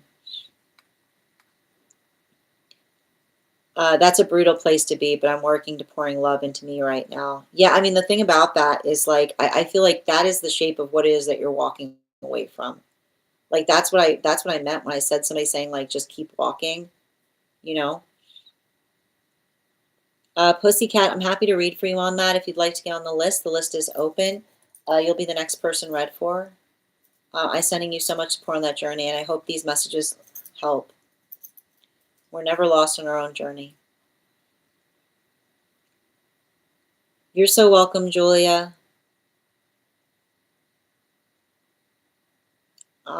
Continue to do that work, Pussycat.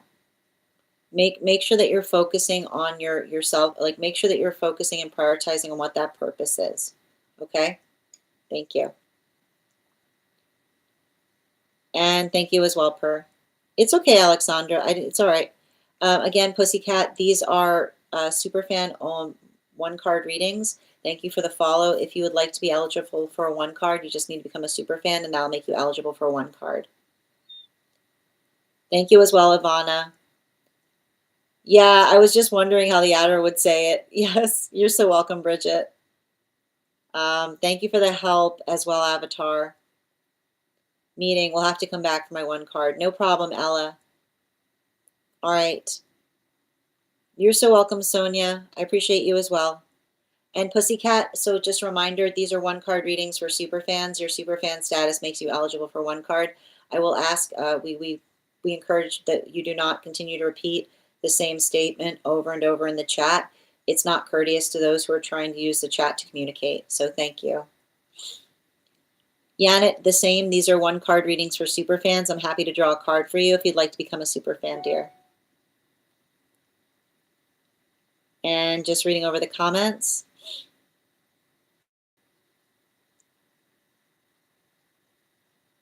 All right. Chrissy, one card regarding connection, please. Woo!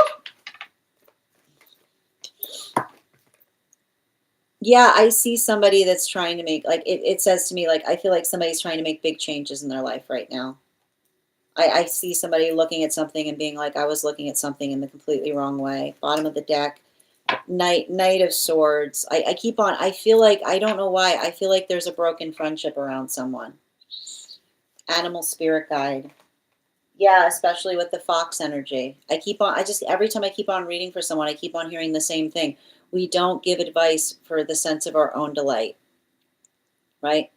We don't give advice to see if somebody will take it when we care about each other. We tell somebody the best thing to do, not the thing that would delight us to see them do, is all I keep on hearing. And something about that, somebody really working through something in relationality to navigating another person's intentions. Hi there, Bruja. I need you to be, I believe I did. Thank you so much for being here and receiving these messages. I think I saw you over on the place where you keep the photos. Yes, I hope you're having a beautiful day. That's some profound advice for me. Thank you, Avatar. No, Nikki, I read yours. Did you receive it? I didn't have mine. No, it's okay. I did pull for you. So the card that came through was the Four of Cups. So it was speaking towards, um, helping, like the message that was coming through is the ability to be consistent in our choices becomes stability for counterpart, right? When we're consistent in our choices, it creates stability for counterpart because the counterpart can build into the state of being able to energetically rely on the fact that we're staying energetically firm upon something, right? It's not the space by which we're unsure what's going to happen, because our ability of not only just making a choice, but being stable in the choice feels like direct sense of security for the counterpart connection. Even in the face, I keep wondering, even in the wake of others' energetic opinions, right? Like not the modality by which another person's opinions, like I keep on hearing, we can be conscientious and considerate about others' opinions, but the ability of like articulating and holding the prioritization point and helping another person understand how we feel is like the space by which counterpart becomes advocate, right? Yep. Mabs, good to see you. How are you? Oh, I hope you're having an absolutely beautiful day. So good to see you, dear. And thank you, Bruja, for the follow. And yes, I got you. Yeah, thank you. I felt frustrated with how many off days were being spent. I feel like I needed a true self-care day that replenishes. And that's that was the message that was coming through, Alexandra. Like your like caring for yourself is not exclusive to you moving towards your manifestation goals. It's important to it. Mel, one card on buying. Okay, I got you. Can I get one card of advice for Mel in relationality to that, please? You got two cards coming out. I mean, I think the important thing is finding the place that you aspire to be in the long term, particularly and especially as it relates to like community, is what I keep on seeing. You know, it's interesting because this almost feels like, I don't know why this feels like plot of land energy. You know what I mean? Like there's something about this that feels a little like wild, is what I'm getting here. Like off the beaten path is what I keep on getting. Yeah, like it's saying to me like there's something about that in terms of this, like potentially not this. It's interesting. It's almost saying like not the space by which you energetically expect to be now, but where you see yourself in in the long term is what I keep on getting. Like it feels a little bit like nest egg energy in relationality to beings, like I keep wondering, like being somewhere off the beaten path, if that makes sense. Oh, no, I was just responding to your message, dear, in relationality to the art show. I believe there's several art shows that I have applied for, so it's very possible that I applied to yours. I hope you're having an absolutely beautiful day, dear, and thank you for finding us. And thank you for getting on the list today. You'll be the next person read for. If anybody else wants to get on the list right now, you'll be the second person read for. Yes, Nikki, good to see you, dear. Yeah, giving each other runway. I like that. You're welcome, Nikki. Yes. No, no, So did you have a one card? I was still waiting for you to, did you want me to do just a general? Or did you want something on all three? You were very serious. Okay, that's fine. I respect that. One card for three things. All right, can I get one card for three things for Per? Yeah, she likes, yeah.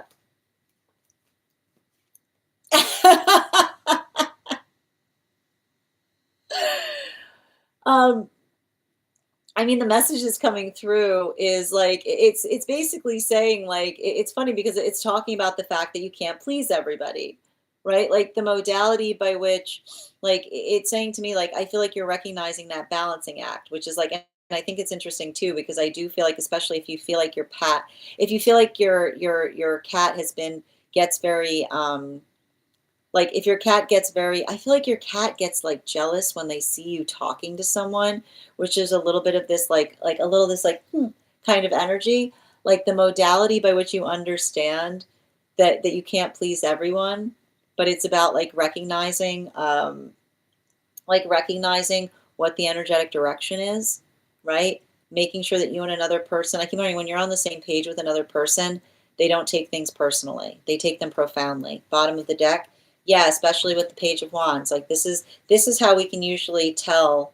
This is how we can usually tell a true friend, right? A true friend doesn't take things personally. They take them profoundly, which is the modality by which they don't look at things from the context of how we experience them, but the space by which they love to see us in our best version of self. Animal spirit guide. Yeah, especially with the frog energy, right? Like, and it's funny too because um, I keep on hearing someone say, like, don't mind me, I can tell that you're busy, right? Like, and I think it's interesting because um, it's interesting too because I feel like that's what you're effectively sorting through, right? Like the modality by which I feel like this is the work that you're doing in terms of discerning, like energy seeing you working and taking it personally versus profoundly, right? Because taking it profoundly is someone being like in the modality of being like, I love to hear that. I love to hear that things are going well for you. Versus often when someone's taking it personally, being like working through hard feelings because we are working, right? Yep. Min, these are one card readings for superfans. So if you'd like to become a superfan, I'm happy to draw a card for you. I will also ask if we can pause on those who are superfans who are asking, because we are going to get back to personal readings right now. You're so welcome, Hannah. You're so welcome, Chrissy. And Trishina, I got you. One card, please. Highest priority.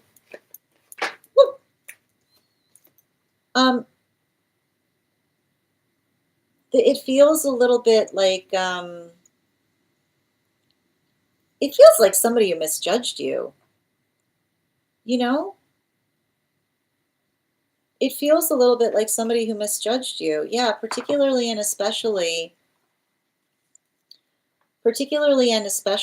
as it relates to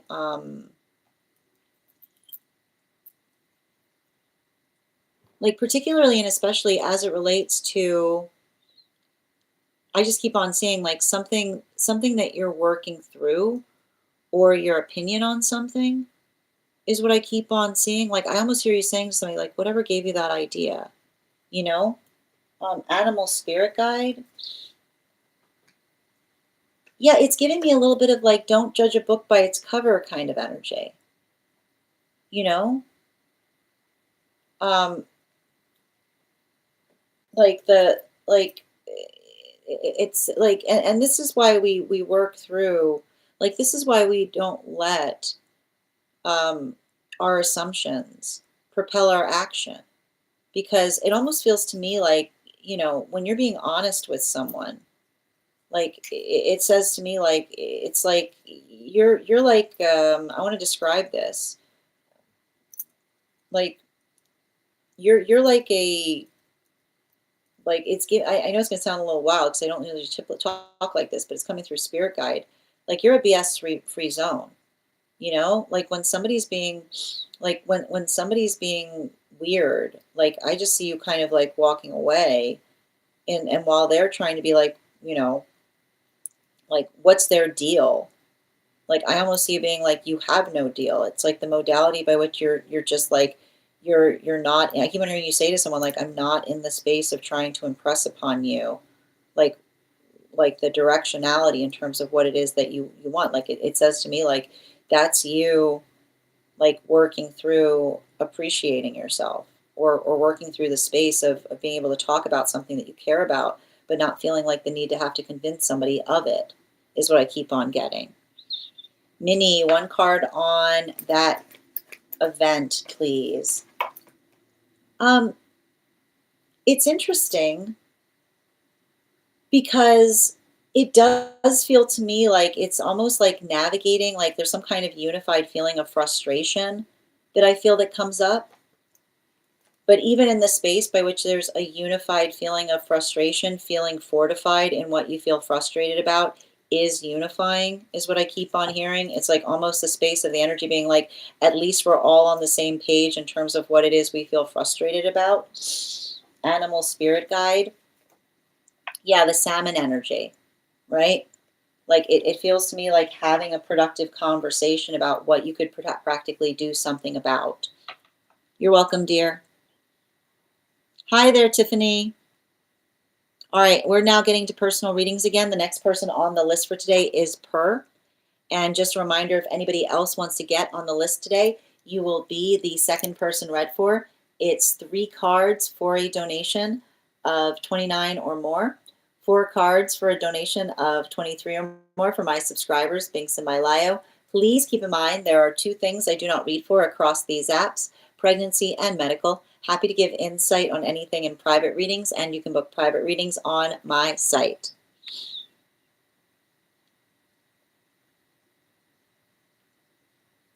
And I was actually joking. You better be, you could get back before you said you were being serious, you said you were joking, you said being serious, being joking. I'd happy to read for you, Tiffany. These are Superfan 1 card readings. So if you'd like to become a Superfan, I'm happy to draw a card for you. Excellent. And thank you, Rainbow, for those gifts. I hope you're having an absolutely beautiful day. Excellent. And question in the disco. Bear with me one moment, just pulling up Per's question.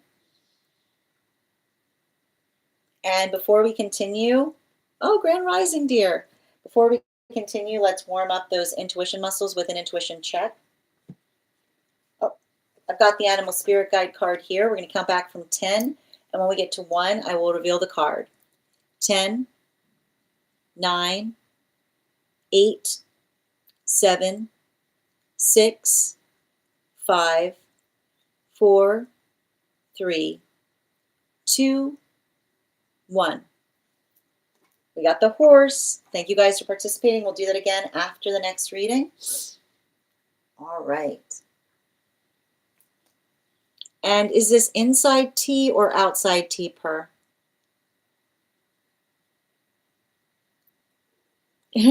Excellent.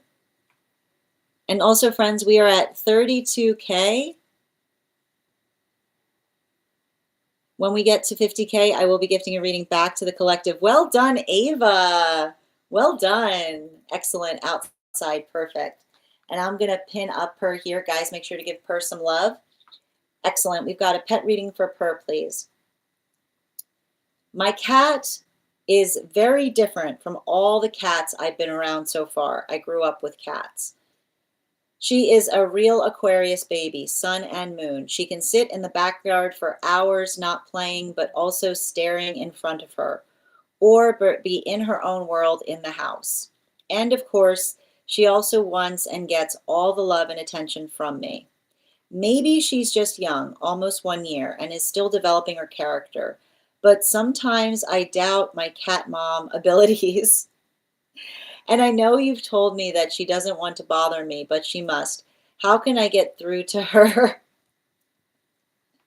Can I please get, can I please get three, hold on a minute, can I get 4 cards for Per, please?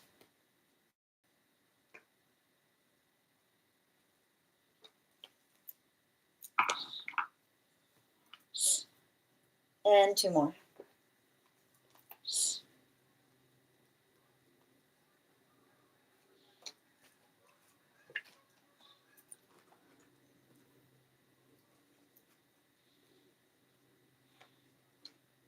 Oh, yeah.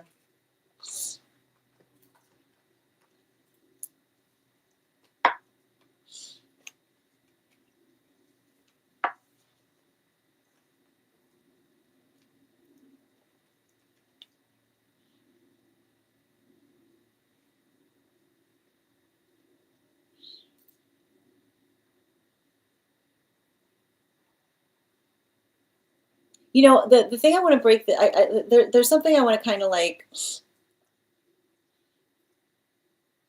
the thing I need to kind of make you aware of is they're actually incredibly cat energy. But the thing I need to make you aware of is it's saying to me that a lot of the cats that you've experienced before this were very much in dog energy, is what I keep on seeing. And the reason I need to express this is because I've got a lot, I see these other energies around you, and they feel much more like they were guardian energies. And the modality by which they were guardians, and the thing about it is, um, guardian energy in cat form can feel a little complicated, is the best way I can describe it. Because guardian energy in cat form is often identified by a cat that is very close to us, like a cat that does not want to leave our side, like a cat that is energetically on top of us all the time. Those were like bodyguard energies. I just need to make you aware of it, because the modality by which you see those energies, that like, I almost feel like this type of energy that like climbs up onto you regardless of how you feel about it, right? Like the modality by which they were kind of working through that and being very, very energetically possessive, right? And I need to stress this, being very, very possessive of your person and not liking anybody else but you. That was the weird energy. That was the uncanny energy. This energy I see around you is the most cat energy that you've ever experienced, because that energy was the uncanny energy. You have had a lot of uncanny cat energy around you. And the thing about the uncanny cat energy is it feels like guardian energy that was coming towards you, and it was in cat form, which is very uncharacteristic. So if you notice the fact that you had that tendency of having these cats that were like, I keep wondering, like teddy bears, right? Yeah, that's weird, right? A bunch of cats that are like teddy bears. Cats aren't supposed to be like teddy bears. Cats are supposed to be like cats. And I keep on getting, there was something about that energy that you needed them at that time, right? I keep on hearing you needed that type of energy that was close to you. You needed that type of energy that was protective, because I feel like it's interesting too, because I feel like in those times that you had those pets, you had some unscrupulous relationships around you, particularly as I describe them, because I almost see them as like, I keep on hearing like they were, it's funny because I wanted to say metal detectors, but they're saying that they're mental detectors. Like the modality of someone who is used to get like some kind of pet that used to be really sweet on you, but would get really, really nasty around a couple of choice people, right? Is what I keep on seeing. That's so weird. They're never like that with anybody, is what I keep on hearing. That's so weird. They're never like that with anybody. That's why they were bodyguard energy, right? The modality by which you had this, I keep wondering the modality by which you had this pet that was really on you and really sweet, but a couple of choice people, it was like night and day. That's because they were bodyguard energy. And so the modality of the energy being like not that one, right? Like that energy of getting like really like surprisingly, like I keep on hearing like straight up like almost trying to articulate to you like an alarm bell by the proximity that they continue to have towards you, right? How easy it was for you to be comfortable with them, how uncomfortable they were with another person. This isn't bodyguard energy. This is, I keep on hearing, this is the most cat you've ever had. And I keep on hearing the cat's a colleague. They see you as a colleague. And the thing with a colleague is a colleague, when a colleague sees you working, right?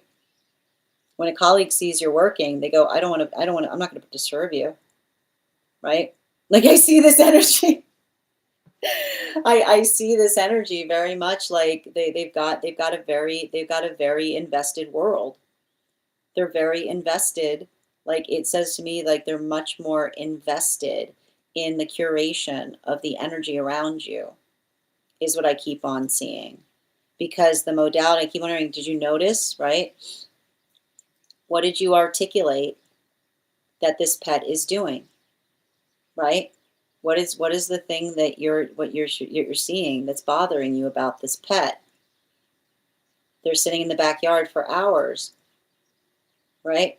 Not playing, but also staring in front of her in her own world in the house.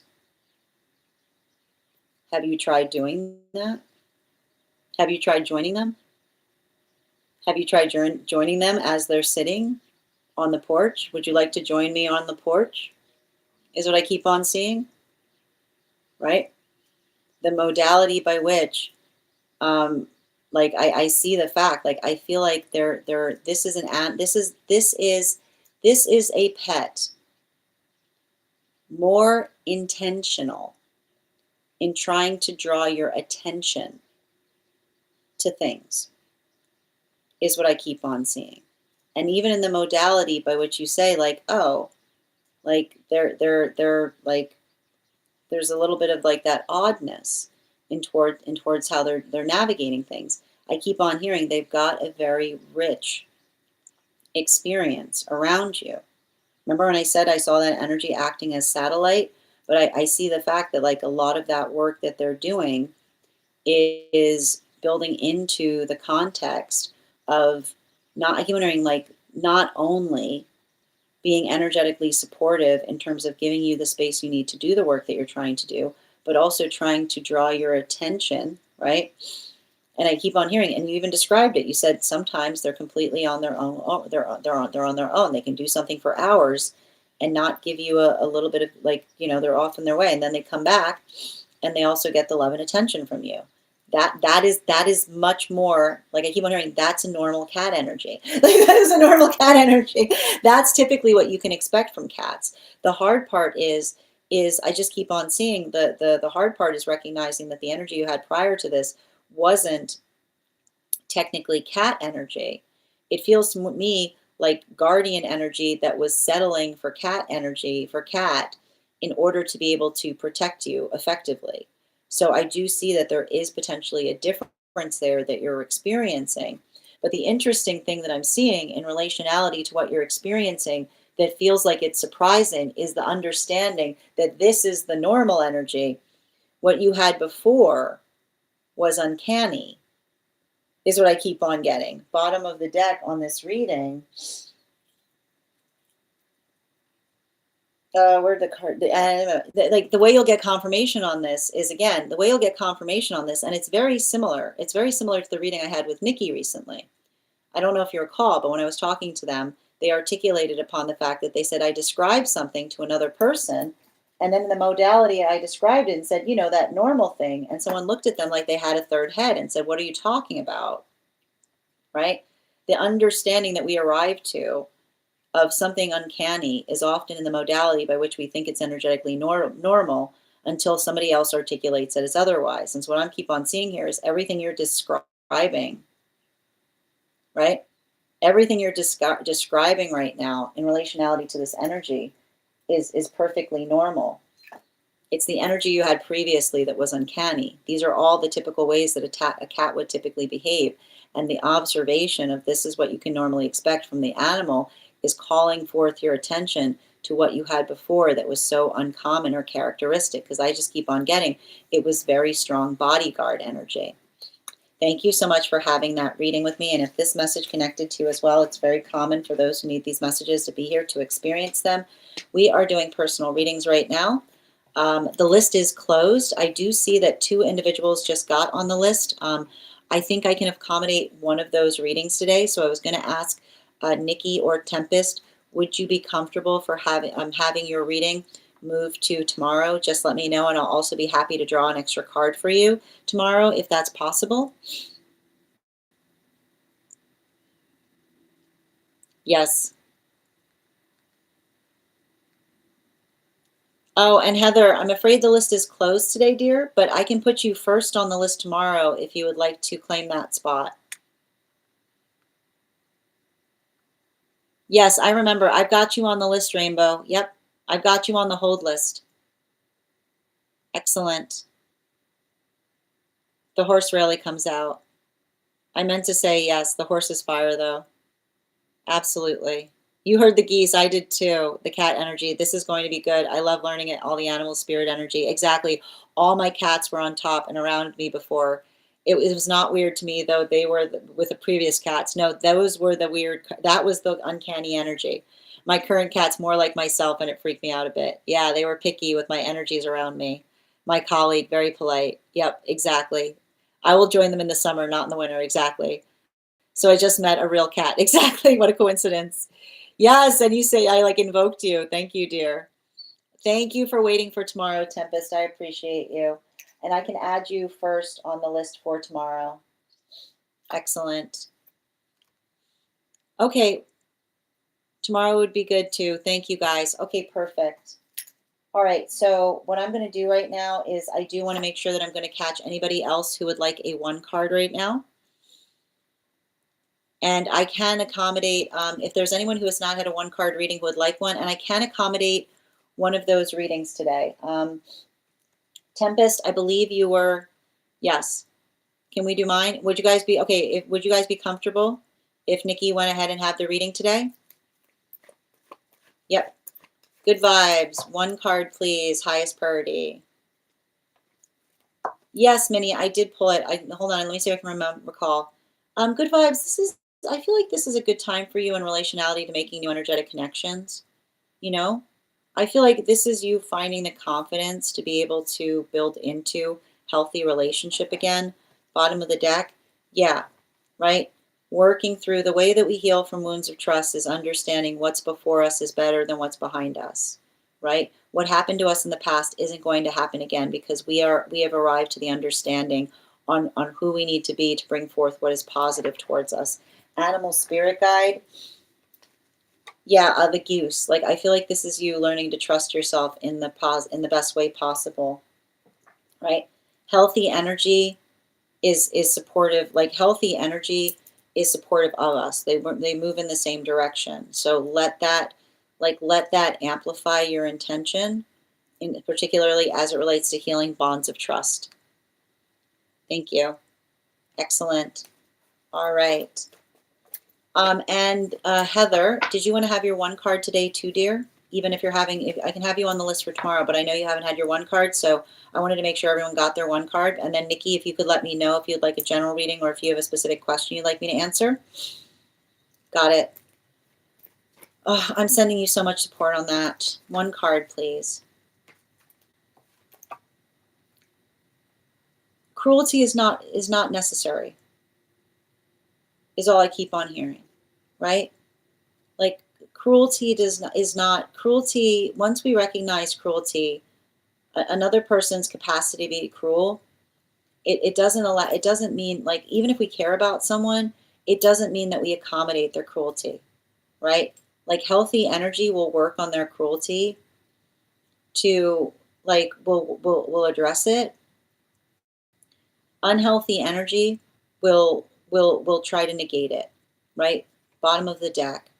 Yeah, like the modality by which, I keep on saying, like the modality by which you navigate it, like not creating the feeling of, like, I keep on hearing not trying to, not insisting on courtesy, just recognizing if another person has it, you know, like allowing it. I keep on hearing like allowing that to be the space by which you say, like, we're good, you know, animal spirit guide. Yeah, especially with the owl energy, right?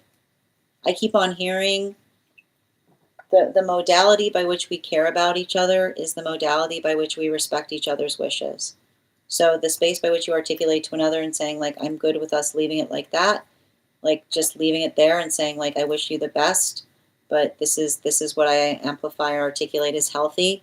Like I can almost see you saying to another person that investiture of moving away from them is to help you on your healing journey, right? Not something to make to elicit a reaction from them, but something to keep you yourself from feeling triggered.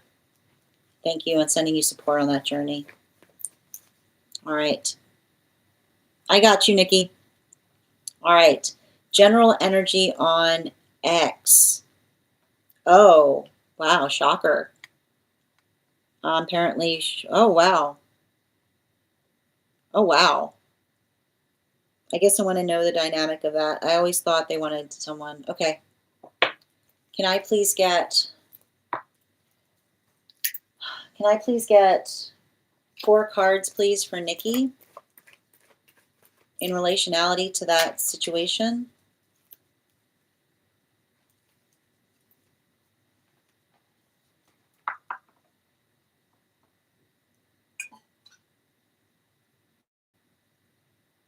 Mm.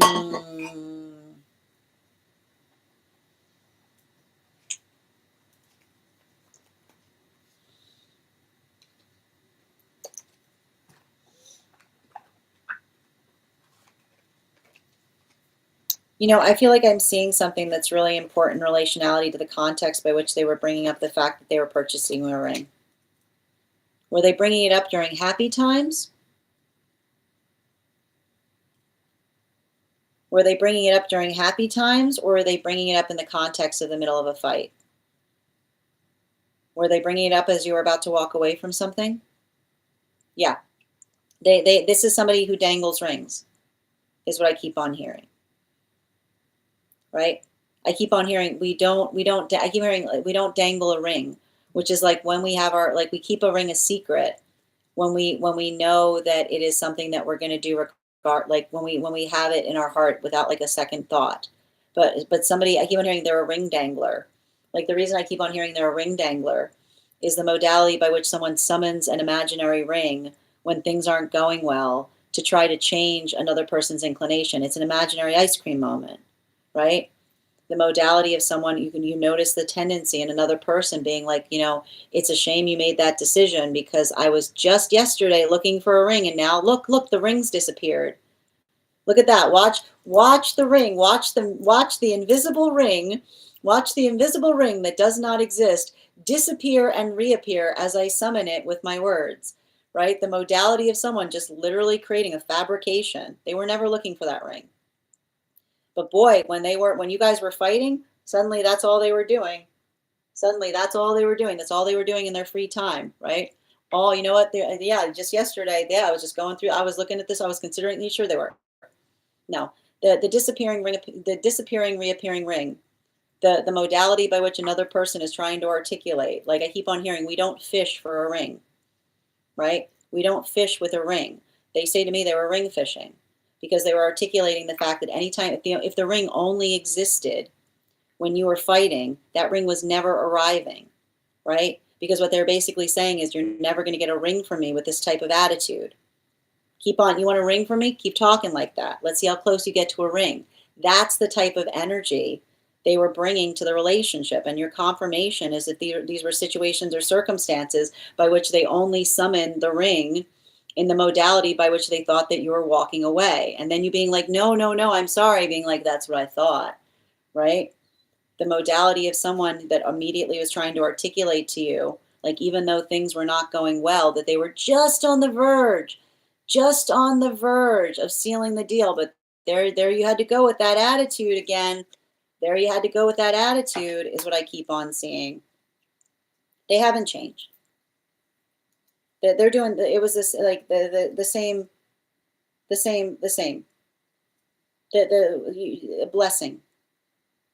a blessing, a blessing, right? I actually see a situation. I don't know if I would question where that, I keep on hearing,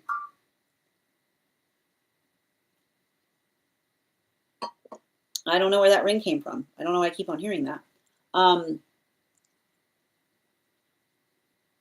I feel like I see a situation here.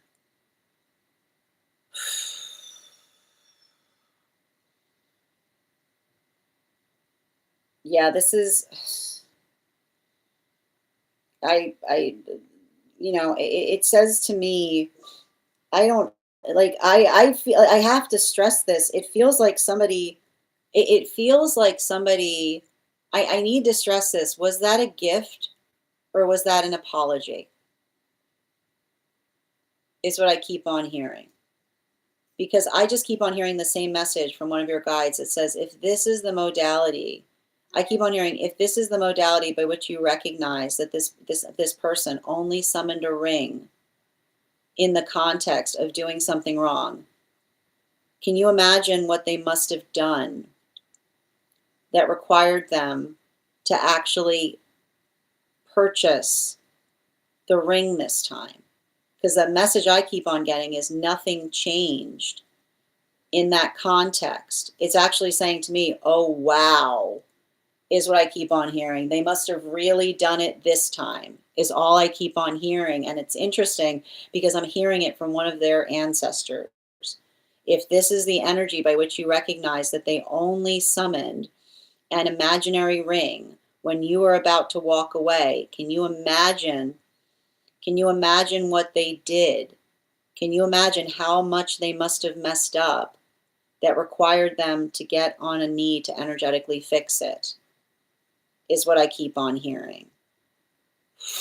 Wow. Bottom of the deck. It said, I don't know why I keep on hearing, is that a ring or is it an apology? Is that a ring or is it an apology? That's all I keep on hearing on something. Is it a ring or is it an apology? Because I just keep on getting, understanding that that energy did not change. And they were trying to bring changes out in your personality every time they tried to bring up that ring. Imagine what they must have done that required them to try to undo it by getting someone a ring. Because I keep on hearing the same message coming through. Is it a ring or is it an apology?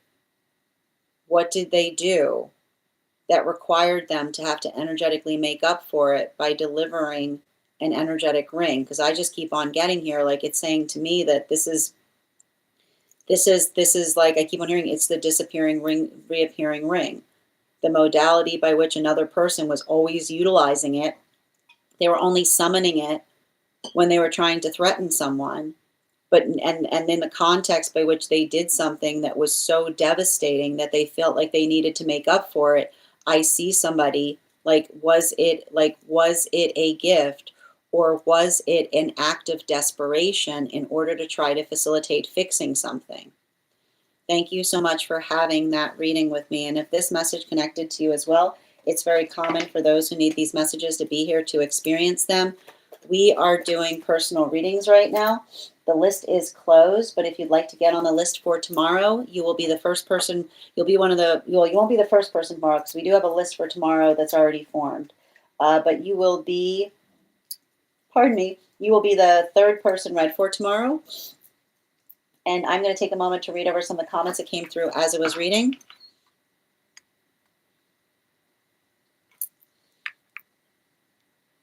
All right. And Veronica, thank you for the follow. Oh, that's a heavy read. That's a heavy read to end with, guys.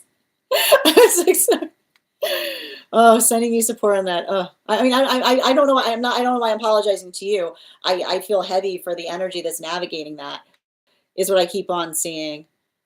Hi there. How you doing today, Jess? All right, just let me, and guys, just remember, please don't message people who ask you to message them like that. And this is the only place you can find me. Yeah, no, at the bad times. Thank you for confirming what I was reading, Nikki. Yep, when I was about to walk away. Yeah, be glad you did. Yeah, exactly. Ring Band-Aid, exactly. Yeah, I had one of those. Like to make me look bad. Wow, how could you break up with him? He was looking for a ring. Yeah, that again, I told you, it's a disappearing, reappearing ring. It's imaginary ice cream. I was like, what? Yeah. Hi there, dear. That's wild. Exactly. Ugh, you're so welcome, Jess. Thank you for also receiving that message. Of course, the King of Swords. Unfortunately, there's too many of them. Sending you support, dear. Yeah, I'm shocked. That again, like I'm seeing a lot there. Yeah, and thank you again. I feel like I've experienced so much of that over the past few years. I'm sending you support as well, Rainbow. It's not okay to do that. A gift or an apology. It's almost like having, yeah, exactly, Bridget. Exactly. Yeah, engagement as apology is wild. It happens. Happens more than you want to admit. Yeah, they did something. The disappearing ring. Yeah, absolutely. A ring. Yeah, I like that. That's a good way of describing it, Phoenix. Yeah, I was serious. Well, and thank you again, Nikki, for having that reading with me. All right, my friends, we've reached the conclusion of our reads today. I want to thank you guys so much for being here and experiencing them. So anyone who became a subscriber today, welcome. I would encourage you to head over to our subscriber-only Disco channel, introduce yourself to the collective. You'll also find there in the perks section a special coupon code for our tarot class subscription program. We are having class this week. Our next class will be this Thursday at 6 p.m. PST, 9 p.m. Eastern. We'll be studying the World card. If you are not a subscriber, there is a smaller coupon I can provide you directly from this live. Just message me the word class and I'll send it to you. And if you would like to learn more about this retreat that we're hosting in August, message me the word trip.